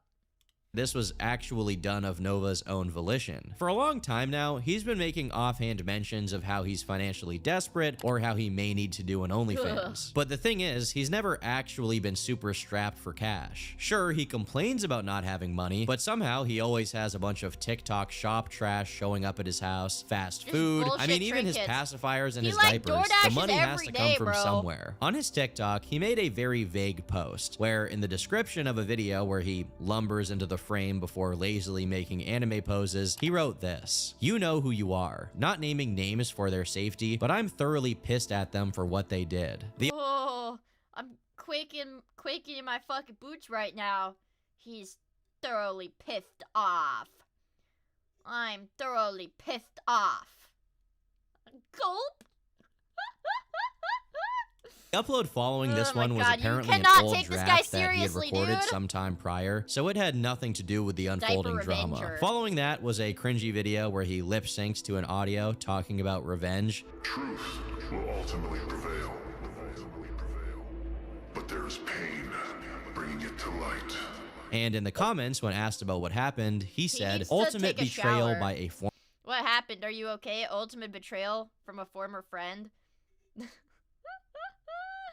Ultimate betrayal. And it's like somebody told on his mom, like, you know, told on him to his mom that he wasn't showering. I was like, nice spicy noodle, thank you for hanging out with us.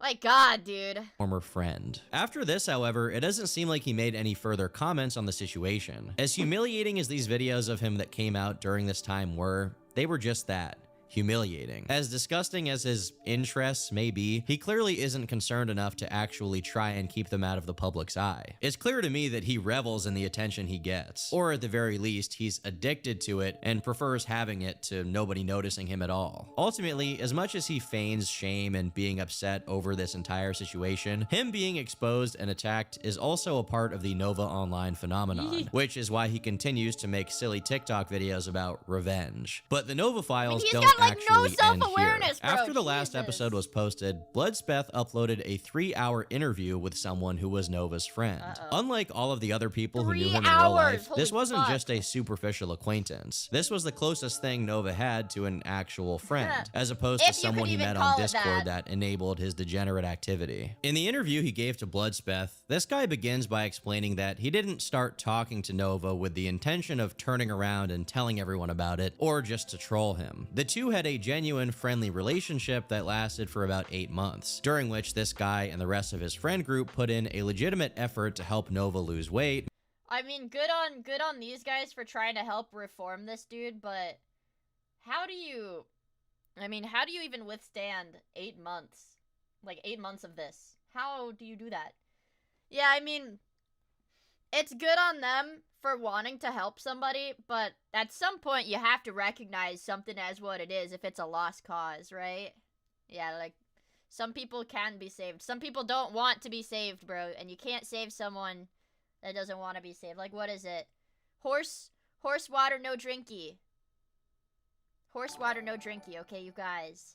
Make some money, clean himself up, and walk away from his lol cow career. I hope I'm not spoiling it for you when I say that they failed their mission. When asked if Nova actually had the mind of a teenager or suffered from stunted development, the answer he gave was that although Nova was more self-aware than many assumed, he just didn't act on his self-awareness. Like, even if Nova had an easy time pinpointing the things he did that were like bad, autism, he basically couldn't do anything effective to stop dumb. himself from engaging in that behavior. But ultimately, Nova's friend couldn't tell if this was because of some cognitive limitation or manipulative malice, because he could also be feigning self-awareness just to please people so that he can go right back to doing what he wants to do, which Nova also seemed to have a tendency to do. In this interview, Nova is basically described as mostly staying quiet and actually agreeing whenever someone pointed out an issue of his, basically just waiting for them to stop talking without engaging meaningfully with what they were saying. One of the issues they butted heads over a lot was his hygiene. Was it really that bad? Yeah, and I'm a big honesty guy. I don't like exaggeration just because I think it takes away from, like, you know, people who are actually just trying to understand, you know, something or someone. So I'm not exaggerating when I say you can smell him from like 5 feet away. It's not exactly cat pee, but it's like cat pee! It's like half cat pee. I need a minute, guys. Chat, I need a minute. Jesus Christ. Half cat pee, half what? I don't even want to know. Half ammonia, but like both of them cranked up, so it doesn't really smell like. He smells like stale urine. Okay, that's kind of the vibes I get. Like very, very pungent urine. Like either, it's like its own thing, kind of. I had been hounding him on his hygiene for like, I mean, basically our whole relationship. It's but I was probably really body odor. Yeah, probably like really pungent body odor and urine, which, fuck, dude. That's like what, I don't know, the worst smelling thing that I've ever smelled, you guys. Okay, back when I was a teenager, I worked at Walmart. And I feel like that's like kind of a formative experience. You're like however many months of like working as a cashier in like high school, right? But there was like one guy, I don't know if he was homeless or what, that would come into the Walmart like every single day. And he was like in one of those motorized wheelchairs. And I don't know what it was. Like, I don't know, maybe he needed a caregiver and didn't have one, but this dude genuinely smelled like you gag when he comes up to the register, right? Because the smell of like piss is like so fucking concentrated. And it was like every time, and you knew this guy was coming because you could smell it from like before he even entered the checkout line. Oh my god. And it like, if you ask me what the worst smelling thing I've ever smelled is, it's that, easily.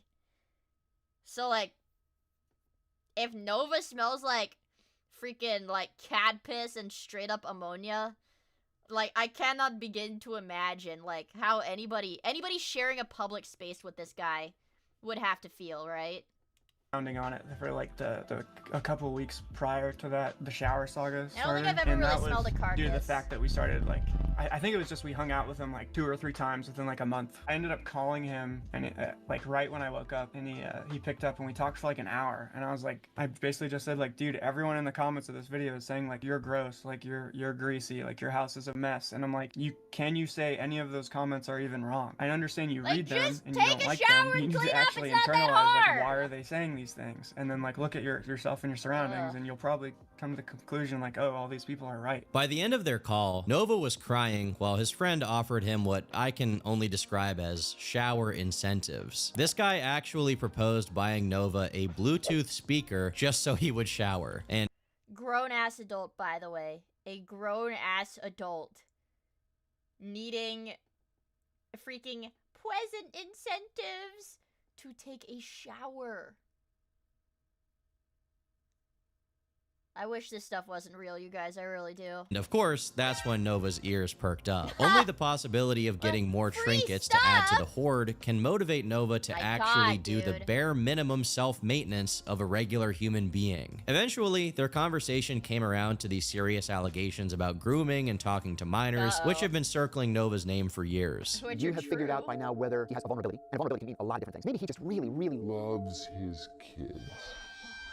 According to Gabriel's friend, he was perfectly capable of pointing out how and why what he did was wrong, but only when imagining someone else, like his detractors, doing it. Despite understanding that those actions have consequences and whoever does them should be held accountable, he maintained that he only engaged in those things to make friends, and now regretted all of that behavior and wasn't ever going to do it again. Of course, even though his friend couldn't have known it at the time, Nova was straight up lying. Lying is actually something he did a lot, but never in a Machiavellian way or to try and make himself look better. More so, he lied to get out of things, to excuse himself from his responsibilities. The example given of Nova's most consistent lying is whenever he was asked about why he hadn't showered or cleaned his environment up, he would just say that he was busy. My theory.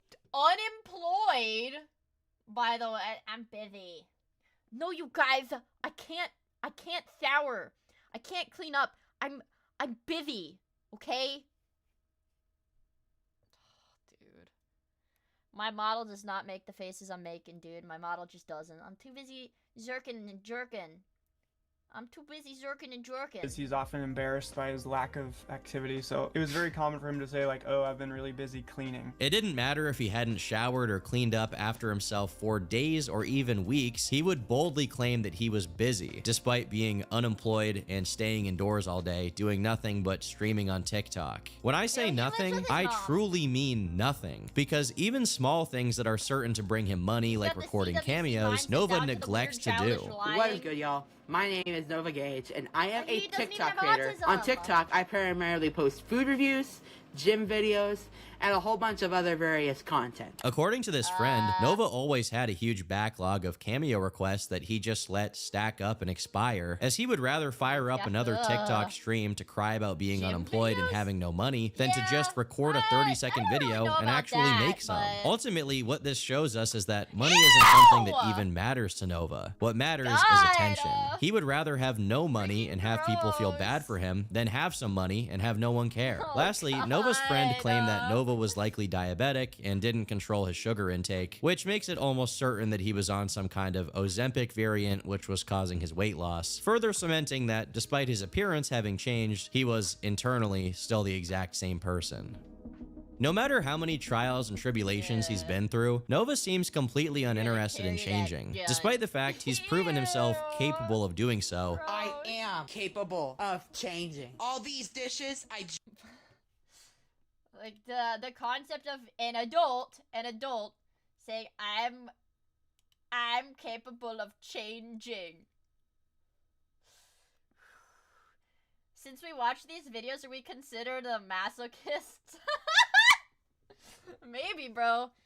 Dude, there's no other way to rationalize it, right? Just did. Albeit temporarily. The guy that tried to do a house cleaning saga, but kind of failed on that and is now cleaning his room at his own pace. If the Nova files are fully legitimate and the girl he was talking to was indeed 14, then I can only hope that Nova's degeneracy doesn't escalate toward him actually harming a minor in real life. In the best case scenario, Uncle Drew's spirit will make a prophetic visit to Nova's mom, and she will see the light and then send him somewhere he can't use electronics.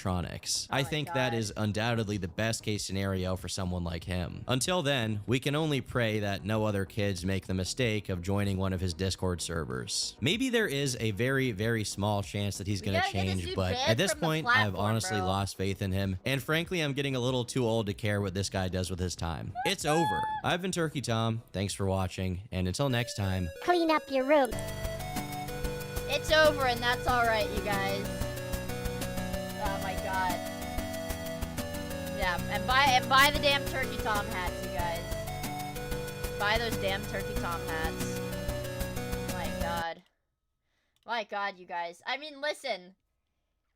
Listen, the problem with people... Okay. We made it. A, we made it. B. The problem with people like Nova Online, you guys, right, is that these people were so internet addicted in their formative years that even if you're like, okay, you need a detox, you need a, you know, we gotta cleanse you, you need to get off the internet, like completely disconnect, go offline for a while, try to work back to normalcy, you know, like, it's physically, it is not possible for these people. Like, their brains are so hardwired, like, to need this internet validation, bro. It's just not gonna happen. It's just not gonna happen. TikTok is a cancer. I mean, listen, I'll go on TikTok and I'll spend 30 minutes looking at freaking AI-generated Chinese videos. Okay, but I can recognize it's a cancer. I know that, okay? I know it's a cancer. Yeah. Yeah, it fries your dopamine receptors, and I mean, honestly, I feel like the vast majority of people nowadays have just absolutely fried dopamine receptors. It's more common nowadays. It's more common to be fucked up like that than it isn't. I know. Oh my god. But seriously, dude, I get so mad when I see people like this. Just like, ugh! They act so pathetic, man. Jesus. They act so pathetic. My god. My god, dude. Nova makes me so angry. It's just like, this dude's just a piece of shit. This dude's a piece of shit, man. That made me so mad. That made me so mad. I mean, it's actually really funny because I think Kiwi Tapes and Smokey MCC dropped Nova videos right around the same time the Turkey Tom one dropped. Where's Nova or Tacklight? At least Tacklight likes adult women, you guys. That like inherently will always put him above Nova because Tacklight likes adult women. Let me see. I kind of want to watch something else too. I'm not ready to go, you guys. I'm not ready to go. I'm not ready to go, you guys.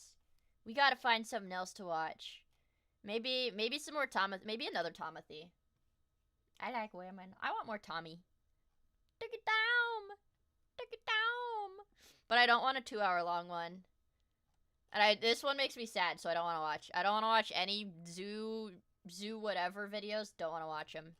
Yeah, and this is the first Nova Online video. Okay, this is the first Nova Online video. He's a deeply disturbed person, is all I can say. But yeah, this was the most recent Turkey. Okay, he's 5'7", 250 pounds, 5'7". Jesus Christ. But this was the video we just watched by Turkey Tom. Good video. Good video if you ask me. He's just retarded, yeah. Man, dude. Oh my god, a 3-hour Destiny video. Fuck. And there's just so much.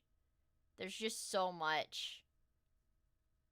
I love these videos. They're so gross. Like, these thumbnails are so fucking gross. Waiter! More slop, please! I love slop. YouTubers destroyed by their fame? Is this, what is this, corpse husband? Guys, I'm intrigued. YouTubers are just... Chat! I'm intrigued. This is from 2023, okay? I'm intrigued. And good night, Horvus Corvus. Thank you so much for hanging out with us. I really, really appreciate it. Also, Eric, thank you for the follow. And Wolfdraw, thank you for the follow as well. I really appreciate it, you guys. Yippee! One more. Was the Destiny video before or after sucking him off? I really don't know. We gotta line up the timelines, figure that one out. Let's see. Edutainment. I prefer edutainment, okay? I like edutainment, but I prefer sloppymentary. That's my term of choice for this content. YouTubers are just regular people, catapulted into fame and... Slop with woman yapping is what keeping me awake. I love slop and woman yapping. My fucking god, I love slop with the side of woman yapping. Pause 3 seconds in. Too much woman yapping, not enough slop. Alright, let's go. Let's get into this. YouTubers destroyed by their fame by Turkey Tom. Man, Turkey Tom makes a good-ass video. Turkey Tom makes a good-ass slop documentary, I tell you what, chat. Man. He's got this shit down to a science. Fortune by their fans who appreciate their personalities. Because of that, they're willing to watch ads, buy merchandise, run fandom accounts, and more in the name of their online personality of choice. But what happens when the content creator accidentally makes himself popular with an audience of people they didn't intend to target? Or worse yet, what if they're not fit, mentally or otherwise, to have that audience? Today, we'll explore the complicated relationship between creators and their fame. Though nowadays he's known almost exclusively as Joji, before Japanese-Australian singer-songwriter George Miller made waves with his music, he was terrorizing the internet as his completely brand-unsafe alter ego, Filthy Frank. Beginning all the way back in 2011... And you know what? I'm sorry to pause immediately into the video, but I don't know if you guys saw it. Joji is now, what was it? Was it advertising a tour? I'm not sure what it was advertising, but on his Instagram, he, like, officially... Like, on his Instagram, he officially is tying his Joji brand back to Plum Corp, like Dracula Flow, that stuff, Filthy Frank, like, Pink Guy, all that stuff. Like he officially is like, yes, all of this stuff is me. Because he's in his own label right now. Oh, shit. Yeah, he's got his whimsy back, you guys. So, whatever happens in the Filthy Frank segment of this video, just know that there is, the good ending is happening right now. In real time, the good ending is happening. So, whatever he says in here, just know the good ending is actively happening right now. With a simple and pretenseless upload titled Filthy Shit. To say that Frank had one of the most successful and influential runs as a content creator is downplaying it. While edginess has been around forever on the internet, Frank was primarily held responsible for helping it crystallize on YouTube. Many people described what he was doing as bringing the kind of humor popular on the B-board of 4chan to a YouTube audience. I mean, we literally just had the discussion about how I was like a freaking 12-year-old B-tard, bro. Classic, basically, bro. If you were there in 2016, when people were regularly joking about ending their whole shit, you had one guy to thank. In many ways, he walked so that others could run. His earlier content consisted of a lot of yelling, embarrassing himself in public, raps, and every kind of inappropriate ism known to man. His later content was all of those things, but with more production value. In a way, being repelling in every way possible was so typical for Frank that it really stood out whenever he made content that was remotely palatable for mainstream audiences. It might surprise some to discover that he originated the "Do the Harlem Shake" meme in 2013. Regardless of how bad taste or indecent his humor got, every upload consistently racked up millions of views. So much that TV Filthy Frank, the channel that George operated for the brunt of his prime years, now boasts a total of over 1 billion views. As followers of the content piled on in astounding numbers, a lot of unwanted attention came along with it. Namely, people that were either too obtuse or too young to see the channel and the content for what it was, purely comedic. Partly because of this, it felt necessary for there to be a debrief and explanation in the channel's About section, which read, "Filthy Frank is the embodiment of everything a person should not be. He is anti-PC, anti-social, and anti-couth. He behaves and reacts excessively to everything, expressly to highlight the ridiculousness of racism, misogyny, legalism, injustice, ignorance, and other social blights. He also sets an example to show how easy it is in the social media for any zany material to gain traction/followings by simply sharing unsavory opinions and jokes." Because in Big 26, you guys, with like, you know, like woke shit and stuff like that, they're so like, dude, dare I say the name, but there's so many creators that have just the worst like trolls remorse when it comes to learning empathy at age 30. I learned empathy at age 30, you guys. Age 32. Yeah, if I speak. But there's like so, not even just iDubbbz, but there's so many creators that like I just switch up in such a stupid way, right? And it pisses me off so bad, so I'm glad Joji didn't do that. Talking about topics many find offensive. There's no denying that the show is terribly offensive, but this terrible offensiveness is a deliberate and unapologetic parody of the whole social media machine and a reflection of the human microcosm that social media is. Or maybe I'm just iDubbbz makes me sad. Despite this disclaimer seemingly softening the blow, the content itself remained pretty rough around the edges well into the late 2010s. Honestly, it's surprising. Okay, this might be an urgent redirect while we're watching this. iDubbbz wants to fight Sam Hyde. Will you ever box again? Yeah, you know, I was thinking about that. And I think once I'm like comfortably in the 200 to 210 pound range, and Dude, but he looks like a fucking twink. He's never gonna hit that. I've been able to maintain that for like, I don't know, 6 months or something. I think I'll box Sam Hyde. Sam Hyde would rock his shit. Like, he knows that, right? Dude. Yeah, he's like built like a fucking twink. Sam Hyde would rock his shit, dude. Okay, well, I don't know if I want to scroll the replies to this, but is he delusional or just stupid? Both. Yeah, I mean, also, iDubbbz has to have, like, some kind of fucking humiliation fetish for all the shit that he's done and gone through. But my god. Lasted as long as it did. Unlike many other instances where people dabble in offensive and sensitive topics and get banned for it, Frank left the platform of his own accord, much to the dismay of the extremely loyal following he had built up. While it initially puzzled a few of the watchers who didn't see it coming, the seeds for the disbandment of the Filthy Frank identity had been sown a long time before the prospect of a professional music career was on George's horizon. In 2014, Frank released a now-deleted video to his old account, Disaster Music, called Filthy Frank Exposes Himself, where he appears as George, no character, and explains his reasons for why the content slowed down. So I'm gonna be straight up with you guys.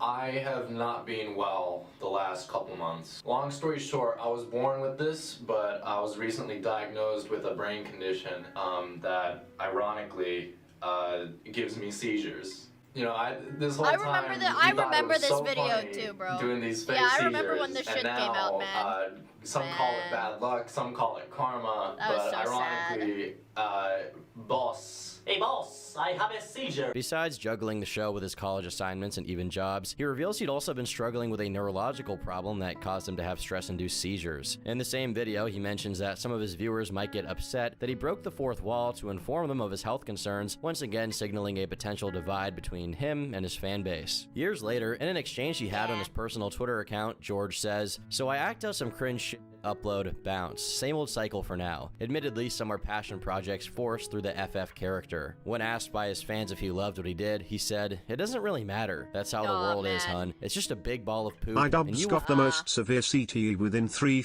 years boxing. Will to flower emoji. iDubbbz actually has CTE. I mean, like, this stuff is sad. I mean, but you guys, like, this stuff, this is back from 2016. Like, this stuff is sad, but just remember, you guys, like, I mean, it's sad. It's sad to see this stuff, but just remember, he did get to genuinely pursue his passions and is, like, an internationally famous, like, artist. He's, like, an internationally famous artist now, so it's really nice that he got to pursue. I mean, it's really awesome. Bro went New Game Plus and won a second time. Exactly. I mean, it's like super awesome when people get to, like, pursue their shit, like, their passion, like, shit they're very passionate about. Because, like, yeah, it's pretty freaking awesome. Find out sooner or later. This despondent attitude about the content was a bit of a shock to the fans who cherished Also, Link, thank you so much for the 100 bits. I forgot to say that. Thank you. I really appreciate it. it. At this point, he was already laying the groundwork to bridge the Filthy Frank show and his interest in making music, mainly through Pink Guy's music projects, which were becoming bigger and more ambitious. This transition also coincided with YouTube's first adpocalypse, and as you can imagine, it wasn't looking good for his channel, considering the caliber of content it was chock full of. Not only that, but the cultural climate was rapidly shifting from one that was okay with edgier content to one that saw it as the potential promotion of bigotry and prejudice, which again, the channel was rife with, albeit in a comedic context. These tweets preceded the actual end of the show by a whole 2 years. It was only in 2018 that the cost of being Filthy Frank became too much to afford, given that the benefits were steadily declining and on their way to being non-existent. Along with a video officially declaring it to be over, George tweeted an explanation that read, "I believe an official statement as to why I'm now done with comedy is owed to my former fan base, of which I'm extremely grateful for. And while it genuinely pains me I mean, I'd say like maybe 2012 to 2016. I feel like was the golden age of doing whatever the fuck you want and being able to monetize it. Guys, why wasn't I born 10 years sooner? Chat! I wish I was born 10 years sooner, man. Could have gotten a leg up on some of this shit. But then I'd be old. But then I'd be old. I'd be like 33. Nothing wrong with that, chat! Okay. Nothing wrong with being a hag, parentheses, handsome, aged gentleman, okay? Yeah. And maybe I'd own a house. And if I was born 10 years earlier, I would have invested in crypto in, like, the 2000s. Okay? And I'd be rich. Yeah, okay? To express this, I do hope that the reasons below may provide some insight into my decision. Unfortunately, I no longer enjoy producing that content. Several serious health concerns, including but not limited to throat tissue damage and neurological conditions that I prefer not to get into. This decision is final. I really can't express just how grateful I am to all of you, nor will I ever forget the relationship that we had together. Moving forward, it is up to you whether you'd like to join or not. In any event, I will strive to continue creating and developing projects I'm passionate about and hope you'll succeed in doing the same." In another post, he said, "At the end of the day, I'd like you to know that I'm truly sorry for disappointing you. I do want to clarify that tending to severe health issues does not equate to abandonment. Please do not internalize the repercussions of my health issues. I'm not following dreams here. I am following neurologist's order. This is about livelihood. I only want to live a long, happy, and healthy life, and I pray that each of you are able to do the same." Despite how career-endingly controversial his run as Filthy Frank was, George managed to launch his music career into the stratosphere with ease. Dude, and it's like, I mean, like, isn't that crazy? 374 million views. I mean, this is such a good song too. Like, fuck, this guy's talented. It's so awesome. I mean, it's so awesome to see. Dude, but every family channel on YouTube is fucking evil. I don't make the rules. They're evil. I don't make the goddamn rules, you guys. They're evil, okay?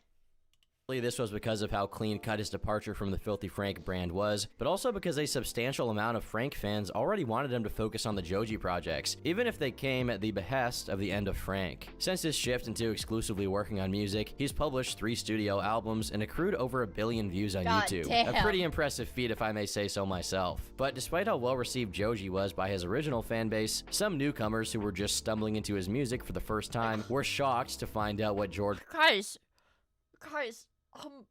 Joji is problematic media. Hey, so Joji's actually problematic media, and you shouldn't be listening to him. Hope this helps. Like, just the most pretentious bullshit, like the most annoying shit in the fucking world. was up to before becoming a musician. Except Outdoor Boys, yeah. I stand by what I said about family channels, except for the Outdoors Boys, okay? That's like, yeah, that's the only, like, not evil one. True, you're right, Spicy Calamari.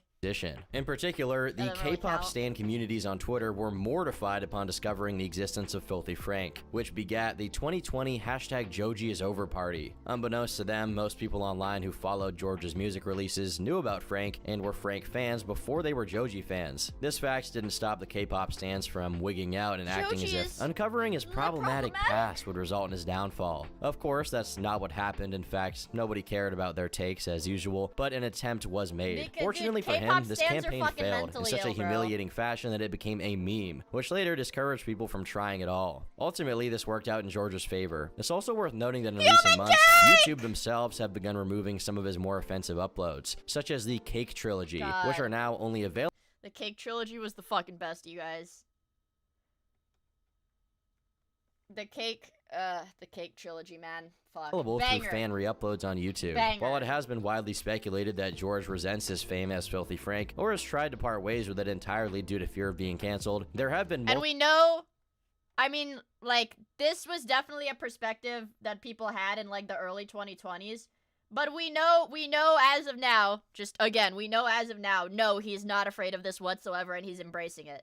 He is embracing it, and openly saying, yes, I'm Filthy Frank, I Plum Corp, Dracula Flow, everything. Yeah. Multiple instances of him referencing his old persona in jest at concerts, usually promoted by an audience member in a pink guy costume, or when the crowd begins chanting Filthy Frank, to which he replies by saying they're people of culture.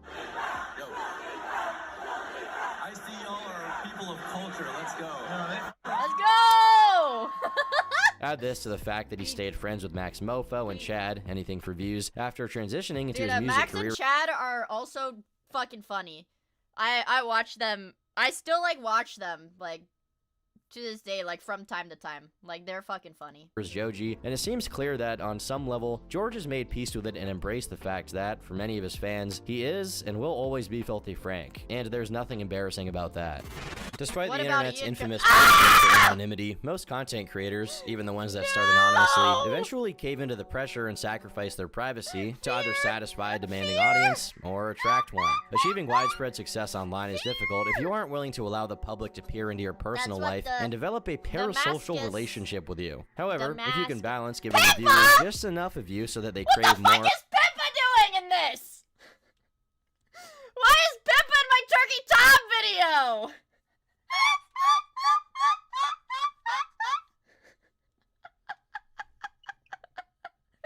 What the fuck?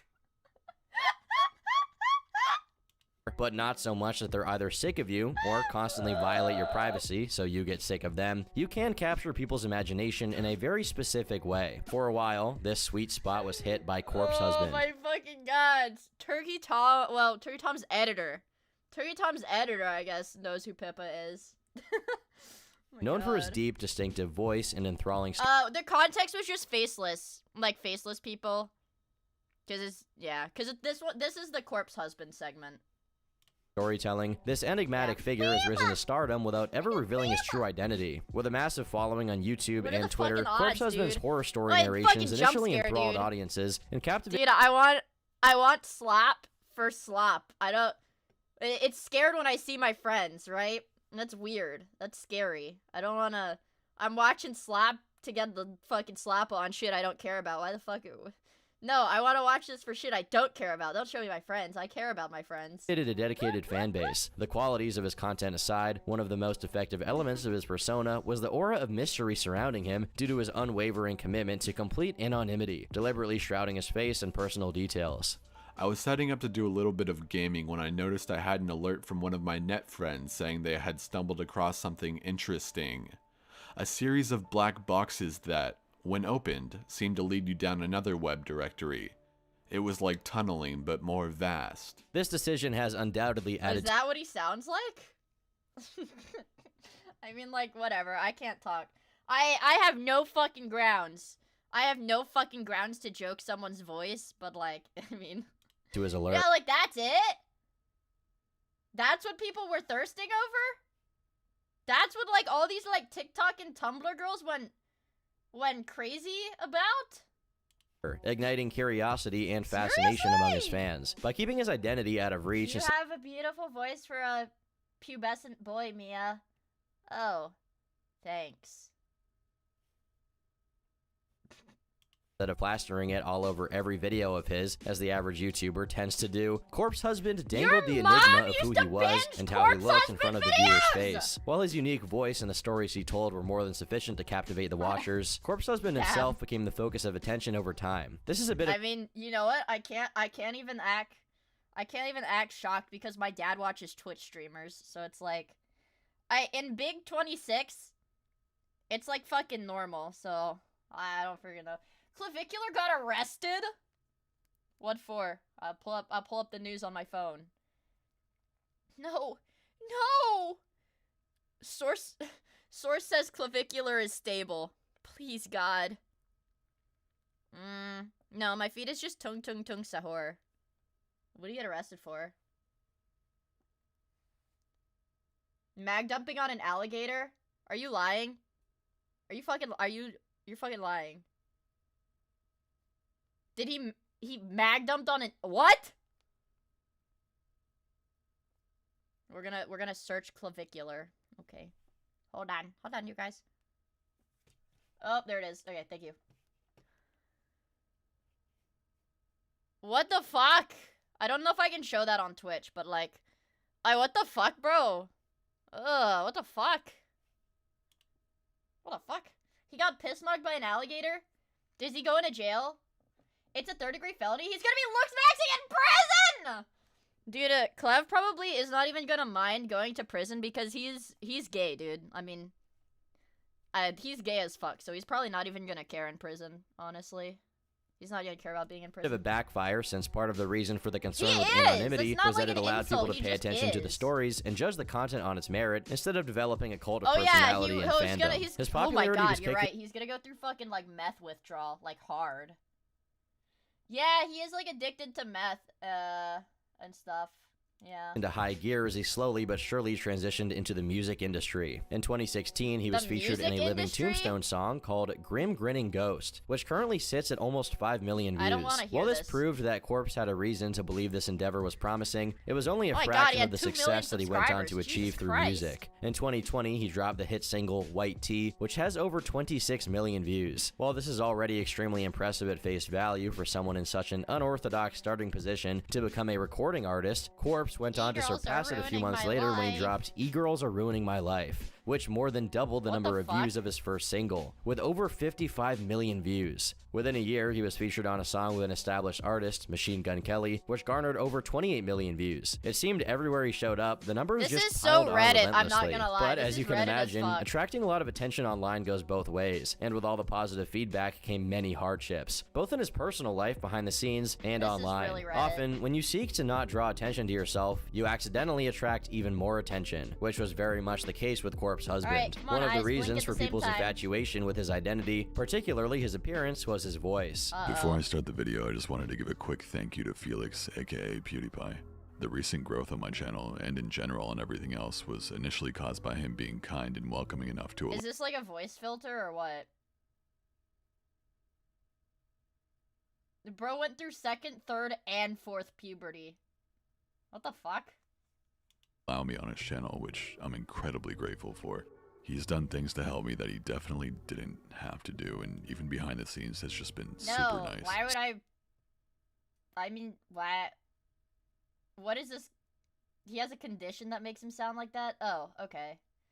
I mean, like, whatever. If he has a condition that makes him sound like that, like, whatever. I'm not gonna flame him for that, but what I am gonna flame are, like, the obsessive, like, so he had obsessive fangirls because he sounded like that? I don't follow. I don't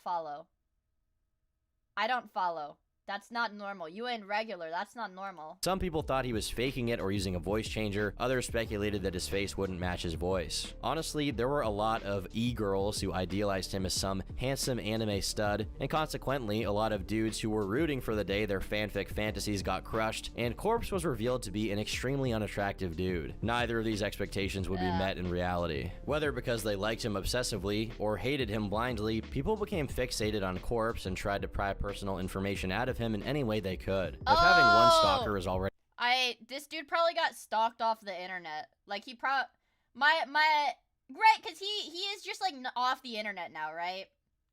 I figure he had way too many obsessive fans, and just, like, it was, like, dangerous or whatever for him to keep doing shit on the internet, because these bitches be crazy. Bitches be crazy, dude. Pretty bad news. Imagine being gang stalked by however many thousands of people were scouring through his online presence to find one moment where he slipped up and revealed something about himself. As far as stalking goes, he'd already dealt with a serious incident in real life. Back in 2016, someone knocked on his house's door and claimed to be from a gas company. His mom was the one who opened the door, and since she had no reason to doubt this person's claims, she let them in. Only later, when they called the gas company, they discovered they had no involvement in that visit. In the following days, there were multiple occasions where cars parked outside the house that sped off when someone left the house to check, and even one instance of someone trying to kick in the door. Mind you, this was years before the astronomical degrees of online fame he would accumulate, so imagine how much worse it could be in present day. As his audience grew, having an online presence became a lot more costly and stressful, and impossible to engage with in a healthy way. Sure, he was looking for it, in a way, but he couldn't have known that's how it would pan out. But that was far from Corpse's only struggle. Corpse was already battling multiple physical ailments, namely fibromyalgia, a condition that causes a plethora of issues such as generalized pains, sleep issues, and fatigue. He also had thoracic outlet syndrome, which is when your rib cage is compressing the nerves on your chest, as well as sleep apnea, chronic insomnia, an eye condition that caused him to have to wear an eye patch, and last but not least, he had GERD, gastroesophageal reflux disease, meaning stomach acid kept flowing back into his esophagus and constantly irritating it, which caused his voice to be as deep as it was. Years ago, I thought it was fibromyalgia, but at the time, doctors weren't believing me because I was 19, in shape, seemingly okay, but then the problem started getting worse, and it started with my eyesight. I wasn't able to read stories because my eyesight was going. Whenever I would get checked for a prescription, they would tell me I have 20/20, but then I wouldn't be able to see when I'm reading. These problems were compounded by the mental illnesses he developed due to his online presence. Like, that's fucked. Like, you're sick as, like, physically, you're, like, really sick, and then, you know, as, like, this is what I see it, like, you're sick as fuck, and not in a good way, and, you know, you go on the internet, you start doing stuff on the internet as, like, an outlet because you can't really do much else because you're so sick, and then imagine that one outlet you have, you're just flooded with, like, fucking stalkers from it. I mean, it's like, fuck. That's terrible. Yeah, no, I mean, it's definitely cringe content because he knows who he's pandering to. It's cringe content, but it's like, you have to feel bad for him, because it's like, whatever, even if people think what you do is cringe, it never justifies, like, just being cringe never justifies, like, people fucking trying to break into your house and stuff. Such as imposter syndrome and anxiety. Overall, the stress of being Corpse was already getting to be a bit much for him. In his song, Agoraphobia, he mentions he fears going outside because he fears people will find him. Recognizing how taxing maintaining all of his online projects was to him, Corpse slowed down posting content on his horror channel, which was hitting record numbers through his Among Us videos, so that he could focus more on his music. In February 2020... Yeah, my understanding is that fibromyalgia is kind of like a... we don't know. It's like a term for a we don't know thing. Like, fibromyalgia isn't like a specific disease. It's just, well, you have all of these symptoms and they can't be categorized into another disease. Yeah. 21 Corpse. Yeah, it's like a we don't know what's happening. We don't know what exactly is happening. revealed that the stress from doing the Among Us streams took such a toll on his mental health that he cut his face with a razor blade 10 minutes before starting a stream to deal with his anxiety because of his insecurity about his appearance. When asked about a potential face reveal, he said, "Realistically, it will happen, inevitably against my will. But a lot of people think it's a business thing or a gimmick. I just deeply fucking hate my face, and people's expectations at this point are ridiculous and unachievable." Naturally, this was cause for concern for the fans who genuinely cared about his well-being and went out of their way to show him some support. For the better part of a year, his uploading was very infrequent on both channels, which worked towards achieving his goal of taking a step away from the limelight, though only to a limited extent, since whenever he did put something up, it soared to millions of views almost instantly. Unfortunately, obsessive fans and haters alike don't forget at Target, nor do they give up easily, and while he tried to hang back and heal, they worked in silence, culminating in September of 2021 with his alleged face reveal. Apparently, people found a picture of Corpse from when he must have been a teenager by figuring out his grandmother's Facebook account. See, like, that's scary. Like, that... I think that's, like, the most fucked up kind of thing like that. When, like, either, like, obsessive fans or, like, A-logs or whatever, like, antis will, like, find, like, childhood pictures of people. Like, that in itself is creepy as fuck. But, like, being like, well, I couldn't, like, there's no current pictures, but here's what they looked like as a kid. Like, that's, like, super fucked up. Super fucked up. Expected, Twitter users in droves complained about his appearance not meeting their standards. Don't you hate it when real-life people don't look like the anime characters you imagine them to be? Man, and it's like, dude, you have to feel bad for this guy, because it's like, this is a picture of him as a teenager from his grandma, shared without his consent, right? I mean, like, that's, like, fucking weird. While others brought up the possibility that the face reveal might not even be Corpse at all, and just some random emo-looking teenager that was now being mocked by the entire internet. Corpse never commented on the situation itself, and it's dubious whether the person in the picture is him or not. To make matters worse, the reveal was promptly followed by another dox, this time not only of what he looks like, even if from a distance, but of where he lives, what gym he attends, and his full name. Again, no comment was made on these leaks either, and to this day, very little is known about Corpse besides what he decides to share with his audience voluntarily. One thing is for sure though, with this horrific track record, he has all the motivation to continue to fly under the radar, since some people are downright repulsive when it comes to respecting the privacy of others. Sky Does Minecraft, also known as Adam Dahlberg, was one of the original Minecraft Let's Players from the early 2010s. Because of how entertaining and energetic his gameplays were, there was a point in time when he held a position next to other gaming giants from the early 2010s. At one point in time, he was even the single most subscribed Minecraft channel with over 12 million, behind only PewDiePie. His Butter series, where he notoriously referred to gold as butter in the game, spawned a catchphrase that became synonymous with his brand and fan base. The only issue with that is, given how wide-ranging his audience was, especially among younger viewers, inside jokes quickly go from funny and community-oriented to annoying and forced on outsiders. To put it bluntly, the kids in his audience took the butter thing, along with his hatred for squids in Minecraft, and turned it— Dude, I was one of these fucking kids. I mean, dude, everybody, like, you know, you're like 2nd grade, bro. You're like, what, like 8 years old, bro? Bro. Everybody was on this shit, bro. Everybody was on this shit, bro. Come on. Everybody was on this shit, bro. Shameless. Like, dog, like, dude, if anything, it's honorable that I'm willing to just admit it, right? Okay? At least I'm willing to admit it, okay?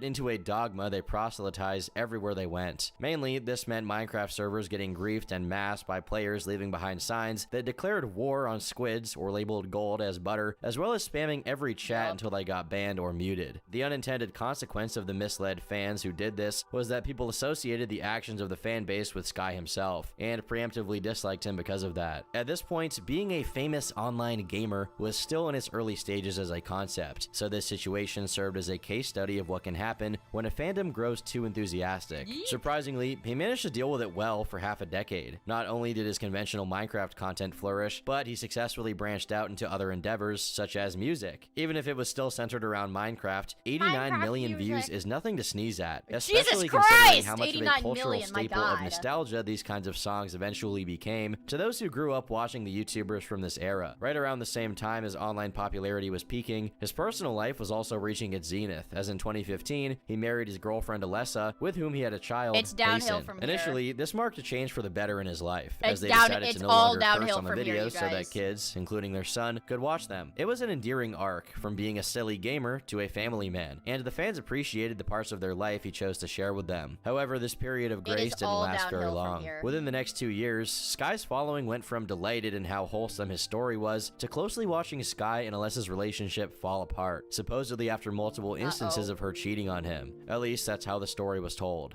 Sky Does Minecraft, a YouTuber with over 11 million subscribers, went fucking 11 off million. on Twitter last night because his fiance, the mother 11 to his million. kid, had been cheating on him. It all started with Sky quoting one of her tweets, which said, "I wish I never met you, and I wish everyone knew what a horrible person you are behind your mask you fucking enjoy wearing so much." He followed this up with, "In before the, oh my god, don't make it public. You made it public when you started fucking around with so many of my fucking public YouTube friends.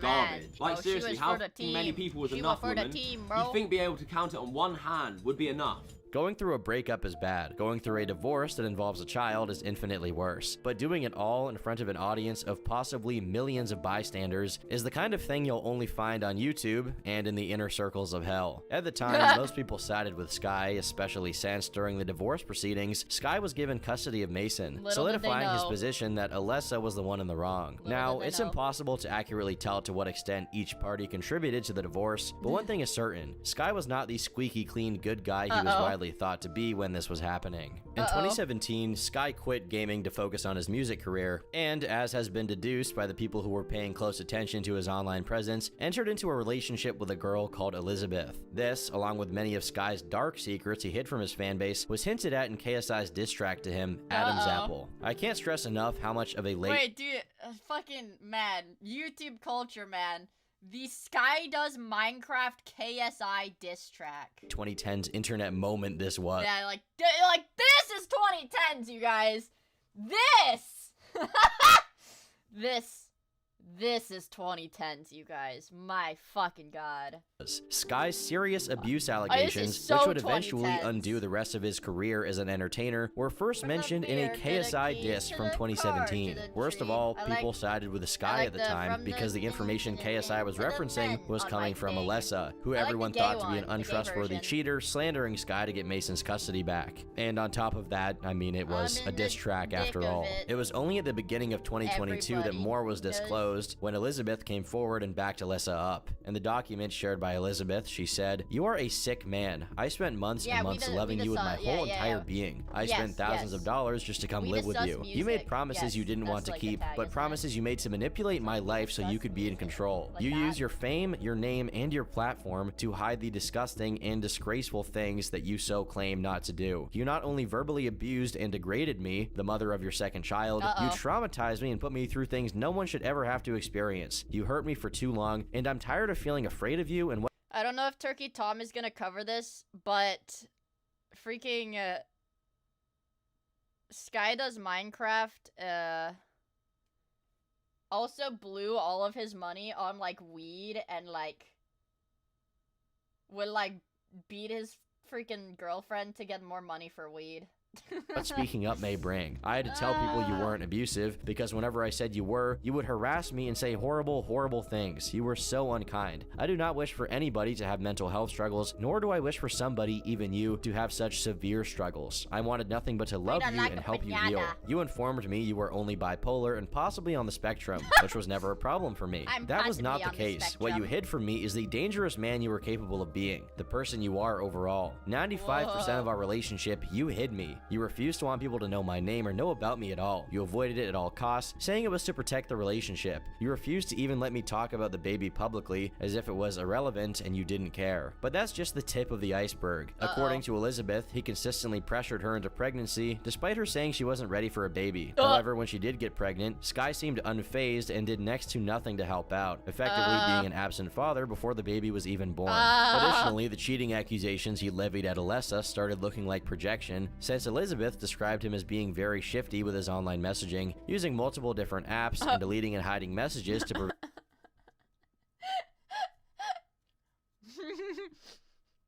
Excuse me? Sorry. Don't say that word. Okay.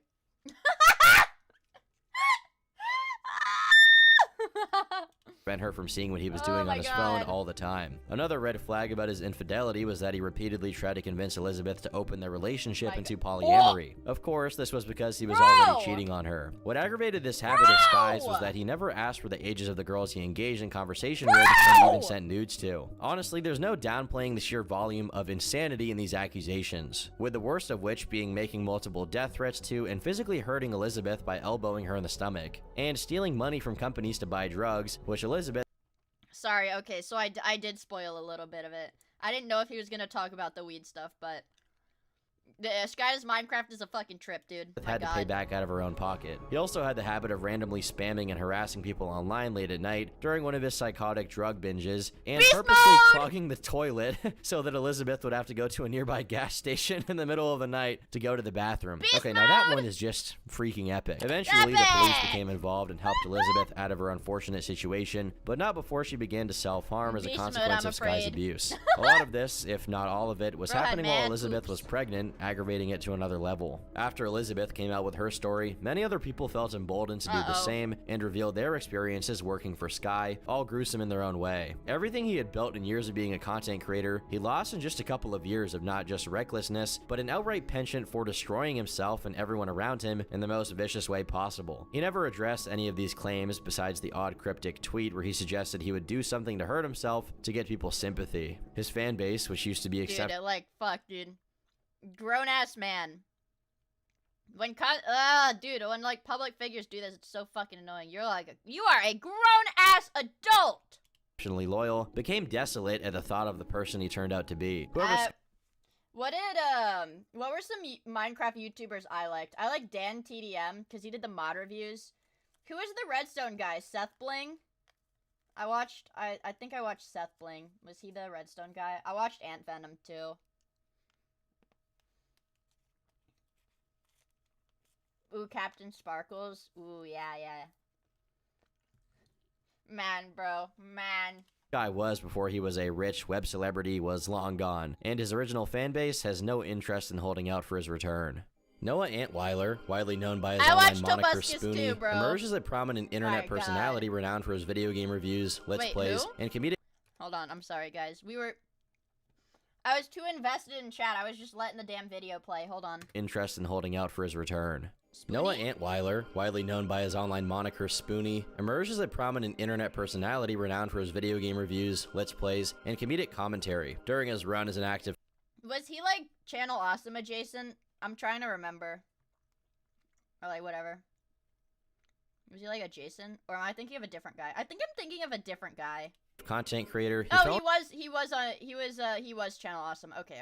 Into the same category as old JonTron, angry video game nerd, and nostalgia critic. It's understated how effective this format used to be, but media criticism interspersed with in-character skits during the late 2000s and early 2010s is what Twitch streamers reacting to videos and not saying anything is to modern day. But even from the beginning, there were signs that Spoonie was unfit for the degree of attention he was attracting. In 2010, he faced his first bout of criticism for his behavior at gaming conventions, namely E3. During a panel with Angry Joe, he started going off on a game called The Bureau, XCOM Declassified, for being too great a departure from the series' original format, yelling out betrayal repeatedly as he ranted. Given this was a very mild offense, but people picked up on... Dude, he's having like a...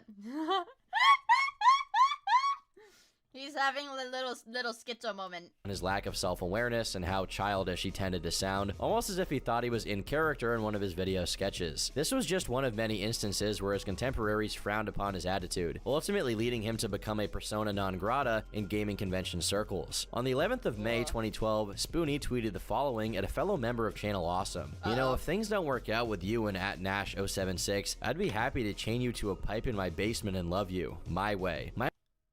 Huh?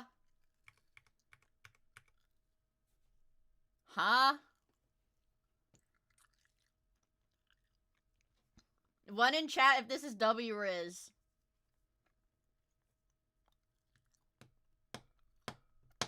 This is what women want. I don't know. I don't know about that one, you guys. I really don't. I'm smitten. This dude's gonna chain Chewy Rock to a pipe in his fucking basement. Listen and learn. A real Rizzler is speaking. Okay, guys, hold on. Let me get out some paper. I'm gonna need to take notes on this one. My way of loving someone is dirty and painful and ends in tears. You can probably imagine it didn't take very long for this tweet to get him in hot water, though he did eventually.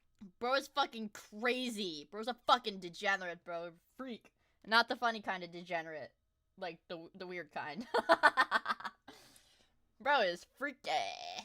Initially apologized profusely for the tweet. His absolute tone deafness was noticed and considered a major liability for other people who were associating with him professionally. An example is when another member of Channel Awesome, Lord Cat, I would never say that to a woman. I would never, ever say that to a woman, you guys. To have lost an interview with Minecraft creator Notch because of Channel Awesome's depreciated reputation as a result of Noah's online behavior. The whole gaming industry turned its back on me. Not you, not Joe, not Blistered Thumbs, me. I went to GDC the following year, Spoonie, and I had a chance to interview Notch. Mojang, specifications, Minecraft. He was hot then. That was going to be huge for this I do not flirt like that. Guys, why do you think I'm like a fucking sex pest? Why do you guys think I'm like a freaking, what even is the word? This is like Discord mod adjacent, like, weird sex pest that likes to abuse women. Why do you guys think that? Wait, you aren't? Yeah, you guys act like I'm a rapist! I mean, you aren't?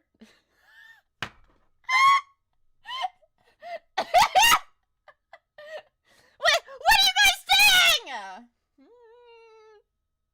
Show the hashtag Discord Kittens channel. I can't do that, princess.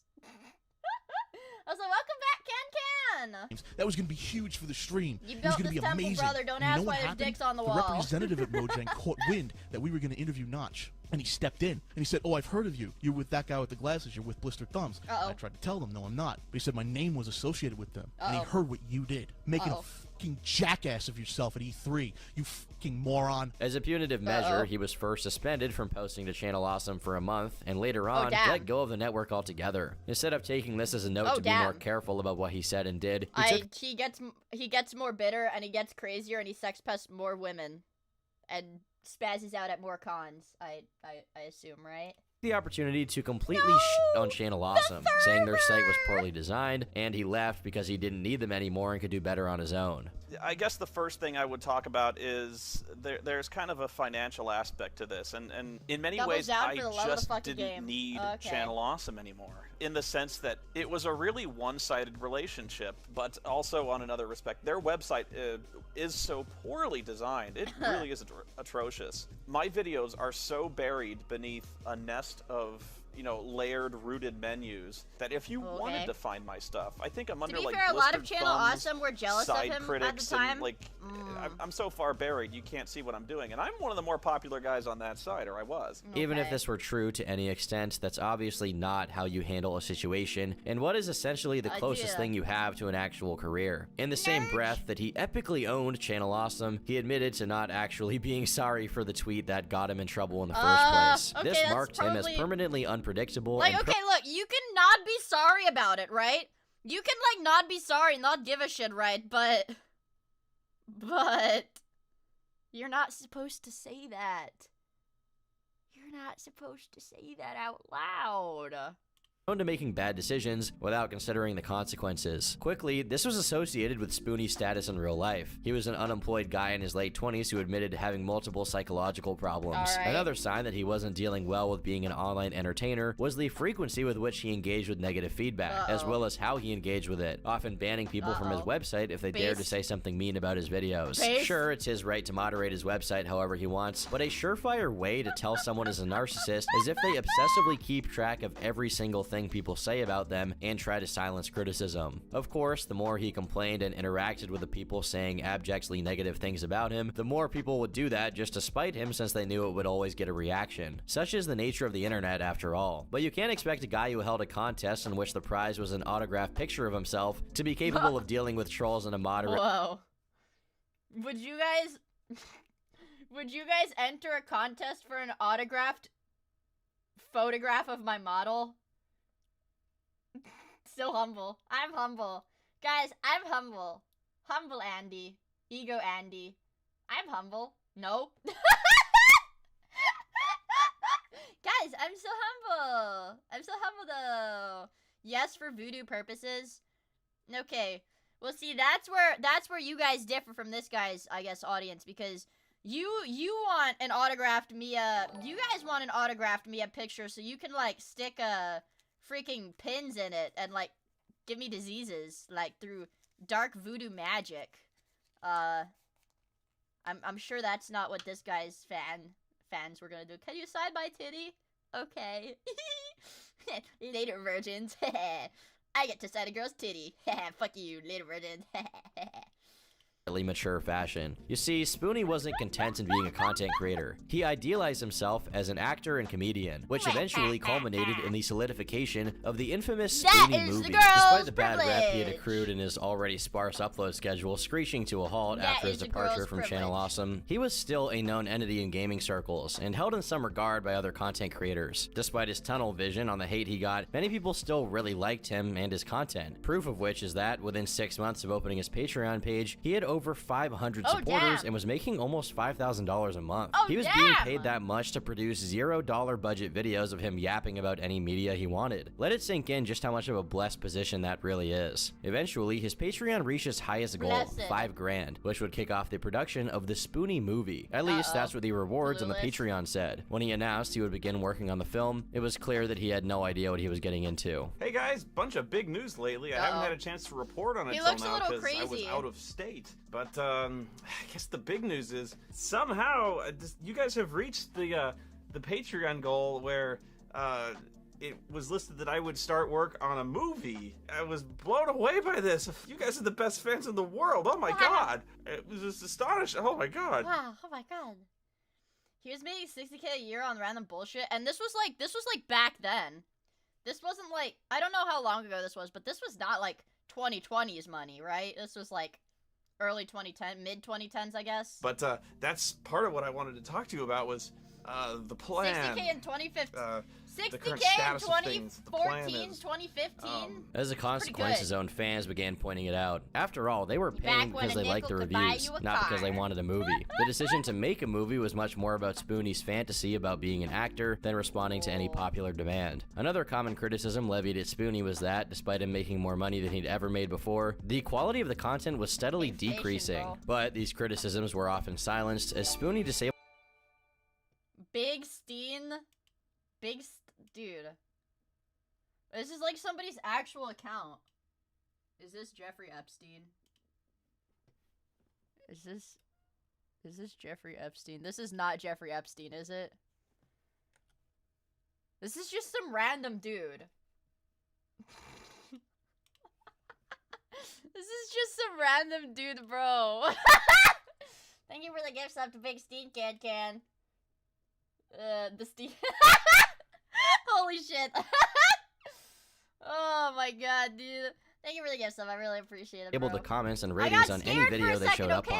This behavior, paired with a straight up non-existent upload schedule, sapped the momentum he had built up on his Patreon, and within a year, he was getting $2,500, only half of what he was making before. He became increasingly inactive on all fronts, except Twitter, which he frequently updated with his usual ranting and raving. His hyperactivity on the platform reached critical mass with the election cycle, after which he spent 6 months without uploading any content, while his Patreon plummeted to just $600. In July, he made a series of tweets saying, "Having a panic attack. I have so many things to do, so many #1 priorities. All I can think to do is hide in bed. Every time I do, I'm afraid." I am hiding in bed from the monsters. Matoem love, Matoem blush, hi Miia.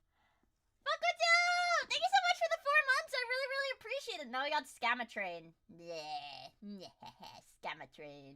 I really appreciate it. Thank you so much. That for some reason this time I just won't wake up. I just can't face the goddamn camera for some reason. I've been down here for months trying to get my head straight. Listen, if I turn the lights on, I sleep with the lights on. I sleep with the lights on, you guys. I'm afraid of the dark. 23 years of age. I'm a grown-ass adult. I'm afraid of the dark. I sleep with the fucking lights on. Oh my god, Ellie! Thank you so much for the raid! Oh my god, Dragon Raid. What were you guys doing? What were you guys doing? Hello, Raiders! I'll give you a shout out. How was your freaking stream? What were you guys up to? What were you guys doing, Raiders? How was your freaking stream? Also, Ken, thank you for the gifts of the alley. I really appreciate it. You got juice to fuck up. Hell yeah. Hello, Raiders. Hi, Raiders. My name is Miia. I'm an artist. Maybe. Nobody really knows. But I did draw and rig my VTuber model. Raiders, do this. Suck cam. Raiders, do this. Suck cam. And what else do I have to say? I'm an artist. I drew and rigged my VTuber model. And I'm gonna be debuting, but I'm gonna be debuting a new VTuber model on May 2nd, and it's gonna be super awesome. And it's gonna be super duper awesome, and it's gonna be really awesome. You guys are gonna be like, oh my gosh, Mia, wow, that is so cool. How did you make that new model look so good, man? Your art is so pretty, man. You might even be the best artist I've ever seen, and your rigging is amazing, man. You are just so good at everything you do, Mia. You're probably the best VTuber I've ever seen, and you guys are gonna say that on May 2nd when I debut the VTuber model. I'm humble. But right now, also, I want to say really quickly, Happy Jesus, thank you for the follow. Star, thank you for the follow. And Mango Chips, thank you for the follow. I really appreciate it, you guys. Thank you so much. And, yeah. But that's in May. Today, in March, I'm watching YouTube videos because I love watching YouTube. Also, Tired Duke, thank you so much for the follow. I really, really appreciate it. I hope you have fun hanging out with us. Yeah. Did you know that following makes your penis bigger? I mean, we don't have a big enough sample size to prove it, but oh yeah, it does. Oh yeah, it does. Oh yeah, it does. Violet, thank you for the follow, and Andy, thank you for the follow as well. I really appreciate it, you guys. But mine got smaller. I just checked. Well, the law of equivalent exchange. Okay. For everything given, everything created, something of equal value must be destroyed. What the fuck? Give it back! If I follow now, it'll look like I have a small penis. That's okay. Everybody, yeah, nope, don't say that. Oh yeah, keep your mouth shut, Mia. Don't say that. What is a suck cam? It's a little kitty. Look. Here's a suck cam. Show me the suck cam. Where is he? Stop. That's suck cam. Look, isn't he cute? Also, Cyan! Thank you so much for the follow. I really appreciate it. I hope you have fun hanging out with us. Isn't he cute? I like him. He's a little sucker. He's just a little sucker. I like him. Alright, back to the YouTube video. Right now, if Raiders are into React Andy, right now on YouTube, I'm learning about YouTubers who were destroyed by their fame. And then I'm gonna watch more YouTube about something else. Because I love watching YouTube. Why are icons of the taskbar centered? Because I don't care enough to change them. Much like I don't care to change my calendar that is in Chinese. I don't know what this means. My calendar's in Chinese and I don't know how to change it to English, but that's okay. And my computer's in light mode. Yeah, I don't know how to change anything. Yeah! I'm here! Hi! Hello, hi, hello, hi. Yay. Yippee. Yippee, yay. And I can't. Financially, this became an emergency 6 months ago, so I haven't been lacking for motivation. No idea what I'm going to do. I haven't given up. I never gave up, but I haven't gotten anywhere either. Replying to someone, he claimed that he was out of money and was going to lose his house. Well, this cannot be very. Also, good night, Sir Gav. Good night. Thank you for stopping by. Yippee. Verified, it would make sense considering he showed no signs of being employed in any other way besides his Patreon, which he continued. Fuck, this guy's just like me, bro. I'm starting to see some similarities, man. This dude is just like me. to update for the rest of 2017. It's not even necessary to say that the movie never materialized, despite being used as an excuse for the lack of regular Spoonie content. Even his most arduous fans were struggling with still supporting him at this point. Spoonie was now in his late 30s, and his mental issues were getting the best of him. He was suspended from Twitter for suggesting he would kill himself and take others with him, though his account has since been reinstated. The bank foreclosed his house, his girlfriend left him, and just recently his dog Oreo passed away. Though since 2022 there have been things that fucking chud meme. I feel like that fucking little chud sitting at the computer. I'm only 23. 23 is still young. to suggest Noah might eventually make a comeback and do reviews, his story stands out as one of the most tragic meltdowns of a content creator. During the mid-2010s, when edgy content wasn't only surviving, but thriving on every online platform, Ian Washburn, or iDubbbz, emerged as a prominent figure, and in a way, the de facto leader of this era and genre of content. After years of diligently putting in work, doing episodes on his series Kickstarter Crap, where— Dude, Kickstarter Crap was so funny back in the day, too. I've definitely said it before. iDubbbz was absolutely my favorite YouTuber at one point in my middle school life. iDubbbz was my '1 favorite YouTuber. Well, haha. Good thing I kind of stopped watching a ton of YouTube in like 2017 probably. And he reviewed poorly put together or outright deceptive Kickstarter projects, Ian developed two things: a small but respectable fan base and a very articulate capacity for criticism. He turned his fan base into content. Can you please stop liking all the content creators I like? You keep cursing them. Unfortunately, every content creator that I really, really like ends up getting cursed to some terrible life-altering, life-ruining fate.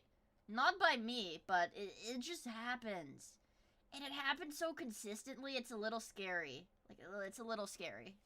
By doing bad unboxing, which often ended in him being buried underneath sex toys and copies of Mein Kampf. With his critical sense, he made Content Cop, a series hailed for its unrelenting and brutal takedowns of other YouTube personalities that iDubbbz disapproved of. What stood out was his no-holds-barred attitude towards what he was willing to do in order to effectively prove a point. From attending Tana Mojo's event only to tell her to say the gamer word when they were taking a selfie, to shaving only the front of his head to demonstrate he wasn't insecure about his hairline on the Leafy is Here content deputy. He seemed invincible, immune to the hang-ups that would make pretty much any other person crawl into a fetal position and cry. I mean, dude, it's like, how did this change?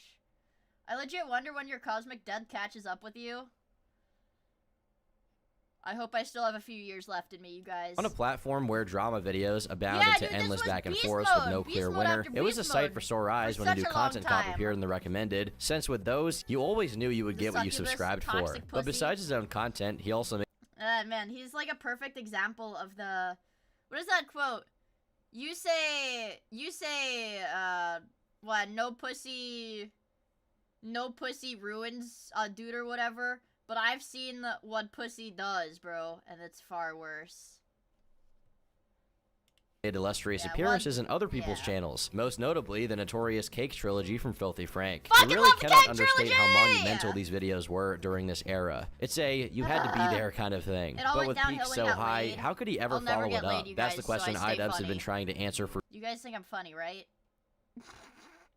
Don't answer that. For years. While Kickstarter Crap and Content Cop were— thanks, guys. I can always count on you for support. Thanks, chat.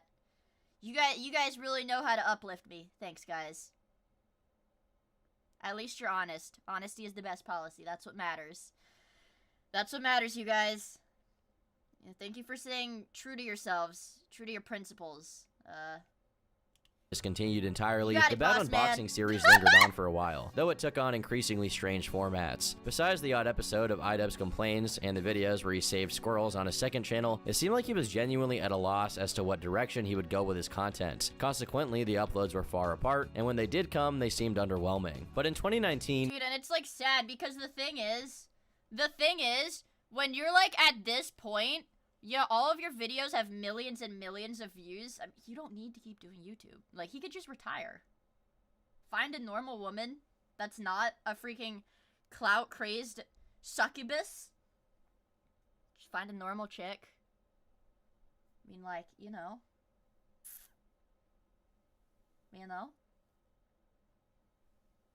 And he could get any Anne Foyd with money, I guess.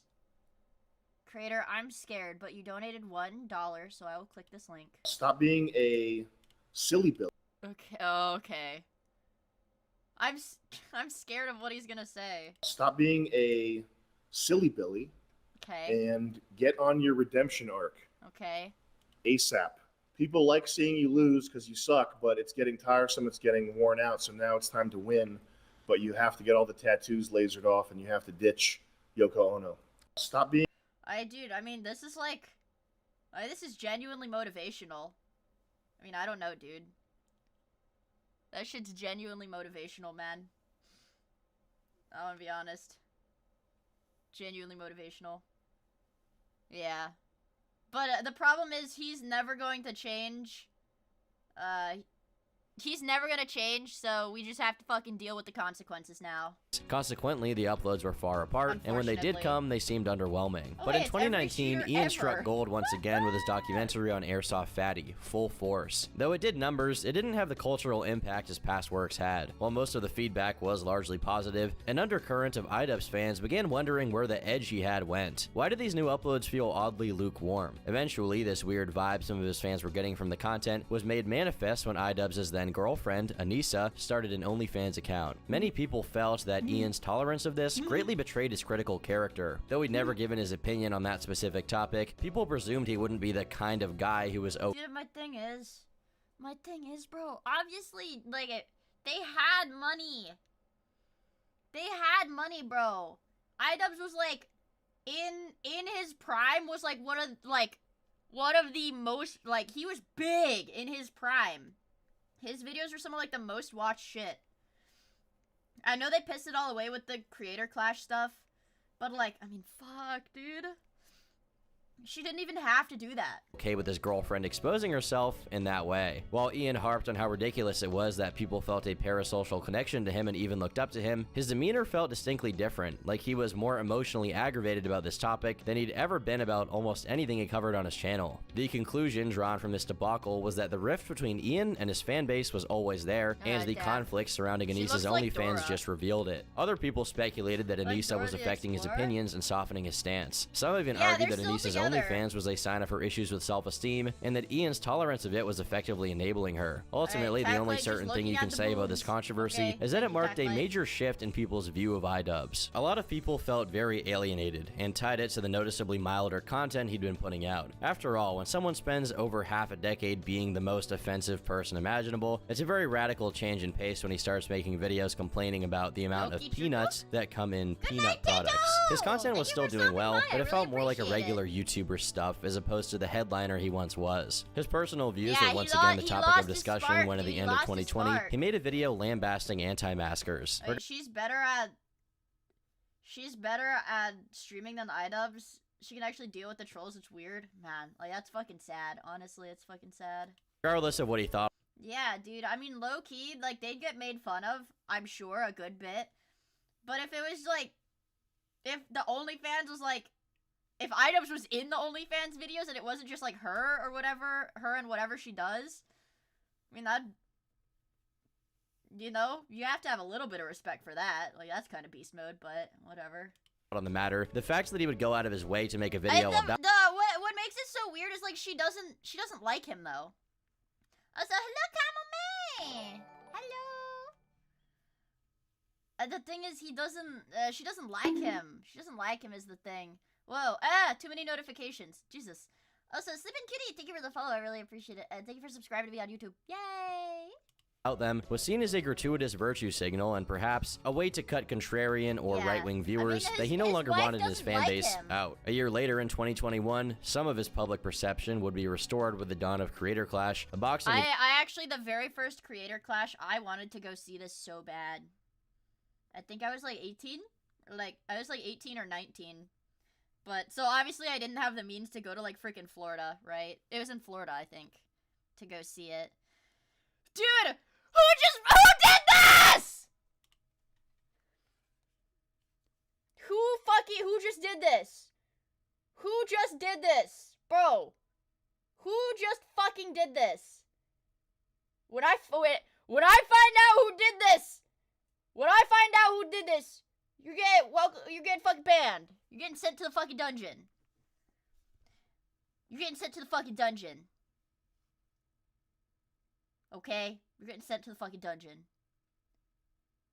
I got gifted a sub to Anissa's channel. Yeah, I got gifted a sub to Anissa's channel.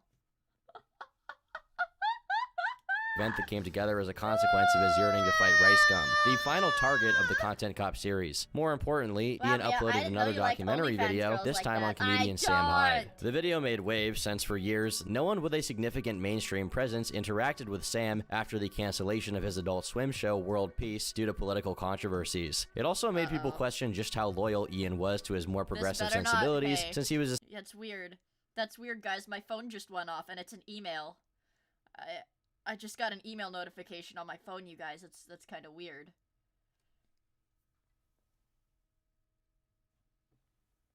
That's kind of weird, you guys. Why did I just get a gift sub? Why did I just get another gift sub, you guys? Why did I just get another gift sub, you guys? That's kind of weird, isn't it? I mean, that's kind of weird, isn't it, you guys? How did I... What's going on? Yeah, I know, my camera was on because I got another email. You guys. Curious, isn't it? Are you subscribing to our OnlyFans next? I thought you knew better. Man, I wanted this roll of Mentos to last me 2 streams, but I ate 2/3 of it today. essentially giving So the I time only of have day to 1/3 someone of who it for donated tomorrow. thousands of dollars to the Daily Stormer, an openly anti-Semitic and far-right website. Strangely, it seems Ian himself believed Sam's more offensive or risque jokes weren't I'm not ironic at giving all. them The reception money. to the documentary Just another apple. Thank you for the follow. Thank you. The third gift sub is going to the bull. Who is the bull? Don't answer that. was mixed. For some who were fans of both Sam and Ian, seeing them interact at all was amazing. Others picked up on how oddly passive-aggressive Ian behaved at times. Devout Sam fans felt it was a hit piece designed to show that he had fallen off. It also came off as strange that he decided to make some of his criticisms towards Sam's style of humor in post, instead of bringing most of it up directly to him while he shot the documentary. Ultimately, doing the doc on Sam was Ian's worst mistake. Not only did it immediately capture the attention of all the people he wanted to push away, but Sam himself was catapulted back into the internet's mainstream. While Sam himself wasn't allowed to fight at Creator Clash, he did train Harley Morenstein, one of the participants, who actually went on to win his fight. This became a complete nightmare once Creator Clash 2 rolled around. Froggy Fresh, another keep in mind, iDubbbz says that he wants to fight Sam Hyde. iDubbbz said he wants to fight Sam Hyde. He wants to, like, box Sam Hyde. I mean, yeah, I know. He's gonna get, like... That's scary, right? Guys, I gotta give some to Rai. Thank you, gifter. Thank you. I get an email anytime somebody gifts me a sub, and I don't know how to turn it off. I wish I could turn it off, but I don't know how to turn it off, but... Thank you, whoever gifted me a sub to Rai's channel. Thank you. YouTubers slated to participate in the event began associating with Sam Hyde. This, in addition to some remarks Ian considered offensive and unbecoming of the event's more brand-safe image, led him to drop Froggy from the event, which resulted in another controversy. People thought it was unfair that Froggy was dropped on such short notice after training for the fight. To make matters worse, Froggy was supposed to fight Chris Raygun, both of which are pretty short guys, and when Froggy was dropped, his replacement was significantly taller and with a much longer reach, resulting in a very visibly mismatched fight. Ian and Anissa, who organized the events, caught a lot of flack for this, which was accelerated by Sam's active participation in insulting and joking about their professional and personal decisions. Finally, this culminated in iDubbbz posting a video called I Miss the Old iDubbbz, where he explicitly disavows his old videos and what he considers his own bigotry. The worst iDubbbz video of all time. And pledges to donate to progressive causes, such as the Trans Women of Color Collective. If I'm gonna have the balls to go to Tana's fan meetup and say slurs at her and then make a video about how it's okay to say slurs, I think I should have the balls to make an apology video and take accountability for the mistakes I made. That's what this video is. I am responsible for creating a lot of hurtful and damaging content on this channel, and I've also created... I know, this whole situation makes me so mad because I could probably rant about this shit for like hours because this is just like the most selfish virtue signaling ever. Because yeah, like Tana, dude, I used to watch Tana when I was like, okay, Tana was like the storytime YouTuber. Tana was like the 2010s early 2010s trashy storytime YouTuber. Like that's what girls watched. Okay, so I watched Tana as a kid. But what is it? But anyways, Tana, I think on like a podcast, literally said that yes, like, cause Tana was a really shitty person. Like, she is a really shitty person. And that goes for like 90% of content creators. Like, they're just like shitty people behind the scenes. But what is it? Like, she said that like iDubbbz doing that at TanaCon or whatever, like, helped her open her eyes to, like, a lot of shit that she did, because, like, Tana was saying the N-word and stuff, too. So it was like, yeah, whatever. But she was like, it helped her mature.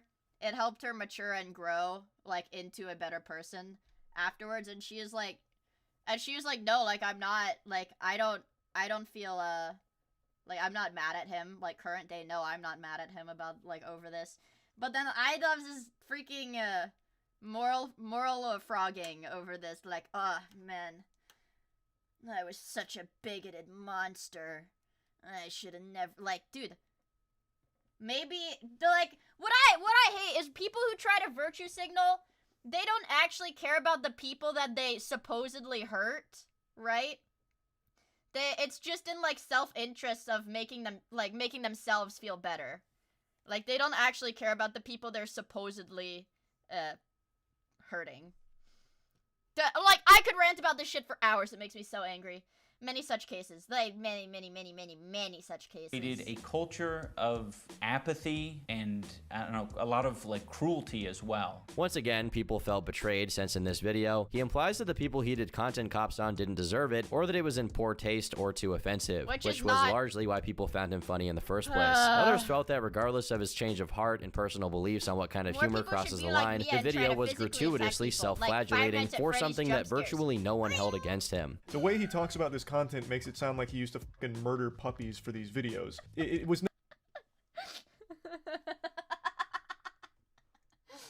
Was that good? Was that a good impression of Freddy Fazbear? never that extreme. I very much would consider it edgy. It was 2016 edginess in all of its glory. And for its time, it lived peacefully. You know, all four nations, water, earth, fire, air, lived together in harmony with all this edginess going on. Yeah. But I don't think it was a mistake that he made those videos. They're not hurtful, nor do I really think they're damaging. There's been no significant criticism of content cops and their level of edginess since they came out, other than from Ian himself. There's no telling where Ian's struggle with the chasm between him and his audience will go next, but it shows how easily a creator can develop a fan base that consists of people they actually don't agree with or like. I've been Turkey Tom, thanks for watching, and until next time, leave me alone. Guys, TikTok's worst emo predator. I think we have to. TikTok's worst. What's the next React peddler? How about the first one at the top of my fucking recommended feed? Because I've watched so many of these already. And because my thing is, I, by choice, do not want to watch a video about H3H3. I just don't. So, let's do this one instead. I watched that one already. I had to break one of my most. But, Dino, dude, don't you want to watch it with everybody? Don't you want to watch it with friends? Emo shirts out of the vault for this one. You like that, white boy? Yeah. Whoa. Yeah, you like that? You like that?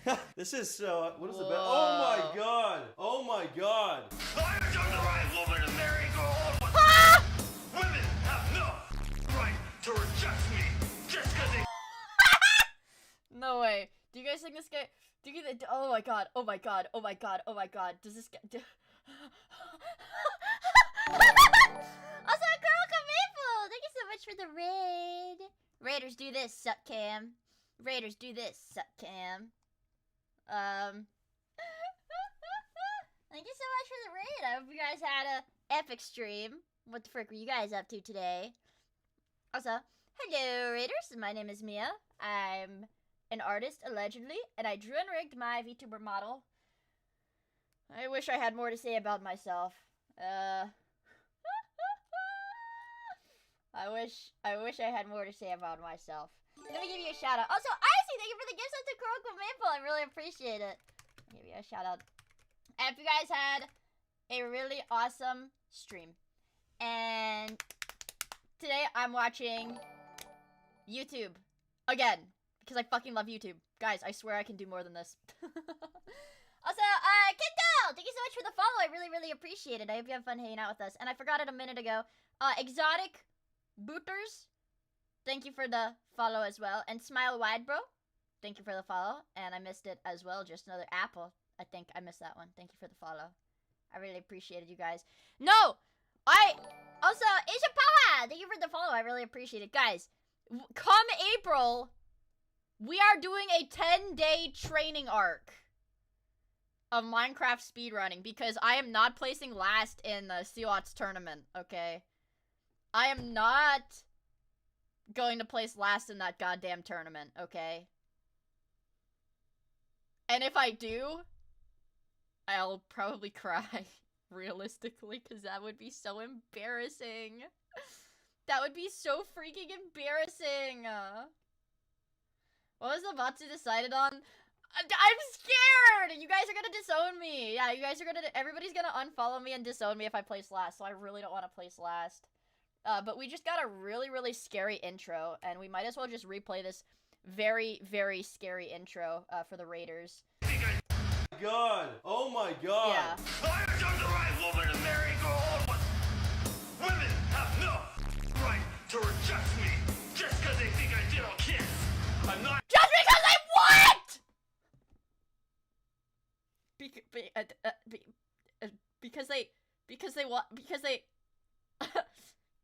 Because they think you literally bonatite. Don't say that. Attracted to minors. Meet Brandon Brutal. Okay. He's a 35-year-old man whose emo phase never really ended. When you do your eyeliner and flatten your hair, but you get caught in. He reminds me of that, like, thumb meme. You know the emo dude with, like, the purple hair that looks kind of like a thumb?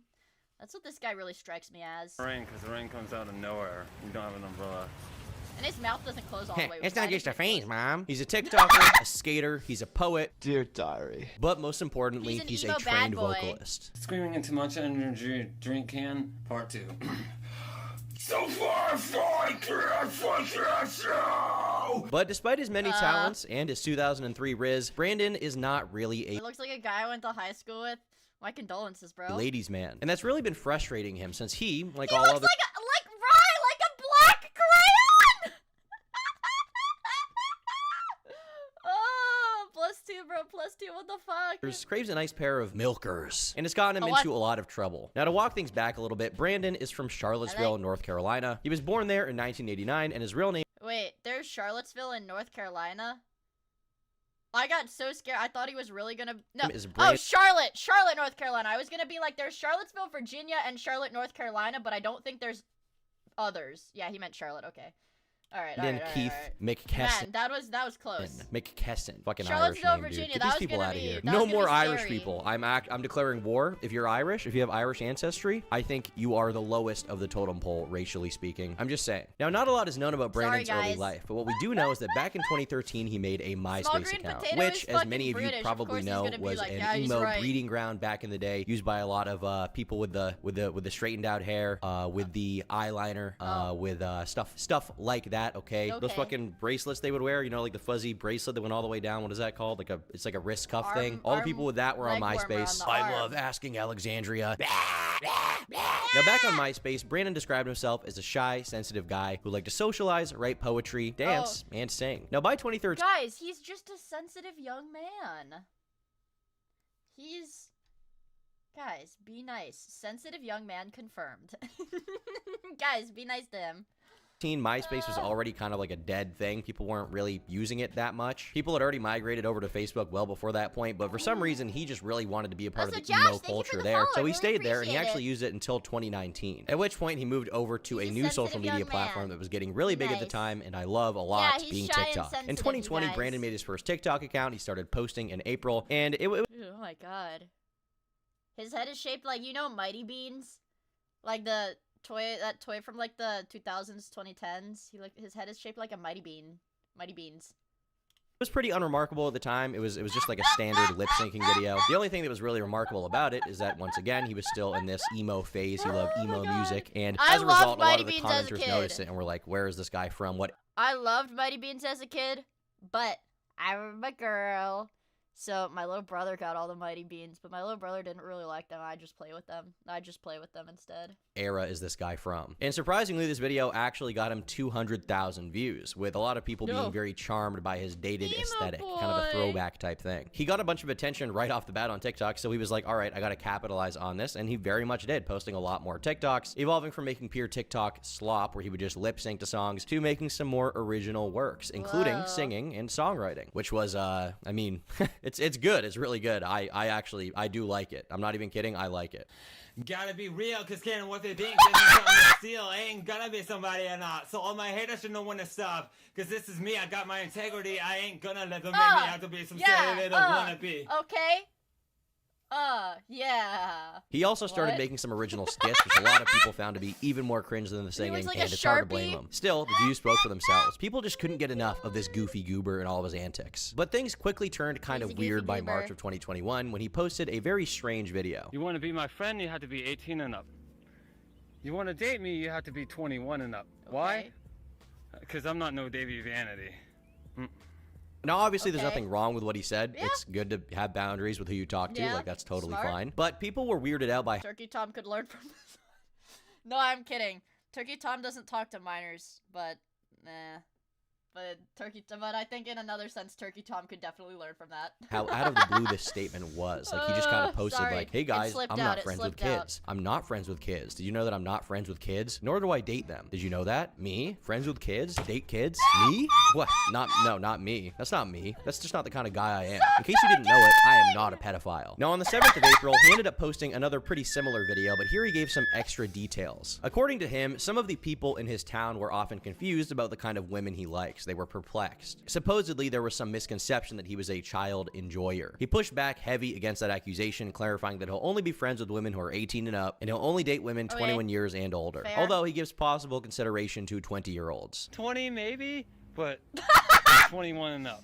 Preferably. Now this video, as you'll see, is kind of foreshadowing some different things. These words will take on a whole new meaning at some point. But for now, people didn't really notice how weird this was. They didn't really have reason to believe he was anything other than just like a weird, maybe autistic guy. And as a result, he continued to grow in popularity, increasing his output to multiple videos a month and expanding his repertoire to vlogs and poetry reading. And on the 7th of May, he posted his first truly viral success, which would become the most viewed video on the channel. Now, until this point, people definitely viewed him as kind of a lol cow. They liked to make fun of him, but as he became more popular, his fan base grew from just trolls to actual unironic fans who just liked his stuff. And the videos also started getting rather personal, as it wasn't just him lip syncing to a song or doing his own song. Some of these videos were actually very motivational speeches he would give to his audience. And this was pretty well received. Yeah, he seemed like a very genuine guy. So quickly, the trolls who wanted to make fun of him were steadily replaced by well-intentioned people who genuinely liked his quirky personality and appreciated him for who he was. For all of 2021, Brandon kept racking up W's, with his TikTok even growing to over 1 million followers.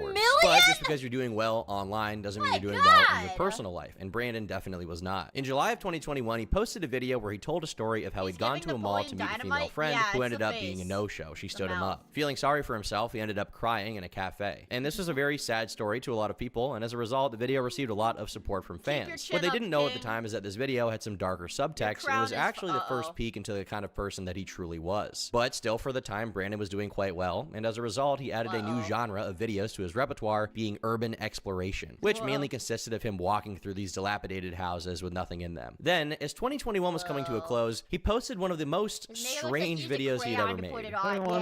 There's some stuff went around that made me look bad, made it hard to get emo girlfriend, but I do feel really... I'm doing the fucking leaflet emoji. Or emote. I'm doing the fucking leaflet emote. Oh my god. He's on a love quest! It'll make it hard for me to get an emo girlfriend. Yeah, thank you, Mihai.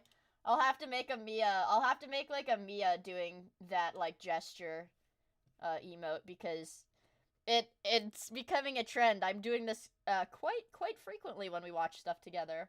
lonely, like I really want Nemo girl from the girl old I'm happy with, but I'm gonna keep my head up. I'm gonna find that one girl for me one day. Now at this point, there was no sign of the stuff he was referring to, and as a result, people expressed sympathy for him. But this quickly became the last video he had ever uploaded on this account, and just 2 days later, he abandoned the channel due to supposedly forgetting the password. He ended up making a brand new TikTok pretty quickly with an announcement of what had happened on it. Notably, he mentions an older TikTok account, which he's also supposedly unable to get into. But once the transition, I'm gay. Once the transition was fully complete, he went back to producing the same kind of content into January of 2022. But then, all of a sudden, a weird unknown Instagram account with no connection to him posted a video, with the caption saying that it was recorded from his camera roll. I'm making this video to say thank you for everyone supporting me, and I just did something that I'm probably not gonna be here anymore for, because I just I did something, and I don't think I'm gonna be living anymore. Throughout this video, Brandon alludes to doing something that is utterly unforgivable, which was supposedly bad enough that it made him want to buy a rope, want to jump off a bridge, want to do something very bad to himself, do something not good for YouTube monetization, unfortunately. And he ends the video by saying goodbye to some girl named Katie, and she'll become really important later on. So stick with me here. Now that video in and of itself is weird, but the weirdest part is that after that, when I have to eat without when I have to eat one meal without YouTube, it's like that fucking gift from One Piece. there was complete silence.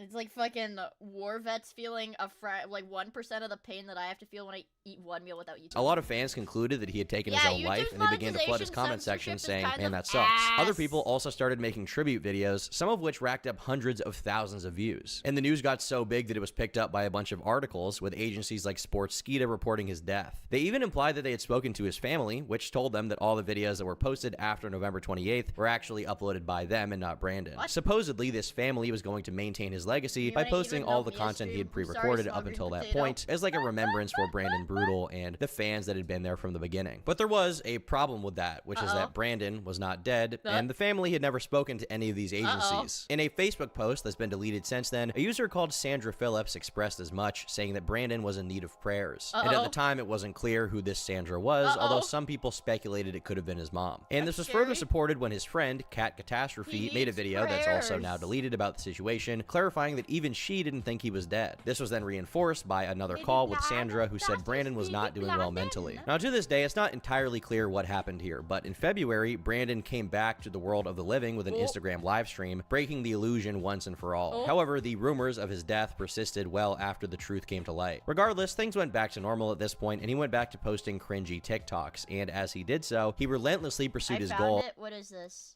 Hold on, sorry. Dang it, Andy. Oh, yes. Okay, we can have... I want an animated one. I want an animated one. I'll keep this bookmarked.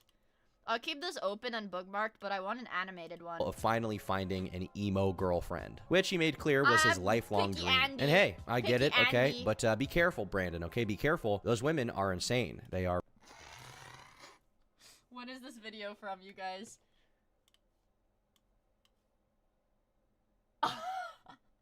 He tried to warn us, you guys. Turkey Tom tried to warn us in 2024. He tried to warn us, bro. If only he knew. If only he knew what 2026 would bring for Turkey Tom. Okay, if only he knew what 2026 would. Yeah, he's got the gift of prophecy. Mentally ill, and they will ruin your life forever. I promise.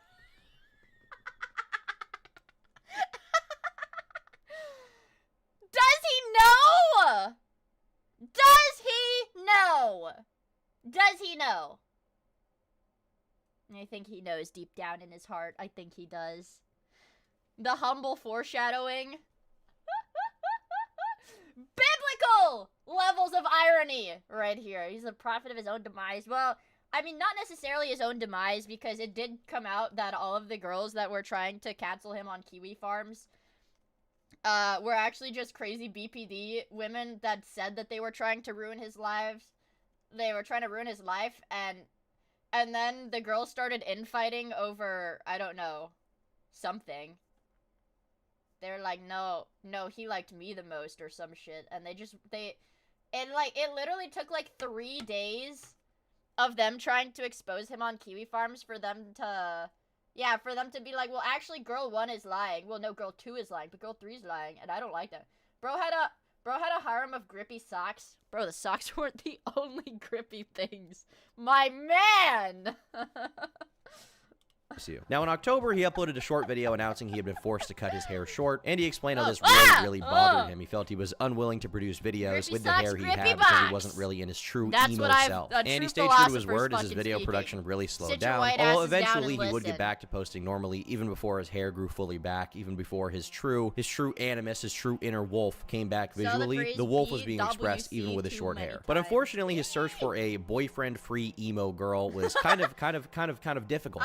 He was having a very hard time. In 2023, he posted a bunch of videos explaining how he was unable to find the emo girl of his dreams, including one particular one from January of 2023. Now, in it, he explains how it's frustrating for him to live in a town like Charlottesville because there are basically no other emos or goths that he can talk to. In this video, he encourages everyone to get a driver's license and to leave their family home permanently as soon as possible to chase their dreams and find the emo girl of their dreams. And he expresses a lot of regret about not doing the same earlier on. And he finally ends the video by asking, hey guys, where can I meet the emo girl of my dreams? Where are the emo bitches at? Where are they? Now, amazingly, just about a month later, he actually came back with a new video announcing that he was no longer single. He claims he had found a long-distance girlfriend called Sammy, describing her as the girl of his dreams. She's the one. He's gonna wife her up. They're gonna listen to My Chemical Romance together until they die. And his reasoning for her being such a dream girl was that she had DoorDashed him a bunch of boxes of chocolates. And while things were looking good in the Dude, I don't even know if I believe that one, honestly. Girlfriend department, apparently, as the year went on, Brandon's fame was kind of fading. His numbers were slowly decreasing, and the once fan-filled comment section was once again replaced largely by trolls. Still, a lot of people stuck with him. They were like, listen, I'm a real Brandon Brutal fan. If Brandon Brutal has 1 million fans, I'm one of them. If Brandon Brutal has 10 fans, I'm one of them. If Brandon Brutal has 1 fan, I am him. But unfortunately for him, things were about to come crashing down because in May of that year, a Facebook account was started up called Exposing the Exposed, and they started targeting Brandon Brutal. They made a post accusing Brandon of being a child enjoyer, a child lover, a child enthusiast of some kind, and they ended up pointing people to a video of a conversation between Brandon and whom he believed to be a 15-year-old girl. Now, in the video, Brandon basically rejects this girl because of her age, which is good, but then weirdly, there seems to be a part where he's struggling to add her second account. And as it turns out, this person was actually a catfish who was not a 15-year-old girl, but they had used pictures of who looks to be an actual 15-year-old to try and catfish Brandon. And the weird part is that at this point, even though Brandon had seemingly rejected her, he ended up adding her on his second account. And there on the second account, he eagerly commented her appearance. He was like, I love your emo look so much, because she matched this goth emo aesthetic that he loved. Now, at first, he did push back. He was like, I don't want to be friends with you because of your age. You're a little too young for me. But after the catfish said that she wouldn't tell anyone if he was friends with her, he quickly changed his tune once he thought no one else would find out. And as a result, he started asking who he believed her. He quickly, you're a little too emo aesthetic that he loved. Now, at first, he did push back. He was like, I don't want to be friends with you because... Wait, so he literally folded under,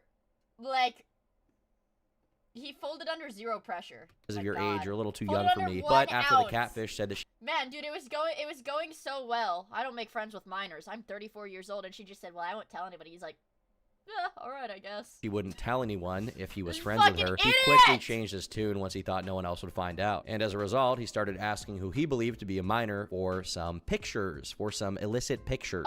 Now, when the catfish hesitated at this moment, he immediately took it back, and he clarified that he was a 34-year-old man who's definitely not a child enjoyer. He doesn't like children. It's all a joke. It's all ironic. He didn't mean it. Now, the catfish ended up pushing back a little bit and ended up sending a nude, not of an actual 15-year-old, obviously, but a nude of what Brandon believed to be a 15-year-old, at which point Brandon stated that this girl was the emo girl of his dreams and he needed her. At first, he was uncomfortable to acknowledge it, but eventually he just gave in. What? What are these messages? What are these messages? How old is he? Did I say 34? 34 years old! You are 34 years old. Son, you are 34 fucking years old. You are too old to be doing this. You are too goddamn old to be doing this shit. And his mind was put at ease, and he kept asking for more and more pictures, which this catfish... Is that what he said? Hold on. I thought he said cock. Come on. Okay. Oh, no, he said cock. But eventually he just gave in. His mind was put at ease, and he kept asking for more and more pictures, which this catfish definitely provided. Now, this catfish also ended up asking Brandon for some pictures of himself, which he refused to do, because in his words, if he didn't send anything of himself, then this interaction couldn't be used against him. He was like, well, she can send it all she wants, but if I send... This reminds me of that fucking, those cultists that we watched the Iwa video about, because it's like, no, that's absolutely not how it works. That's not how the law works, but, okay. Five-heading. Bro is five-heading. Then it's over. And there's no denying the results of this catfish, because Brandon definitely got exposed for doing something very not good. Yeah, shocker. Messaging 15-year-olds is bad. Don't do it. Now, Brandon quickly took notice of this post, and he claimed that this video was all fake. This was all fake. It's all made up. And he then threatened to block anyone who posted the video on his timeline. He also said that while he did speak to this girl, the only real part of the video is the one where he's rejecting her, and all the other stuff is all fake. It's all not verified by American patriots. He said that some kind of impersonator was messaging after that point. Actually, but the problem with that is that the not even an I got hacked. Actually, it was an impersonator was using my account. Exposed account posted a video clearly showing the account the catfish spoke to was his real Facebook account. So he was kind of dead to rights. Now at this point, Brandon was put in a very tough position because he had been generally rightfully exposed and he didn't really have any real good rebuttal. So a few days later on TikTok, he reiterated that this account was fake and that he couldn't possibly be a child enjoyer because he likes adult women with large breasts. His words, not wide speed nod. Mine, okay? I'm sorry, but no, I'm not a pedophile. I just masturbated to a woman with big boobs. What? Yeah, it was a woman. A full adult woman with big boobs, and I'm not lying. He also complains that a female friend of his stopped being friends with him over these allegations, and he called her stupid. You're stupid. You are stupid. You don't want to be friends with me because I messaged a kid? You're stupid. You're low IQ, you ape. And now since all that happened, I lost my friend because my friend isn't smart anymore. I don't really think she's intelligent, because if she would believe I'm a pedophile, then she's not intelligent. I mean, I don't even see her as anything special anymore. But it seems like this kind of took the wind out of Brandon's sails. He ended up slowing down his video production, and he ended up only posting 2 videos in June, with his next upload not coming until a full month later. Now, around this time, his appearance was changing pretty drastically. He was on a new wave, okay? He was wearing these really weird suits, and he also was wearing so many chains that he just, like, anytime he walked around, it was just clinking, clunk, clunk, clunk, clunk. He basically was his own security system. You know Brandon Brutal's coming if he's chasing you, because you just hear... Now, whether he did this because he was caught and felt he needed to, like, rebrand or change his swag or something, or it was just, like, a genuine personal choice is not really clear. But in his words, the reason for the style change was because he had switched in his interests, okay? The emo phase is over. What is he now, like now, he is punk? goth, okay? He's darker, he's more serious. He's not about that teenage emo shit, okay? Now he's an adult. And I like women who are like 22 and up. So if it's an emo girl who's 22 and up, that would be nice. So yeah, I still do want one. Oh, that would be nice. Now, for the most part, things were pretty quiet over on TikTok. The videos Brandon had made responding to the allegations were all removed, and instead he would only respond to this on TikTok Live and Instagram Live, where he probably thought because it's a live stream and he can just delete it right after, nobody's going to actually see it and clip it later on. But unfortunately for him, the drama ended up catching the attention of some pretty big YouTubers, one of which being Johnny Gilbert, who's like an OG emo YouTuber. Back in the day, he was a part of this group called MDE, not that MDE. It was called My Digital Escape, where all the emo influencers would come together and be like, I'm freaking emo, yo, I'm emo. I swear this comment section is going to be everybody just calling me a fucking, saying I wear eyeliner, saying I'm emo. I'm not emo at all. It's not true. I could never be. I would never be. I will never be. Don't bring up the old pictures, okay? Don't bring them up. I don't even know what the pictures are. Because tonight will be the night that I will fall for you. Now, Johnny Gilbert posted this half-hour breakdown going over Brandon's history and the entire grooming controversy, basically going into him being like this. Yeah, at least he owns up to it, bro. At least he owns up to it. Based editor. Guy seems really fucked. But despite all the attention on him, this drama eventually did die down. And so the rest of 2023 saw a pretty big drop in viewership for Brandon. He had a few loyal fans that were still around and didn't know about the allegations, but most of the comment sections of his videos were just filling up with trolls, most of which were very eager to remind him what happened and were trying to inform everyone in his audience about what had gone down and how bad it was. Now, in September, he uploaded a video he called an anti-Davi Vanity. And for those who don't know, Davi Vanity was the singer of this band called Blood on the Dance Floor, who ended up being kind of exposed online he looks like Ari from League of Legends. Why does he look like that? Why does he look like a girl? I don't know. I was never emo. I was never emo. Vanity was the singer of this band called Blood on the Dance Floor, who ended up being kind of exposed online for grooming an underage girl named Jessie Slaughter. Jessie Slaughter, yes, is the one from that very... I was never emo, you guys. I was never emo, so I don't know. Wait, who is this girl? Wait, who is this? Wait, who is this? Me When I Lie? I was never emo. I wanted to be emo when I was like 13. But then I was like, actually, no, I want to be normal. For grooming an underage girl named Jessie Slaughter. Jessie Slaughter, yes, is the one from that very infamous, the very infamous "I'm sending the cyber police after you" video. I don't, wait. Oh! Okay, no. I do know this one, because it's her dad, right? Oh. This is from Yeah. her father. You bunch of lying, no good punks. And I know who it's coming from, because I backtraced it. And I know who's emailing and who's doing it. And you've been reported to the cyber police and the state police. But in this Brandon Brutal video, he revealed that he was blocking people en masse if they called him Dobby Vanity. Obviously, they're comparing him because he's emo. He did something weird. Dobby Vanity was like senior emo. He did something very, very bad. So obviously, they're going to compare him. And he was like, "You're getting blocked if you compare me." And at the same time, he was like, "I'm innocent. I did nothing wrong. I like adult women. I'm not like that." He was even in the comment section of his own TikToks insisting that the person from these screenshots was not the real Brandon Brutal. It was some kind of impersonator that was slandering him. And later that same month, he released a video talking about how he was in danger of going to jail. But according to him, it was for reasons unrelated to the DMs he had that got leaked. He tells a story about how a few years prior, he was apparently harassed by some passerby on the street, at which point he started swinging his skateboard at them in retaliation. That then got reported to the police, and he got charged with impeding traffic. Me when I'm skating down a road and a car honks at me, so I hit them with my skateboard.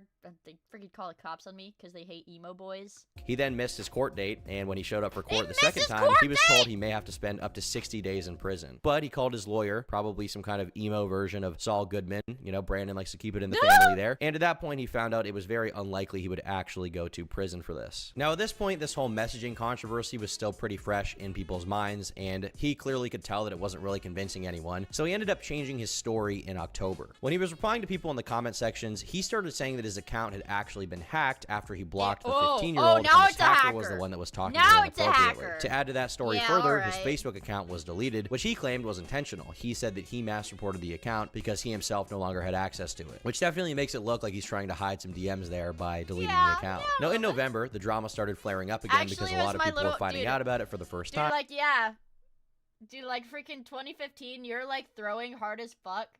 You're throwing hard as fuck in a game, and it's like it's just not going your way, and then everybody's flaming you, and like after the match you're like, oh fuck, sorry, I let my little brother play. I mean, like, fuck, dude, I was letting my little brother play that one, I'm sorry. And also, a lot of people were clipping his Instagram lives where he was continuing to give some very, very weird and delusional arguments. On numerous occasions, he brought up his friend Cat Catastrophe, talking about how he really wanted to have sex with her. He also said that he had a picture of her on his phone and that he ended up whacking it to her at some point. Also, notably, in this clip, he claims that they're still friends despite this. But that didn't really last long once she found out, because obviously, if you find out your friend is whacking it to you, and he's like proudly proclaiming it online, you're gonna be like, that's kind of weird. That's a little bit weird. That's odd. I don't like that. Okay, I had a picture of Cat Catastrophe in my phone, and not that long ago. Does it pick up, guys? Be honest with me. Does it pick up on the mic? I know it. I don't think it does, but I was kind of jerking off to it a little. I don't care if you let her know about that. She already knows I like her that way, so I would bang her. Because Cat Catastrophe, she's 22. I'm getting scared. I only date women 22 through 50. And that's it, not 22 15. Through 50, wow. 22 through 50. So on the 5th of November, she posted a video condemning Brandon so she could try to distance. Well, I'm gonna be honest. I mean, yeah, maybe I see where you're coming from, Brandon. You know what? You know what, Brandon? I mean, it's definitely grippy. Herself. Now, in it, she also made it clear that she had cut him off shortly after the controversy had started, so they're not friends anymore. And she also claims that Brandon had been stalking her. And as proof for that, she showed some clips of him wandering around town on Instagram Live, saying that he wanted to knock on her door and find her. She also clarified that she was the same friend he had referenced in the TikTok video made shortly after the controversy, where he apologized to her and was like, I'm gonna end my life. And ever since then, she's supposedly been in contact with the police to try and stop Brandon's incessant harassment of her. But by now, Brandon was also busy with some things outside of the internet. He was trying to get his life back together outside of it. A lot of the time on Instagram Live, he would talk about how he almost had a new job, but the only thing stopping him from getting that job was that he didn't have a proper ID yet. And by November, his efforts succeeded, which he announced on a video. Now, his channel also posted a few more videos in November before it suddenly stopped posting altogether, and it hasn't actually seen any activity since then. The reason for this is not really clear. He looks like the Chud. He looks like Chud in this one, you guys.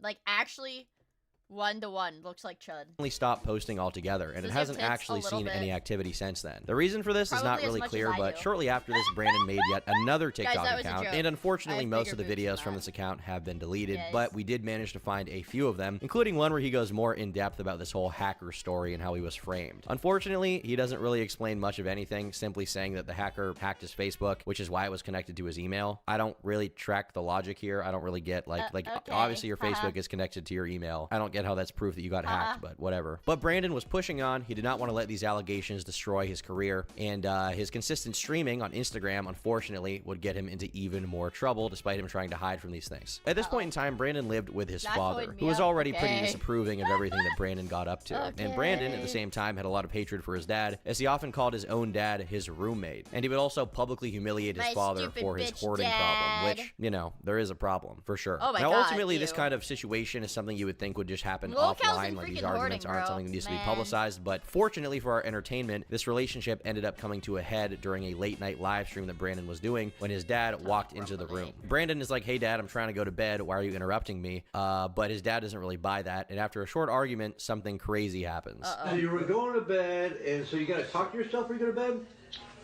We're gonna talk about this, man. You guys got to talk.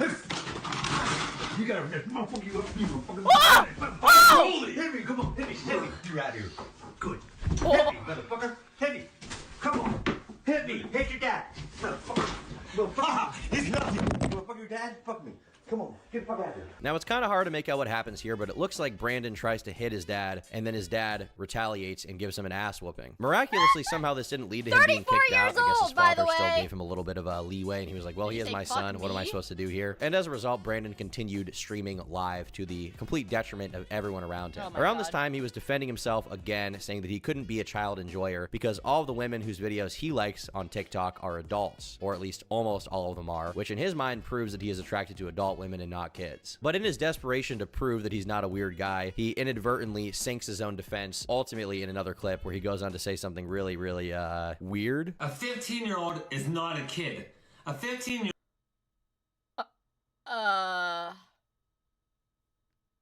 Guys?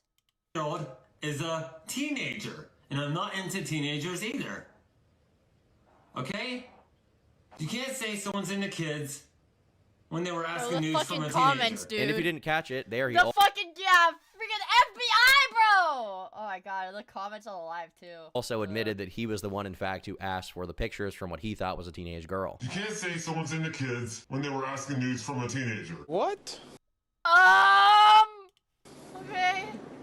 Bro, what are you talking about, man? And apparently these allegations also started bleeding into real life. People around him in real life were finding out about what was going on, and it's not hard to see why, considering he has a very recognizable look. On the 4th of February, he talked about how he was being harassed due to living close to an elementary school. He said he used to be able to walk right by the school without ever getting harassed, but since this controversy, he gets just shit on all the time whenever he walks by, even when he deliberately tries to avoid the school, apparently. And this school itself did not leave his mind for the next few days. He kept talking about it. On the 5th of February, he confessed he had some illegal thoughts regarding the school, expressing his desire to remove it, if you know what I mean. And he ended up clarifying later on when he expressed his desire to shoot up the school. Now, I can't actually find the original clip anywhere. It's probably just being banned online for obvious reasons, because he's, you know, making a big threat here. But apparently the clip was seen by the police, and they ended up issuing a warrant for his arrest on that same day. And as a result, Brandon went completely quiet on social media, with a lot of people wondering why he'd been gone, but obviously the biggest assumption was that he got arrested. And that was ultimately confirmed on February 15th of 2024, when he was actually arrested, with the bond set at $30,000. Now, shortly after this point, he was supposedly released on bail, although he was pretty quiet on social media for the next several months. The only news we would get about Brandon past this point for a little bit wasn't actually from him. Instead, it was from the government. They released a bill of indictment that was signed against him on March 4th, and then a trial date was set on the 24th of June. But that date was later pushed back to September 3rd, probably because of some court issue going on. Now, in August, he actually came back to social media with a new TikTok account and a new Instagram account where he was posting. And he also made a bunch of random random TikTok accounts to post shit, but all of them have been deleted since then. But at this point, a lot of trolls were around. They were messing with him. They knew that he had done something weird, or tried to do something weird, rather, with a catfish that was, you know, in his belief, an underage girl. They knew that he had threatened to do something bad to a school, and as a result, the Instagram lives he did from this period of time were extremely fucking awesome. He spoke about his experience in jail, where he ended up spending about 6 months total. Why he went back to jail isn't entirely clear, but it's possible that his bail was just never posted, so he just stayed there for a bit. And while he was out at this point, it's not like everything was fine, because he was under house arrest, confined to a single hotel room that he couldn't leave. And his biggest complaint about the whole situation was not that he couldn't go outside. It wasn't that he couldn't interact with real people. His biggest complaint is that his piercings got taken out and the holes were closing up. They were healing, which meant he would have to redo the piercings, and that was just like fucking the end for him. Now at this point, we also find out who reported him. Apparently someone named Miss Henderson had called the cops on him after she saw what he did. And in a very Brandon-like fashion, he goes on to say that he'll never hurt kids, but he'll definitely hurt her. You know what?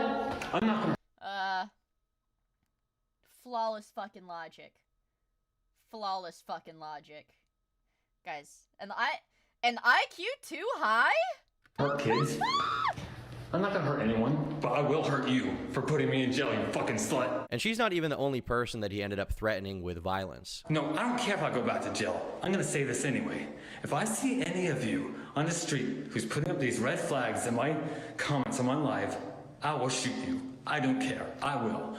Because you thinking I'm into kids is warrant enough for me to shoot you. So at this point, he's basically having a full-on crash out 24/7. Every single stream is just trolls flooding in to mess with him, and he's not taking it very well. During one live stream, he invited one of the viewers to join a call with him to have a chat, but he ended up adding the wrong person. And this stranger, known as Jaleel, got into an argument with him, during which he was pretty uncomfortable. He's definitely sweating over being asked if he was into minors. Brandon's basically just like, oh no, I like adult women. I want to marry an adult woman and have kids with an adult woman. But obviously, Jaleel pushes back against him, and as a result, he ended up kicking Jaleel out of the call after he couldn't really muster a good explanation. Well, it's not very emo to do something like that. Now, sometime after this, he ended up accepting a call from someone who actually seemingly wanted to help Brandon out, insisting that Brandon needs to take responsibility for what he did and acknowledge it and then move on. But unfortunately for him, Brandon could not admit to what he had done with a straight face. He couldn't say it, despite the fact it was pretty much confirmed at this point, and he just reiterated how he just likes adult women. And as it turns out, Brandon's time in jail only served to further kind of radicalize him, kind of push him down a dark rabbit hole, because his obsession with finding a girlfriend became the one thing he would focus on. It was like in his mind, the one saving grace. Like, my TikTok account is failing, all the trolls are coming after me, but at the very least, I need to find a girlfriend. In his words, the allegations of messaging a minor were only bad because he couldn't find a girlfriend right now. It was harder to find women. Women thinking I'm into kids just turns women off. And it makes me into kids. What the fuck? Because he couldn't find a girlfriend right now. It was harder to find women. Women thinking I'm into kids just turns women off. Women thinking that I'm into kids turns them off, and it makes me very angry. And it makes me lose so many chances with women. In this particular clip, he says that rejection makes him so angry that it makes him want to commit violence against the women, like some Elliot Rodgers shit, despite the fact that in his mind, he knows it's sinful to think of such things. In another clip, he went into a full-on breakdown over the constant rejections he was getting. It's like he's just losing his mind now. I know, I'm trying to be Christian. I'm so fucking scared right now. Mad at the fact adult women are rejecting me like crazy.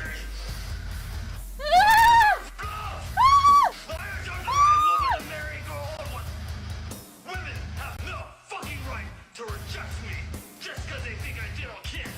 I'm not attracted to minors. So Brandon started chatting up women on Instagram, sending them some very awesome love poems in an effort to woo them. And somehow this turned into a massive argument with multiple different women at once. In his usual shtick, he would defend himself from the child enjoying allegations in the worst way possible. And he also, funnily enough, his greatest accusation against them, his point against them, was that they are not real emos because they weren't interested in talking to him because he was like the king of darkness. And because he's the king of darkness, he expressed his belief that they were obligated to like him. Now at the same time, he really wanted to make it seem like he was very sought after despite not having a girlfriend. So he claimed that he was being sent nudes from 3 different women for free and that his ex-girlfriend also still had feelings for him. He also posted pictures of his beautiful self, saying that a handsome boy like him should be easily able to attract these girls, and they're just in denial over his prowess, his sexual prowess. And when it became clear that he wasn't really going to get anything from these girls, he ended up posting a photo of... Guys, be nice to him. He's just a sensitive young man, okay?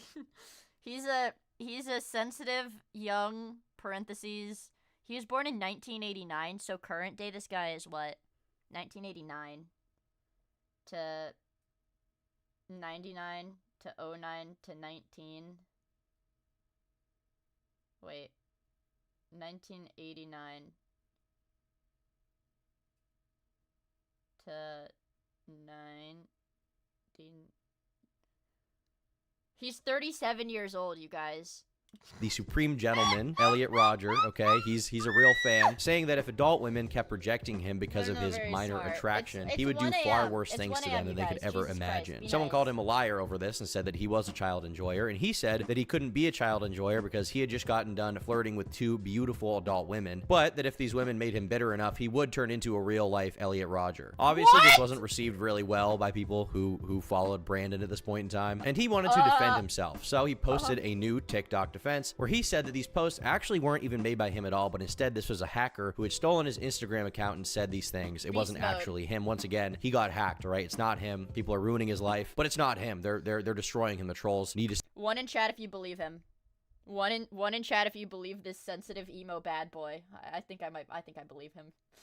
Guys, I think I believe him. I have no reason not to. I've got no reason not to. Hashtag believe all emos. Stop now. He also clarifies that he would never ever harass anyone, and that if a woman told him to back off from their interactions, he would do so without question because he knows the right thing to do. Now, I'm guessing that at some point he received a call from his parole officer because his story changed pretty quickly from what he was saying. Suddenly, he admitted that it actually was him who had made all of those posts, but that he was only joking about it, and that any of the threats he made should be taken with a big pinch of salt because he doesn't mean them, it's all a joke. And also, take it with a pinch of salt, please. Accept it as a joke because he doesn't want to go back to jail, which he calls jail the penis farm. I don't really know why he calls it. I can't do this shit, bro. I can't fucking do this shit, bro. I can't. I can't fucking. I can't do the penis farm. I can't do this shit, man. Guys, yeah, guys, be good or Mia's gonna send you to the penis farm.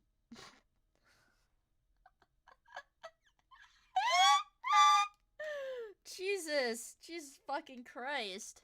Is it like because of what happens in the shower rooms? Is it because there's so many guys there? Because it's like, you know, there's a guys, women, and a women's prison. Like, I don't know. He calls it the penis farm. I don't know why. Jail is the penis farm. From now on, anytime someone is at risk of going to jail, be like, you're going to the penis farm, buddy. You're going to the penis farm. Now going back to that damn penis farm, which I'm not even gay, so I don't know. But anyway, no. I'm not going back to jail. And ultimately, his biggest concern with going to jail seemed to be that if he went, he wouldn't be able to talk to girls, which made him threaten to jump off the Golden Gate Bridge. Hypothetically speaking, he didn't say that. Beast mode! I don't know if you're gonna see me again. Beast on mode. TikTok, Beast mode. because I don't know if I'm really gonna last. I don't know if these thoughts of mine, these S thoughts of mine, are gonna actually become reality. Suffice it to say, he was pretty desperate at this point. He was grasping at straws to make himself look better in whatever way he could. So now I got to bring up a little bit of a throwback to earlier in this video. You guys remember when he said that 15-year-olds are teenagers, not kids? A 15-year-old is not a kid. A 15-year-old is a teenager. It seems like he realized how bad that made him look, and so as a result, he made a new video where he claimed he had never said anything like that, despite there being video evidence of that. All right, I want to be honest with everyone. I never. It's like he could just say, I was wrong. I was wrong. I misspoke. Whatever. He could say any of that stuff. He's like, I didn't say that. I didn't say that. What are you talking about? I didn't say that. Said that a 15-year-old wasn't a kid and that they're a teenager. I never said that in my life. 15-year-olds are babies, okay? Anyone under the age of 18, they're babies, okay? A 15-year-old is not a kid. I never said that in my entire life. Is a teenager. I know, he just keeps going on about it. when they were asking news from a teenager. He also adds that people between the ages of 18 and 20 are also kids, and he clarifies that's why he would never ever date them, because they're too young, right? But eventually, it seems like the drama and the heat got to be too much for Brandon. He couldn't handle the internet debating, and as a result, he deactivated his TikTok account, but he had the intentions to make a brand new one in the next month. He also promised he would finally go back to his old emo hairstyle with the hair, the nails, the clothing, okay, because that was really the biggest concern, that he wasn't emo anymore. Everyone was really mad about that, and he also said that he would never ever address the child accusations ever again. But that didn't last that long, because literally the next day he posted another video, still not looking emo and still talking about the accusations. Now later on Instagram, he claimed that he had a new girlfriend and that she was 31 years old, which would put her you know, close to his age, I would say. Pretty close. Close to his age. He is 35, keep in mind. That's like the craziest part, that this guy's fucking 35. What is happening? What went wrong? But he also adds that he's contacting a deep web hacker, okay, a guy from the deep hacking state, and that this guy is going to create a new technology for him so that he can message women even if they block him. Beast mode. Beast mode. I'm gonna go to the dark web and pay a hacker to make it impossible for women to block me.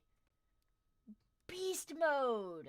Which is just like a crazy thing to say that you want to do. And it seemed like the terms of his house arrest were also loosening up a little bit, because in August, Brandon went outside for the first time since he had been at that hotel, which he live streamed fully on Instagram for all of us to watch in all of its glory. Now, it seems like he'd been allowed outside, but there was still a limited area he could be in, because he could only go outside within range of his ankle monitor. And while he was out there, he wasn't— oh my god, right, he's on fucking house arrest. He's got a goddamn ankle monitor the whole time. Hassled about it in any way by the cops or a parole officer or someone like that. Now, he spends most of this stream calling some identified woman. He tells her that he has no money left, meaning he can't afford to eat, and he also threatens to jump off the Golden Gate Bridge. Now, around this time, the account exposing the exposed also showed a supposed conversation between Brandon and a 14-year-old, but unlike last time, this one was fake, and it had an obviously scripted convo to make things seem more believable. And they also used some sound bites that were clearly from Brandon's videos, but they put it inside of the DMs to make it seem like it was him using like voice notes. It didn't take very long for most people to figure out that this was fake, and as a result, the Facebook page has been deleted since that post. So it's kind of this weird situation where you have like the one allegation against Brandon that is real, but then you have this fake one, and then you have all these other people also trying to smear him. Unfortunately for him, he wasn't able to spin this false allegation into gold to claim that the other one was fake. Instead, he was basically just smearing himself, as he was still really busy sending some girls some really weird unsolicited messages that then got leaked. One of these women publicized one of their interactions, showing 2 voice messages from him, in which he acknowledged he was messaging her other friend and was being outright creepy to them, but he still chose to do it because, in his words, you can't fix what's broken, and they're gonna think he's creepy anyway, so he might as well just turn that creep meter up, okay? That creep cast meter, we're turning it way up. Brandon was creeping his cast, but it was a woman. Who's up creeping out girls right now? Yes! One in chat if you're out here, if you're up creeping out girls right now. One in chat, guys. I'm typing ones telepathically with my mind. Me! Anyway, yeah. I was looking at your TikTok videos, and I saw one video where you had no makeup on. You looked cute. You looked so damn adorable. Just want to snuggle you. Now, after spending 2 minutes talking about how creepy he was being— dude, that giggle is like the goddamn creepiest fucking thing in the world. Creepiest thing ever. Creepiest thing ever. The pedo giggle. What fucking 35-year-old talks like that? He concluded the voice message by calling her a snuggle kitten. Snuggle kitten, bro. You're just my little snuggle kitten. You personally, you're not just a normal kitten, okay? That's normal. Normal kitten, that's kind of like a mid thing for me, but snuggle kitten? Ooh, oh yeah. I want you to be my snuggle kitten. You can just snuggle and hug, and I can hold your hands. He followed that up with a second voice message where he said he would have to take revenge on this girl because she thought he was a kid diddler. I'm gonna get a little revenge on you for thinking I'm a kid dealer. Dude, I think the cherry on top for this shit is that he's like very obviously like got some level of like developmental disorder, developmental delay. He's stunted, like very clearly stunted, and he can like barely speak. She thought he was a kid diddler. I'm gonna get a little revenge on you for thinking I'm a kid dealer. So I'm gonna talk a mushy to you. I'm like, you know what? You're cute and you're adorable. Now things have gotten really heated at this That point. is a We've seen so many weird DMs be leaked from Brandon. We've seen so many funny interactions, and it seemed like he once again was not able to take the heat. So he deleted most of his social media accounts, including his Instagram, and then he switched back to an older account to do another live stream, weirdly, during which he revealed that he was kicked out of the hotel he was at. Despite that, he was apparently able to get around the rules of his house arrest by staying at a gas station near the hotel. I don't know if he was like sleeping at the pumps or if he was sleeping in the bathroom or if the owner let him. I don't really know how this works. I'm just imagining like pulling up my car to get filled up, and then I just look over and Brandon Brutal is just like taking a nap on the sidewalk. He's having an Instagram live screaming about how he's not a pedophile. That would be fucking sick. He also talked here about a past emo girlfriend of his who had apparently beat up her ex, and he expresses a desire to be hit. Wait, guys, lock the fuck in. Guys, lock the fuck in for a second. A past emo girlfriend of his who had apparently beat up her ex, and he expresses a desire to be hit by her as well. And after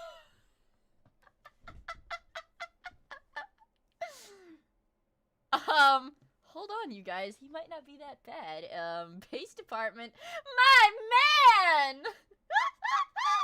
You know what? I'm gonna say that's his most reasonable take so far. Maybe we aren't so different after all. After this fateful, awesome live stream where he talks about sleeping at a gas station, guys, Brandon went silent again. We wouldn't get any updates from him personally, but what did happen is that on the 27th of August, he was taken into custody again, this time with a $60,000. Dude, look at his fucking face. Look at his fucking face, bro. What is this mugshot? What is this? Yeah, dude. Bro thinks he's hitting the fucking blue steel. Oh my god. He's trying to hit the blue steel. He sucked on a lemon before they snapped the photo.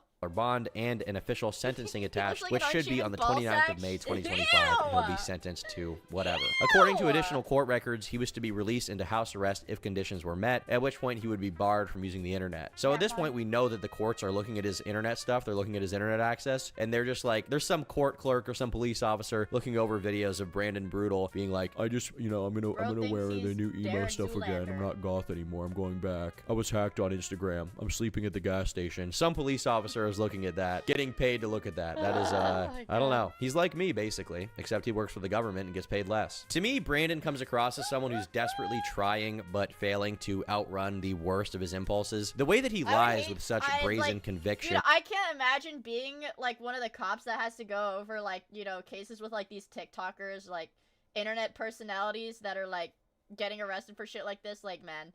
Like, what a fucking rabbit hole that shit must be. And despite the fact that videos of him saying the opposite have already been recorded, makes it seem to me like he genuinely thinks he's done nothing wrong. Like, he seems to think that every fault or misstep in his life was not because of something he did, but instead it's because of bad luck or other bad people that aren't him. In his mind, it can't possibly be that he did something really shitty, and he just can't accept it for whatever reason. I don't really pity him, but I almost want to feel bad for him if it wasn't for that, the 15-year-old thing.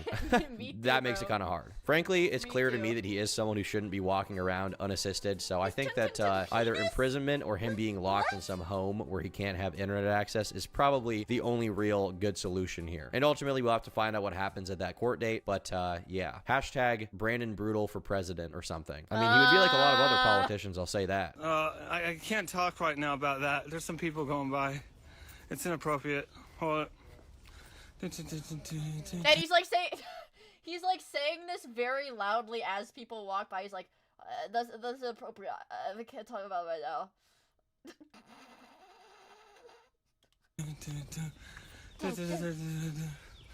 Okay, I gotta get further away. All right, thanks for watching. Bye. Yay!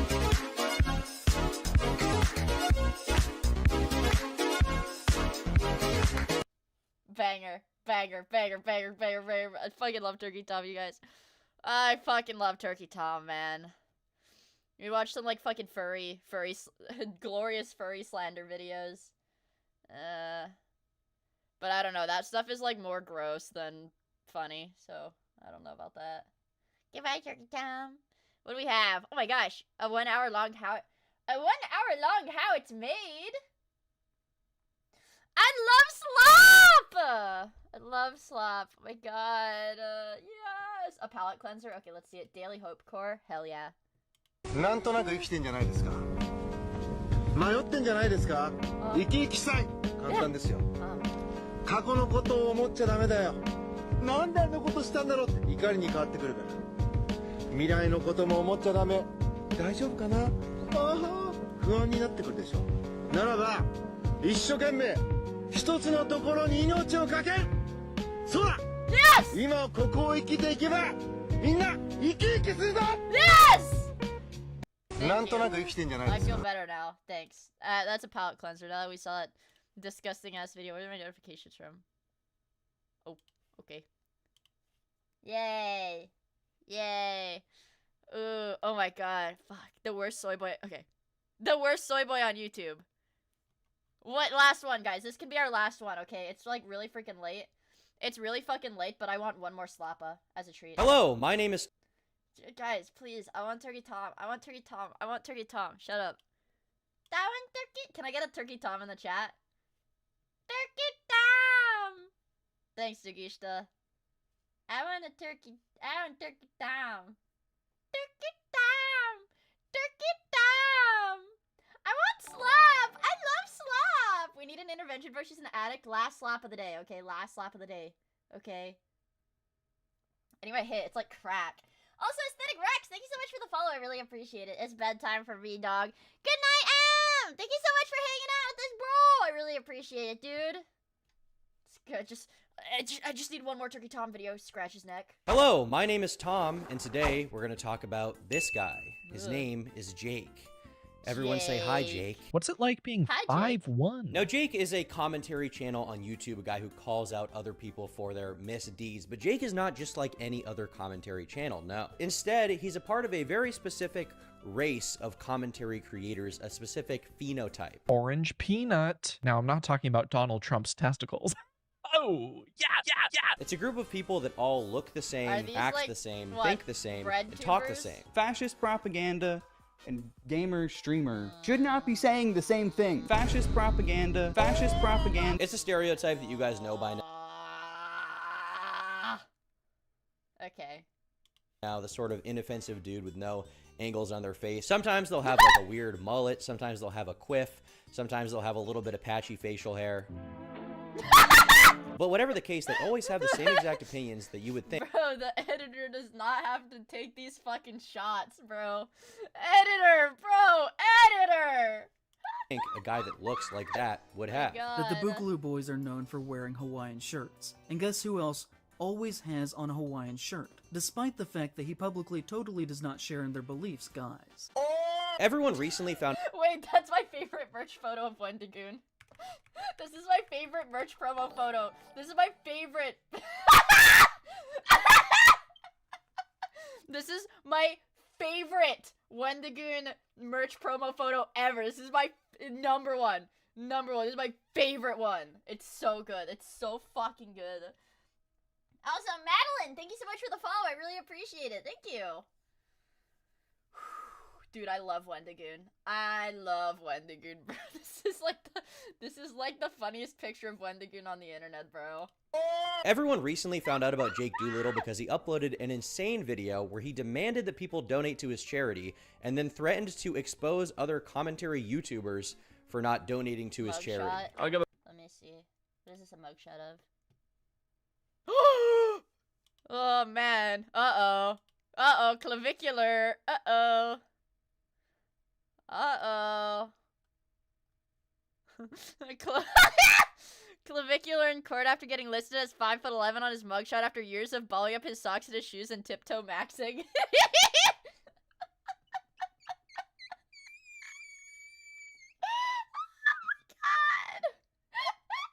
Oh my god. Fucking Cinema, dude. Oh my god. Does this mean Varys officially wins World War Mog? Does this mean ASU frat leader Varys is the #1 ranked Chad? World War Mog is over? It's over? Yeah, he shot an alligator. Yeah. I have to watch more. I have to like watch more freaking videos about this. I mean, what was I? Okay, here. I have to watch more videos about that whole after stream. Holy shit. Horrible day for the unemployed. Hey, I'm the unemployed. The unemployed in question? Me.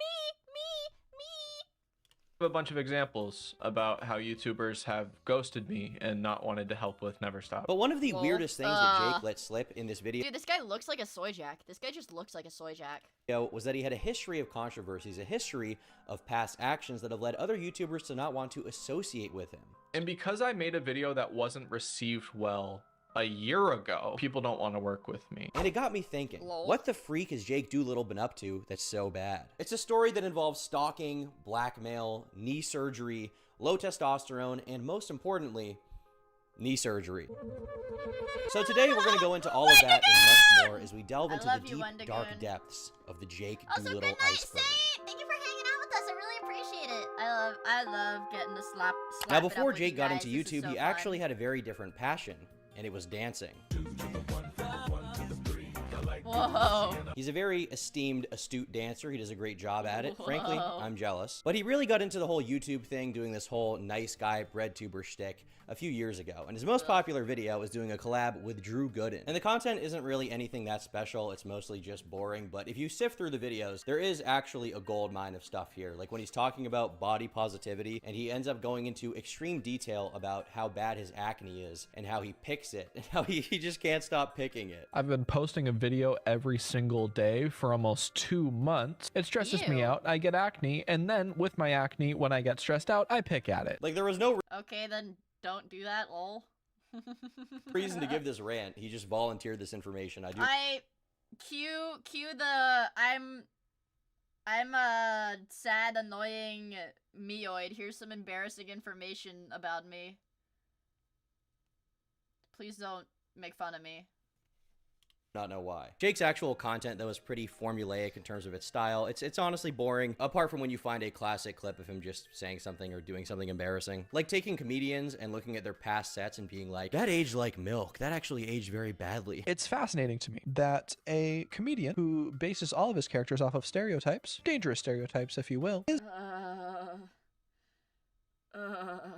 sorry. still one of the top-selling comedians of all time. Kind of problematic. Because it's funny! But one of the earliest beefs that he had, if you can even call it that, with Jake, is I think a perfect representation of his content. There's another content creator guy named Orange.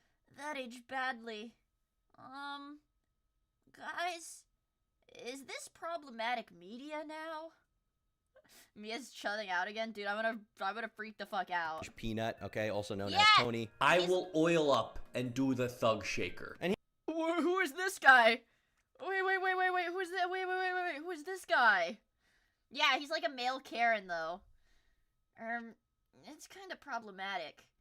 I wish Serb was here to speak like that, because Serb is really good at doing that. He makes like drama, current events content, but at one point he made a video on the fat acceptance movement on TikTok, which is basically when really, really fat people cope about being fat and talk about how it's actually healthy. This is not like a normal fat overweight person thing. This is like insane overweight person thing. Delusional, so fat, online, nasty. insane. The people need to accept us blobs into society. I eat a quart of ice cream every hour. Airlines need to make giant benches for us to sit on so we have space. And basically Tony would just roast these guys and tell them to go to the gym. That was pretty much the video. Remember that I was an elite athlete for 18 years in one of the hardest sports in the world. Doing what? And then Speed got a eating? full ride. But Jake saw this video and he had a huge Wait, that guy's beast mode. Okay, we fuck with Tony. We fuck with Tony, bro. problem. No one was going to roast his fat queens like that, not even Tony, all right? So he made a response video titled "Fat Acceptance is a Bad Thing," trying to call out Tony for being fat phobic, which a lot of you probably don't know is Guys, the concept of being canceled for not liking fat people, for being fat phobic. Man. What an age we live in, you guys. real term, but it is, and it's actually recognized by the Boston Medical Center, so the West is truly fallen. And I'm back with another video. Orange Peanut. Now, I'm not talking about... The only reason he's doing this is because he's offended because he's fat too. So, man, just get over yourself. Yeah, for some reason the fat acceptance movement really started to die off once Ozempic hit the market, you guys. What's up with that? I thought we were all about loving fat people for being fat. Why are all the fat people getting skinny now? I thought we were supposed to love fat people when they're fat. We were supposed to love them for being fat. What happened to that, you guys? Huh. Yeah, crazy coincidence, isn't it? Don't put this on Twitter, I'll get canceled. Donald Trump's testicles.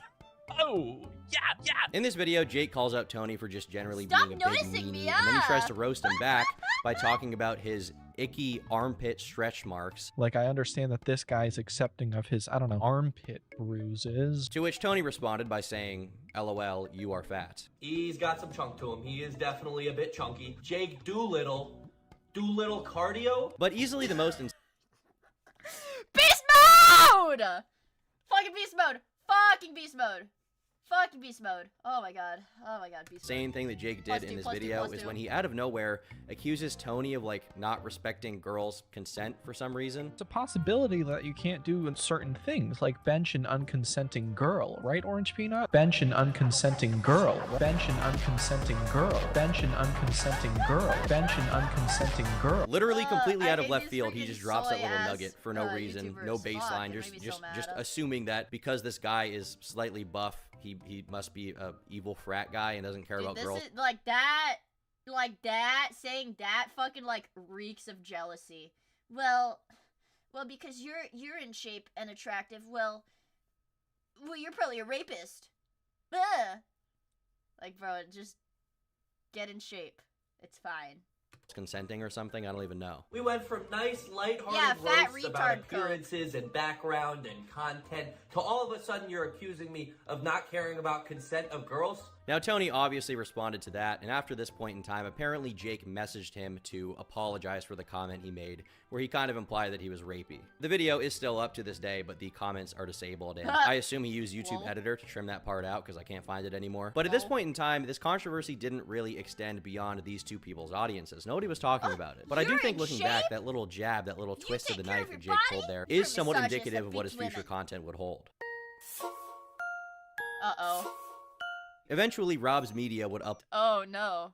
Oh no, I'm so scared. There's tears of this shit. upload The Fall of Jake Doolittle. There's tears of this shit, you guys. Where he documented a string of very weird drama between Jake and Ethan Klein that no one had really seen or talked about before outside of their audiences. Essentially, Jake had uploaded a hit piece on Ethan Klein titled Ethan Klein, Harmful or Hypochondriac. Apparently on the H3 podcast, Ethan had been talking about how he thought he had lupus, which is an autoimmune disease where your immune system attacks healthy parts of your body. You may also recognize this as the disease that every patient doesn't have on House. I don't think.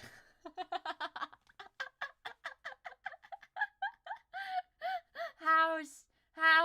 This is lupus. So, it's infection, lupus, drugs, or cancer. No, I think lupus is way more likely. Treat him for lupus. That will get you fine. But all jokes aside, lupus is a very serious disease. If you have it, it can be very life-ruining. And so, understandably, Dude, what the fuck is House even about, bro?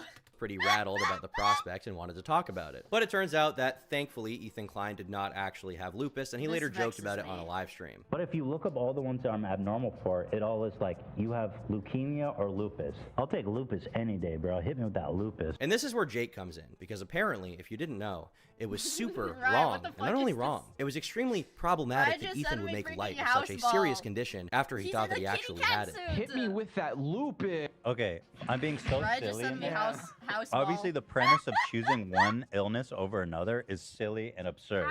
But go ahead and explain why jokes aren't funny. This not only undermines people who have lupus. You know what undermines people? You is sitting there pretending to be a doctor. This video from Jake is a hit piece on Ethan, make no mistake, and it really relies on the assertion that Ethan Klein claimed to have lupus. He then profited from it, and then after that point in time when he profited, he admitted to fabricating everything because he self-diagnosed himself without experiencing serious symptoms. If I were Ethan, I would feel terrible for receiving donations from people who have a confirmed diagnosis. Now, Jake even insinuates here that Ethan is both sexist and racist, and his reasoning for that is that he he cites data that lupus disproportionately affects women to a 90% factor versus 10% in men, and is also more prevalent in people of color. Therefore, Ethan...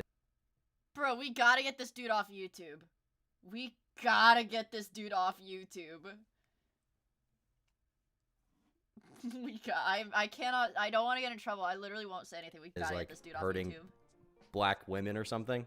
African American, Hispanic / Latina, Asian American, Oh, Native you're racist, American, dude. and other Pacific Islander women than among white women. With all that being said, now that you know a little bit about what lupus is, let's go back to someone who admittedly doesn't know what lupus is. I don't even know what the fuck lupus is.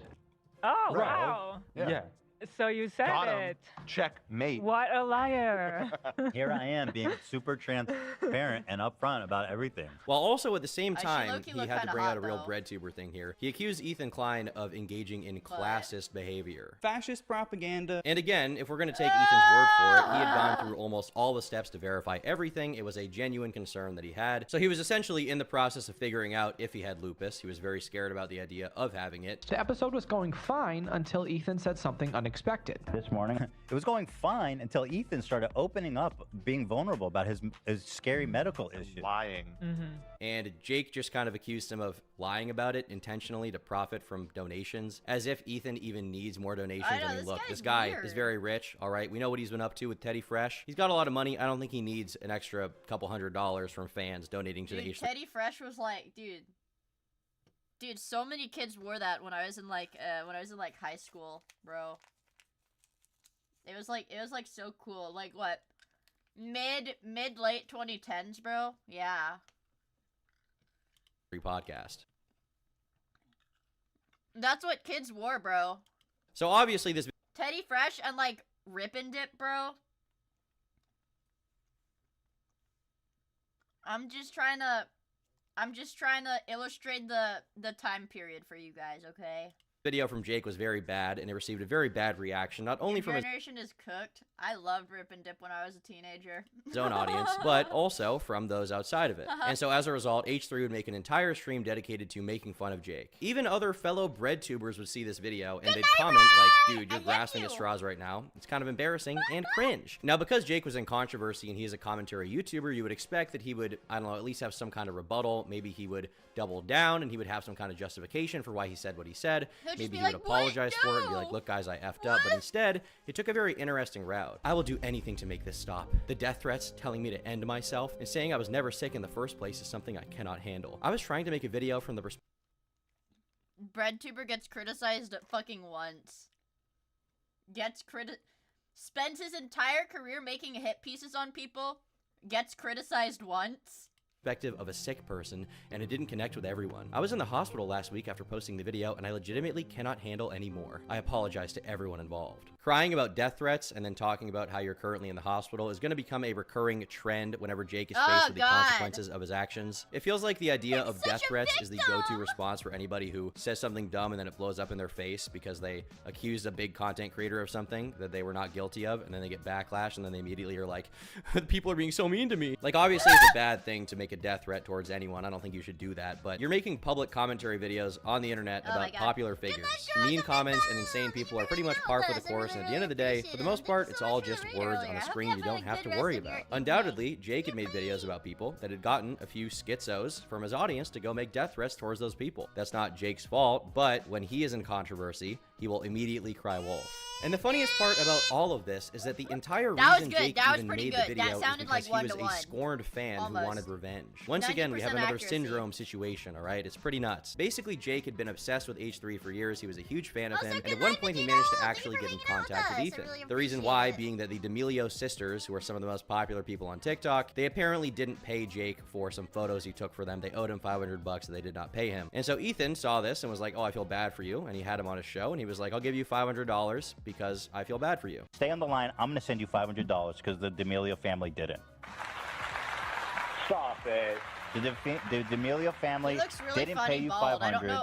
I'm going to pay. I like cannot put my finger on it, but he looks like something when he's bald. Like he looks like something, and I cannot put my finger on it. Response, Jake said, no, I don't want the $500. I want a job. If you look over my resume, can you keep your $500? Stay on the line. Are you in LA? He did say he was subscribed. I'm not in LA. I'm remote, but love You're killing in it out Maine, of bro. Sweden. I bet you I could kill it. Okay, so stay on the line. I'm gonna give you the 500. I'm gonna give you 500 to make you whole. And Ethan said he would look at his resume, but Jake did not end up getting that job. And also send your resume. Stay on the hold. We'll get both, okay? And this is what began Jake's fan behavior The arc, Valve where guy? he would basically Oh my nonstop God. message members From of the 11 H3 startup. I know podcast, what trying you're to get them to talking collab with him, almost all of which were ignored. Dear AB, come on my YouTube channel, please. I will not be ignored. My tip didn't show up on stream, but I did send a bribe. Hi, King. Hope you're good. AB Ayad is king. Oh, dude, this is like so shameless, bro. This is genuinely so. This like is disgusting to me. I will not be ignored. Kitten, Daddy's not finished. Get back here right now, kitten. We're not done. Dude, yeah, this is lame as fuck. Video with me. Come on my channel, please. This is me reminding you to come on my channel. Excuse me. This is like such a fucking clout goblin, bro. Let me see what this picture is. That's not what it reminded me of, but I see the similarity. I see it. I see it. Like, this is, dude, this is like fucking just cloud goblin, bro. Made me so angry. Crazy cloud goblin shit. Are you doing videos with people now? Glenn ignored me. Yeah, dude, it's not even like autistic. It's like people, when it's like creators like this, like not like a fan, when it's not like just a fan that's like, let me come on your video, let me come on your whatever podcast thingy, come on my, like, it's different when it's a content creator, because some of these people, when they see like money and numbers, it's like they lose any self-respect or self-awareness that they ever had, and they're just like, I need to do anything. Like, yeah, they become so shameless. They're like, I need to do anything to get these views, bro, from this guy. Oh my gosh, please make a video with me. Now, eventually, one of the Don't crew piss me members, off. AB, would bite the bullet and finally do a collab with Jake where they looked at TikToks. And it's very funny how Jake opens the video by calling him his pal. Hi, sisters. Today I'm doing a video with my pal, AB. Hello. How's it going? You know, it's going great, man. I'm so happy to have you here. I've wanted He does not look happy about this. to do a video with you for a while. Look at this guy. He's my pal. We're friends. Didn't you know that I'm friends with one of the producers of the H3 podcast? I'm a part of the H3 fam now, guys. But this was simply not enough. It's so According to AB, gross. while at Creator Clash, Jake would approach him and ask to take photos of him, which he denied. Jake would then apparently find out where their hotel was so he could go up to AB and incessantly once again ask him for a collab. How did he find you at the hotel? That was the part that I found out. Oh, yeah, no, the first Creator Clash, because it was a new thing. That is scary. We didn't have all the security there that we should have, and so Please let me be on your Bread Tipper squad, please. It's like, dude, you think the fans are the schizo fucking stalker ones, dude? Bro, the creators are just as bad. They're just as scary, you guys. so Yeah, and this was the guy talking all high and mighty about consent and trying to act like other people are like rapists and stuff. Bro. The irony's lost on him, but like, fuck the irony, dude. fans and we're finding out The where irony, we were staying, man. and, like, waiting there all night in the lobby just for people to walk by, and he was one of the people that I saw there. The irony. I'm guessing he just found out that's where it was, or maybe he got a badge. AB apparently had no idea how he found their hotel, but he speculates that he could have used a fake press pass to get through, Yeah, this is how it feels to ask for collabs. Truly and honestly. security or something like that. This is honestly like stalker territory. This It's is how becoming it feels to dangerously ask close for to like collabs. deranged fan seeks Miia, out after she YouTubers is they forced like so that they can like to- have a what relationship is with the them. word? He's like in love with AB or something. Now, Now all after she is forced to organize one collab. this lore was revealed on the H3 podcast. Jake obviously was in a lot of hot water at the time, and he would end up apologizing for his insane video. My intention was to stand up for a specific group of people, but instead I came across as an asshole. The problem with his apology is it's very kind of non-specific. He doesn't really go into what he really did wrong, but he did apologize, so we got to note that. Now, when Rob's Media was covering all this stuff and the whole Jake Doolittle saga, he also touched on Jake's charity called Never Stop. And he talks about how he sells these shirts, but out of the profits of the shirts, only 10% of it goes to his charity. He basically makes the point that it feels like Jake is kind of using this charity to shield himself from criticism so he looks good. And looking back, it's honestly impressive how on the money he was 11 months before Jake dropped his most infamous single video to date. Not only did I go live thinking that I could clear everything up in the span of 20 minutes while waiting for results from knee scans of the inside of my knee surgeries. It's also, I believe, why my knees, arthritis of the knee, my knee scans, left knee surgeries, my knee screws in, left knee screws out, right knee screws in, right knee screws out. Well, I showed you all my medical files, and I've shown you the inside of my knee.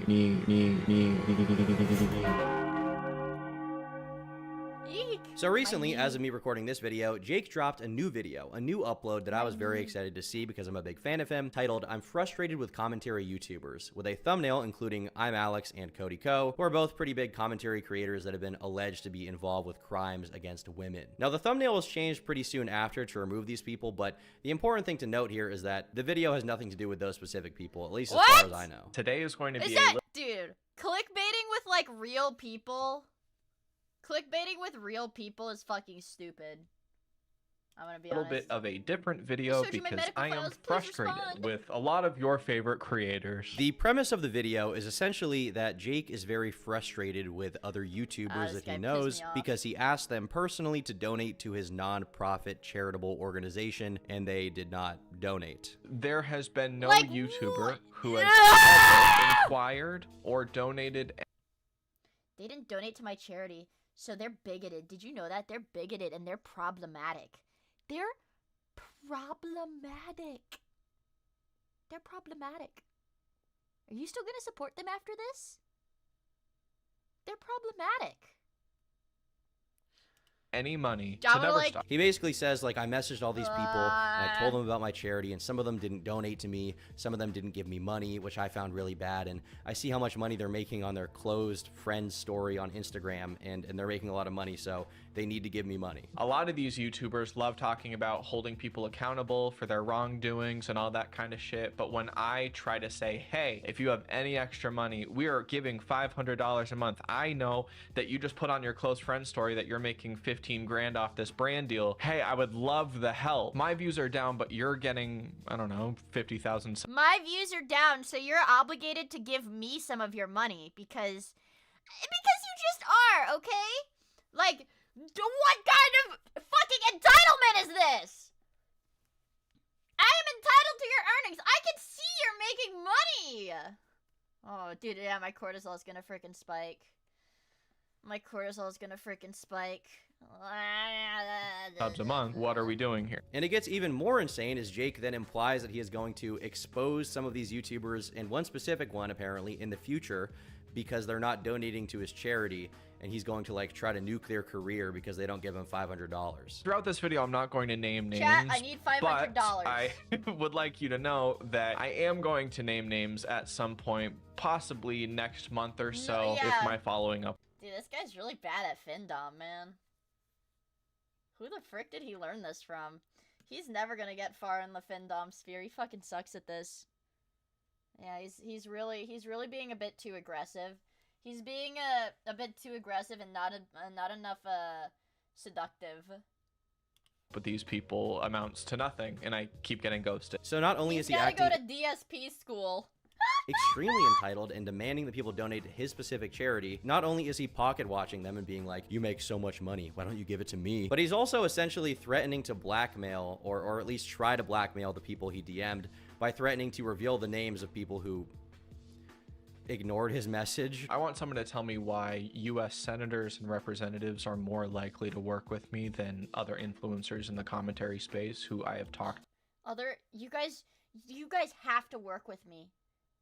Did you know that? If you don't work with me, you're a bad person. You're problematic. Did you know that I'm good? So if you don't like me, you're bad.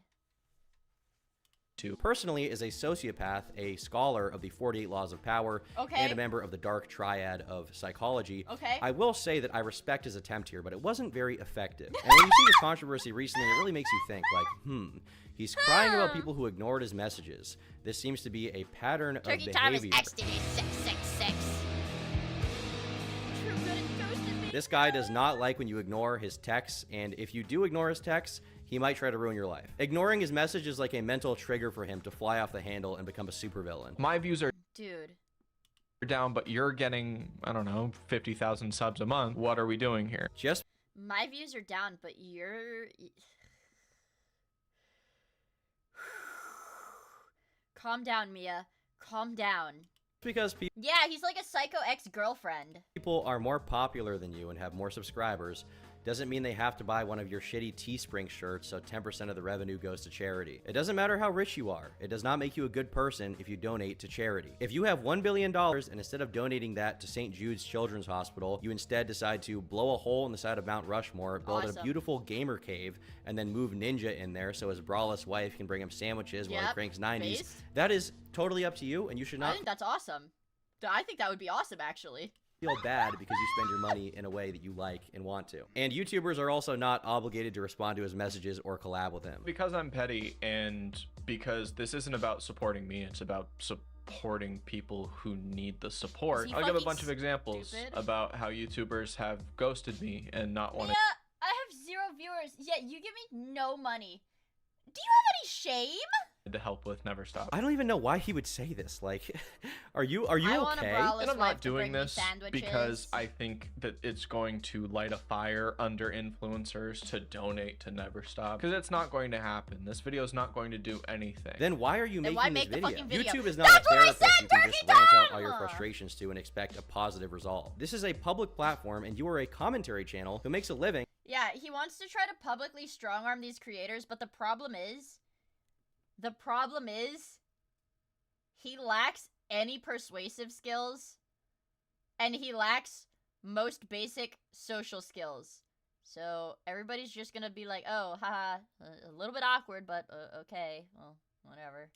Off of criticizing other Yeah, people. he's So speech admitting that zero, this video bro. will Speech do freaking nothing, zero. to me seems very strange, and to me also backs up the fact that this guy is so bitter. Now, as I mentioned, Jake talked about one specific influencer in this video that he was really peeved at. Some guy that he was messaging about potentially donating to his charity, to which that guy then ghosted him, I guess. I give this person advice, and because they asked for it, right? And then after this call, I say, hey, I really appreciate that I was able to give you advice, but I would love some advice on how to grow my nonprofit because I feel like you know a lot about this kind of stuff. I would love to talk. And I'm gonna send a follow-up this week, but if there's no response, I don't know what to do. Sigma rule number 14, blackmail.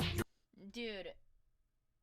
Like, this is like childish levels of entitlement, being like, you have to message me back. Like, genuinely, like, crazy ex-girlfriend behavior, bro. Be like, why aren't you messaging me back? I thought we were friends. I want Mia's braless wife to bring me a sandwich, too. My braless wife only brings me sandwiches. Let's make that clear. Friends. And it's at this point we get to the part that made me make this whole video and do 7 live stream clips about him in the first place. He complains about the fact that because he made a video a year ago, which I assume was the Ethan Klein video, people don't want to work with him or do collabs with him anymore, as if he deserves to have a collab with them. And because I made a video that wasn't received well a God. year ago, people don't want to work with me. But the problem is, when you're putting out as much content as I am, there's going to be videos that aren't received well. I feel like that's simple math. Or, guys, hear me out. Consider this. Or, maybe, don't pump out bullshit. And maybe if you work on something, maybe it will be well received if you put effort into it instead of just pumping out shit. I think you're talking crazy. Huh? What do you mean? What do you mean by that? Just don't post cold, dude, lol. But like, dude, like, he's genuinely using DSP logic. Be like, oh, well, I put so much time into this shit, and you guys just don't like it. I mean, but I'm putting time into it, so you guys have to like it. Bro. Just in the last 6 months, I've posted 73 videos. Post less! Who else is doing that? I'm gonna Nobody's doing that because it's fucking stupid. take a step back from my hater arc here and say that I do believe that pretty much everyone has the opportunity to grow and change as a person, and I don't think that, you know, things like this, even what Jake has done here, I don't... Rotisserie chicken?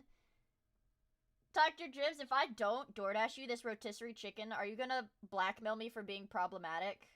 And tell everybody, if I don't get you and Dagishta rotisserie chickens, am I gonna get blackmailed for being problematic and then cancelled at a large scale? I'm gonna get Google Docied. Fuck.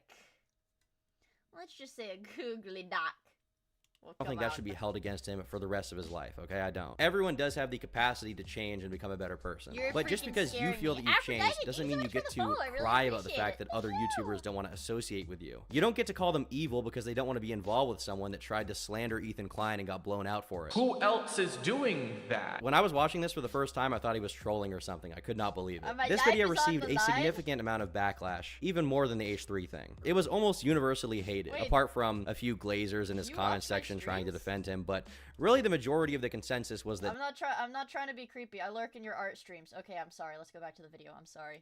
Jake guys. made himself look like an sorry, entitled guys. pussy, crying about people leaving him on red. And not only that, they also went on to criticize his charity. I'm not sure why someone would donate to Jake Doolittle. He helps a total of 12 people a year. Half the buttons on his jank site don't work, and it's essentially a lottery to be chosen. Your money would be better spent literally anywhere else. I don't get it. Now, Jake did actually try to hide his video initially, because I watched it on live stream. I spent about, I don't know, an hour and 20 minutes watching the entire thing, and about half an hour later, the video was removed off of YouTube. But of course, that didn't stop some familiar faces from finding it and roasting Guys, do you see?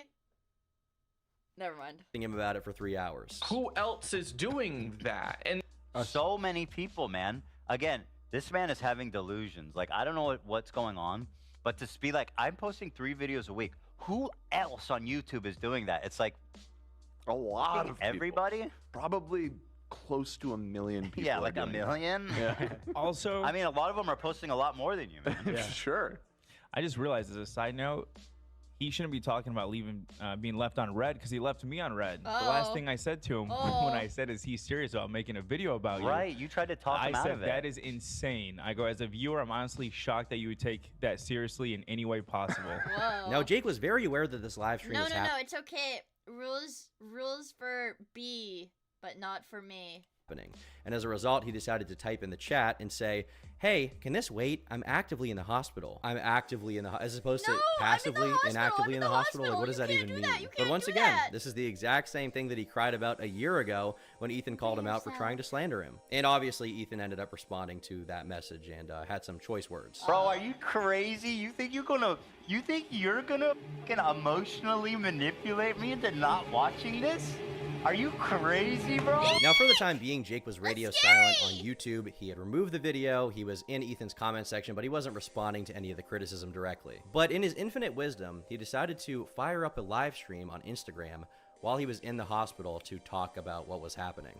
Oh, I released like a video like 2 days ago that was really bitter and oh my God. Annoyed. He looks like you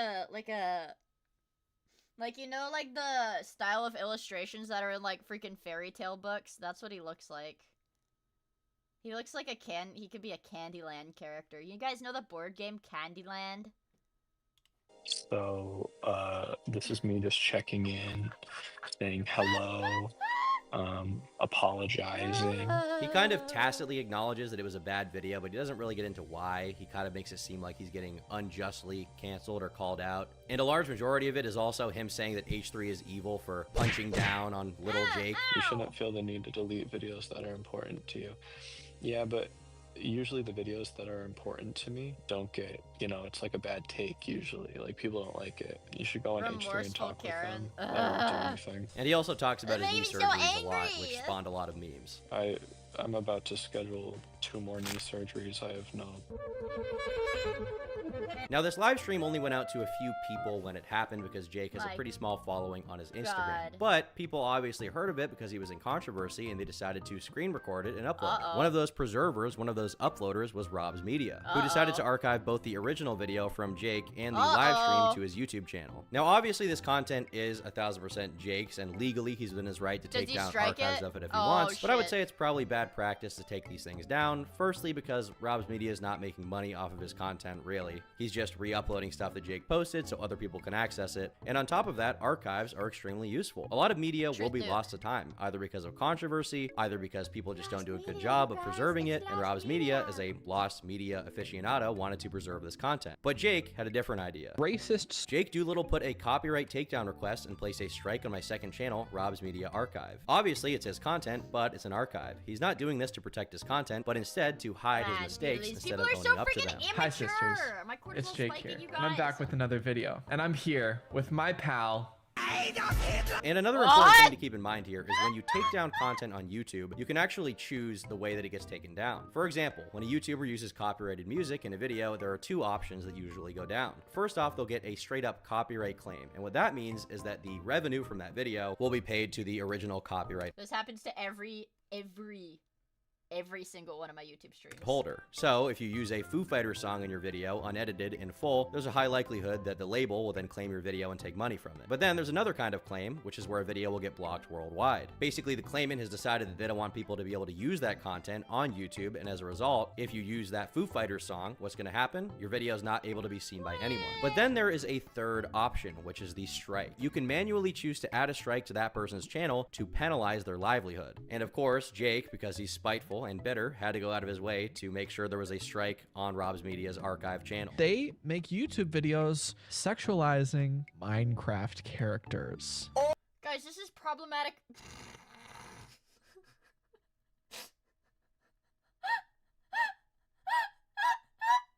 Oh my God! And not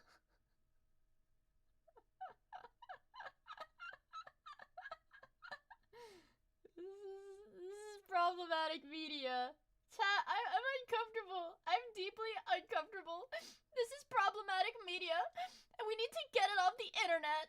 Not only that, he did it a second time to Rob's Media, meaning Rob had 2 strikes. It's the epitome of the cry-bully mentality. It's flip-flopping between victim mode and then aggressively censoring your critics. On one hand, he's crying in H3's chat about the harassment, and on the other, he's vehemently taking down archives and striking Rob's channel and crying about how Ethan is punching down. Now, with everyone talking about Jake's original video, with them talking about his past, with the strikes being a big point of discussion and people just going in on Jake, obviously, he definitely felt the pressure to respond, and eventually, he actually would. My last video sucked, and the following live stream of me in the hospital trying to see what my audience thought of the video and if everybody hated the way bread tubers talk, bro, is like it's very pretentious and condescending, and I think that's less so the actual takes they have. I think this is the biggest thing that makes me like do that, like feel like that. It's like me was also what the fuck is BreadTube? It's a name for like the general collective of like left-wing commentary YouTubers. a really Give me the ick. Give me the ick. Good night, X-Town! Thank you for hanging out with us! Yeah, like left-wing grifters. Left-wing grifters, essentially. Yeah, thank you. Thank you for hanging out with us, X-Toon. I really appreciate it. stupid decision. Off the bat, he Yeah, acknowledged it's narcissistic. It's like me.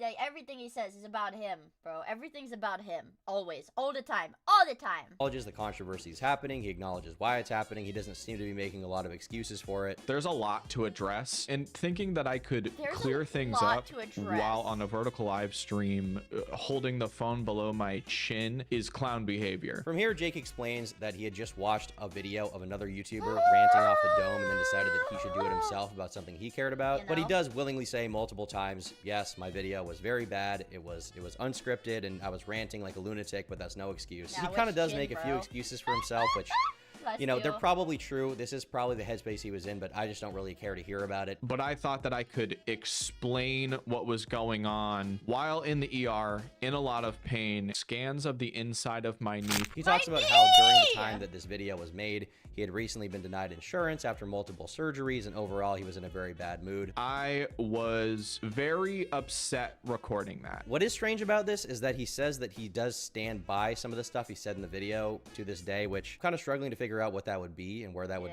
make sense, because I think the whole video was like pretty bad. Like, it's rare you get a video where every second of it is bad, but like Jake's video was that. Bro, like Jake also talks about how crash. he came across as extremely entitled, and he now realizes that he is not entitled to anyone's money, and that basically everything he surely he goes through character development, right? Surely he takes this to heart and improves as a person, wrong right? in that regard. The attitude and the tone, everything was bad. I came across as annoying and entitled, and I apologize for making people feel pressured and I'm sorry you felt that way. like hinting at outing people who didn't fucking donate. But one part of the video that I take a big what issue he with said. is when he tries to explain that he didn't expect this video to leave his target audience. I posted that video genuinely not thinking anyone would see it because our Literally, website is not functioning I'm at all. sorry I thought you that felt people that way, would bro. recognize my Fuck frustration as me trying or showing people that I care. But his actions don't really reflect that. I mean, in the original video, the thumbnail has Cody Ko and I'm Alex, who are two of the most popular commentary YouTubers probably ever. And on top of that, there are also two people who have been majorly exposed. So he gave it a very provocative title and a provocative thumbnail to get people to click it because he wanted views on it. This video is tailor-made to get as many people watching as possible. If he wanted to make a video for his core I audience, which is apologize a dumb idea for in the this first obvious place, because, excuse you're to uploading sleep. on a public I promise to platform do anyway, better so your next videos or time. whatever. If he Never. wanted to make a video for a Anyways, core audience, good it would night just and be, like, him in a Godspeed. thumbnail with like, let's chat about something dumb or let's talk about what I'm feeling today. But instead, he made a nice thumbnail. He wanted to get it marketed to as many people as possible. Now, another really cringe part of Jake's original video is when he says that no commentary YouTuber works as hard as him. Just in the last 6 months, I've posted 73 videos. Who else is doing that? And in this follow-up, he seems to acknowledge that that's not really the case, and he's just being very weird here with that. A majority of the apology is him saying, yeah, I said this thing was really stupid. Here's my thought process and why I said it, but it's still stupid. But even if you're willing to buy his explanations for that stuff, it doesn't excuse the copyright strikes. When it comes to the copyright claims themselves, they were straight re-uploads of the live stream and my original video that I took down at like 11,000 views. I retracted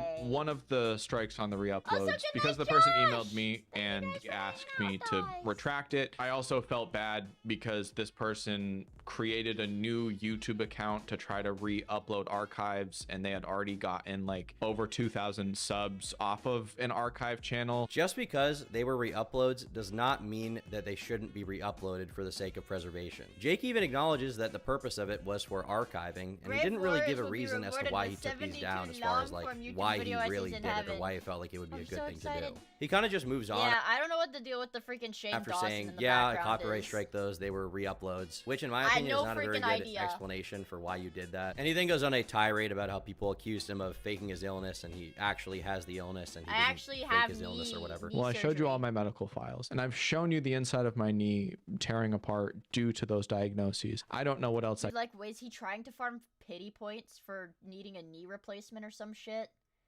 I don't understand what this is. Like, I don't understand what this is. My god. I didn't fuck my cat. Now, at the end of the day, where does all of that leave us? What The position Shane are we Dawson in? Well, I think that coffee regardless of if this apology video is received positively or not by Jake's farm poor pity points fan with your base, moldy his leg, poor but my audience, leg is I fine think that now. this video will definitely discourage a lot of people from wanting to work with him again. Because making a mistake once is one thing, and I can, you know, have sympathy for that. And at the same time, making a mistake again is also something I can have sympathy for. But the problem is that Jake didn't just alienate a few little people out there who he doesn't really know. He didn't just alienate Orange Peanut or Rob's Media or Ethan Klein, which is three people that you probably don't want to alienate, but it wasn't just them. He also went out of his way to alienate himself from the very YouTubers he claims to respect and love so much. Jake Doolittle, at the end of the day, is not really even a commentary YouTuber. He is a commentary YouTube fan. He begs people for collab videos constantly. When he doesn't get his way, he has a mental breakdown about it. He seeks out AB in real life to take photos of him against as well. Frankly, I don't even want to imagine. Do you know there are thousands of people on YouTube that are just like this guy. Okay. Maybe not anywhere near as popular as this guy, but there are thousands of people on YouTube that act just like this guy. Collab King, please? And what his DMs are Don't like with ignore like me! Danny Gonzalez or Cody Co. Who knows what he was like when he was asking them for collabs. At the end of the day, Jake to me seems like someone who just needs a friend. He just needs a hug. He just needs someone to respond to his DM. But I wouldn't count on that happening. In fact, what I'd instead count on is the fact that no commentary YouTuber is going to want to collab with this guy inside of a 5-year period. But that's about all for today, folks. Hope you enjoyed this longer video. Had a lot to say in this one, but tomorrow I'll be back to reading Nice Guys or something. But that video got limited ads, so had to make up for it somehow. Bye.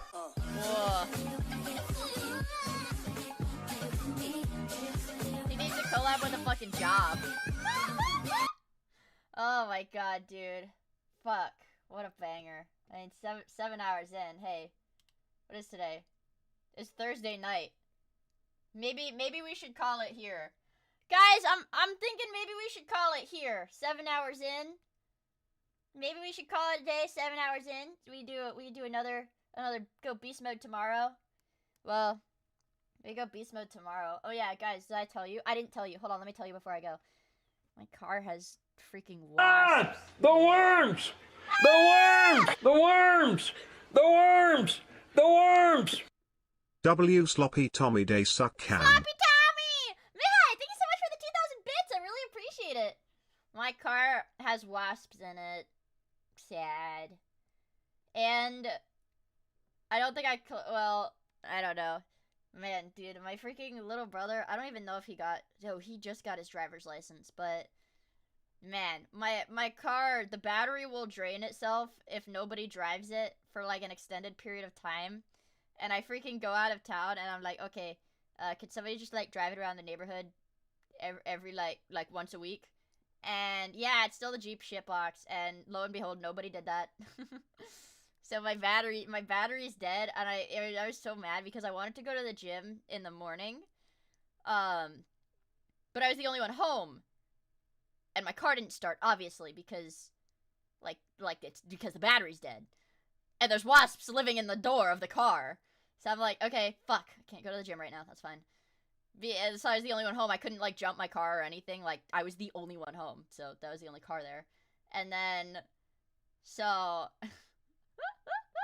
my god, guys, it's like my summer car. But replace it. We got the battery in my Jeep replaced, kind of recently. No, I just had to wait. I just had to wait till somebody got home so that I could just take their car and then go to the gym. But that's the problem, you guys, is that now until the weekend, which I guess Saturday, until Saturday, I have to only use cars at like odd hours. Yeah, I have to. So I don't know. I might just go back to the gym after stream. I'm like so restless for some reason. I think I've been drinking a lot of caffeine. I gotta lay off the damn caffeine. I gotta lay off the caffeine. I'm a little restless. But I don't know. I don't know. Maybe I'll draw. Maybe I'll draw. Work out for a little bit, then draw. I don't know. Show me this YouTube short. Let's see.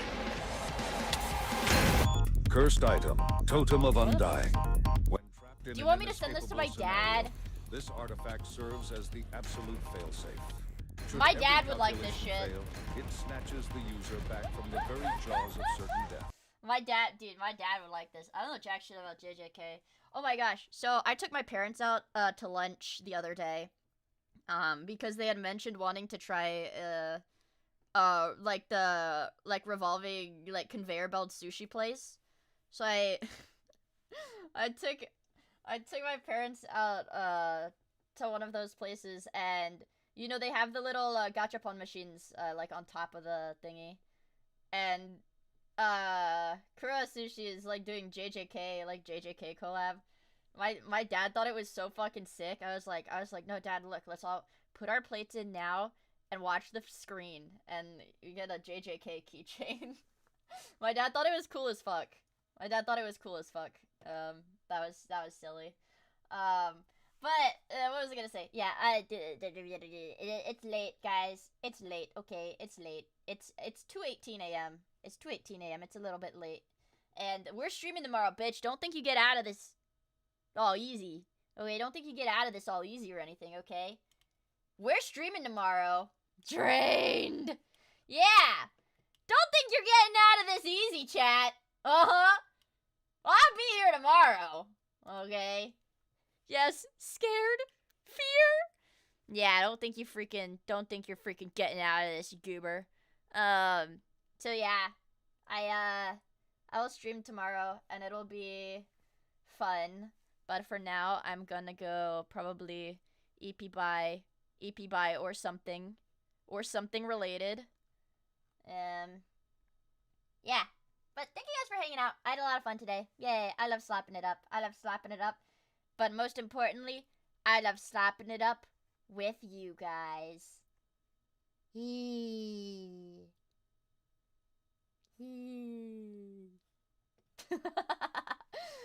Yeah, anyways, I don't think I have anything else to say. I will see you guys tomorrow, 7 p.m. Eastern, same time, same place. Buy gamer subs with my code. Please! Please buy gamer subs with my code. Or else I'll never get gamer subs merch, you guys. That's how it works. Join my Discord server to be harassed by me on occasion. Sometimes. Subscribe to my YouTube. Follow me on Twitch so you never miss a damn stream. And follow me on Twitter for fun. For the love of the game. I love VTubers. Thank you so much for the follow. I really appreciate it. Thank you. And I don't have a Fansly, and I don't have an OnlyFans, and I don't have a Feet Finder, and I don't have a WikiFeet, and I don't have a, and I don't. That's all I have. Yay. Thank you guys for hanging out. And I will see you guys tomorrow! No, I don't have Pornhub. Nope. Okay. Nope, don't have it. Okay, goodbye. I don't have any of that. Goodbye. Hey, quit it. I don't have any of that. Quit it. Also, Garnet, thank you for the follow. I really appreciate it. Thank you. Anyways, good night, chat. I'll see you tomorrow.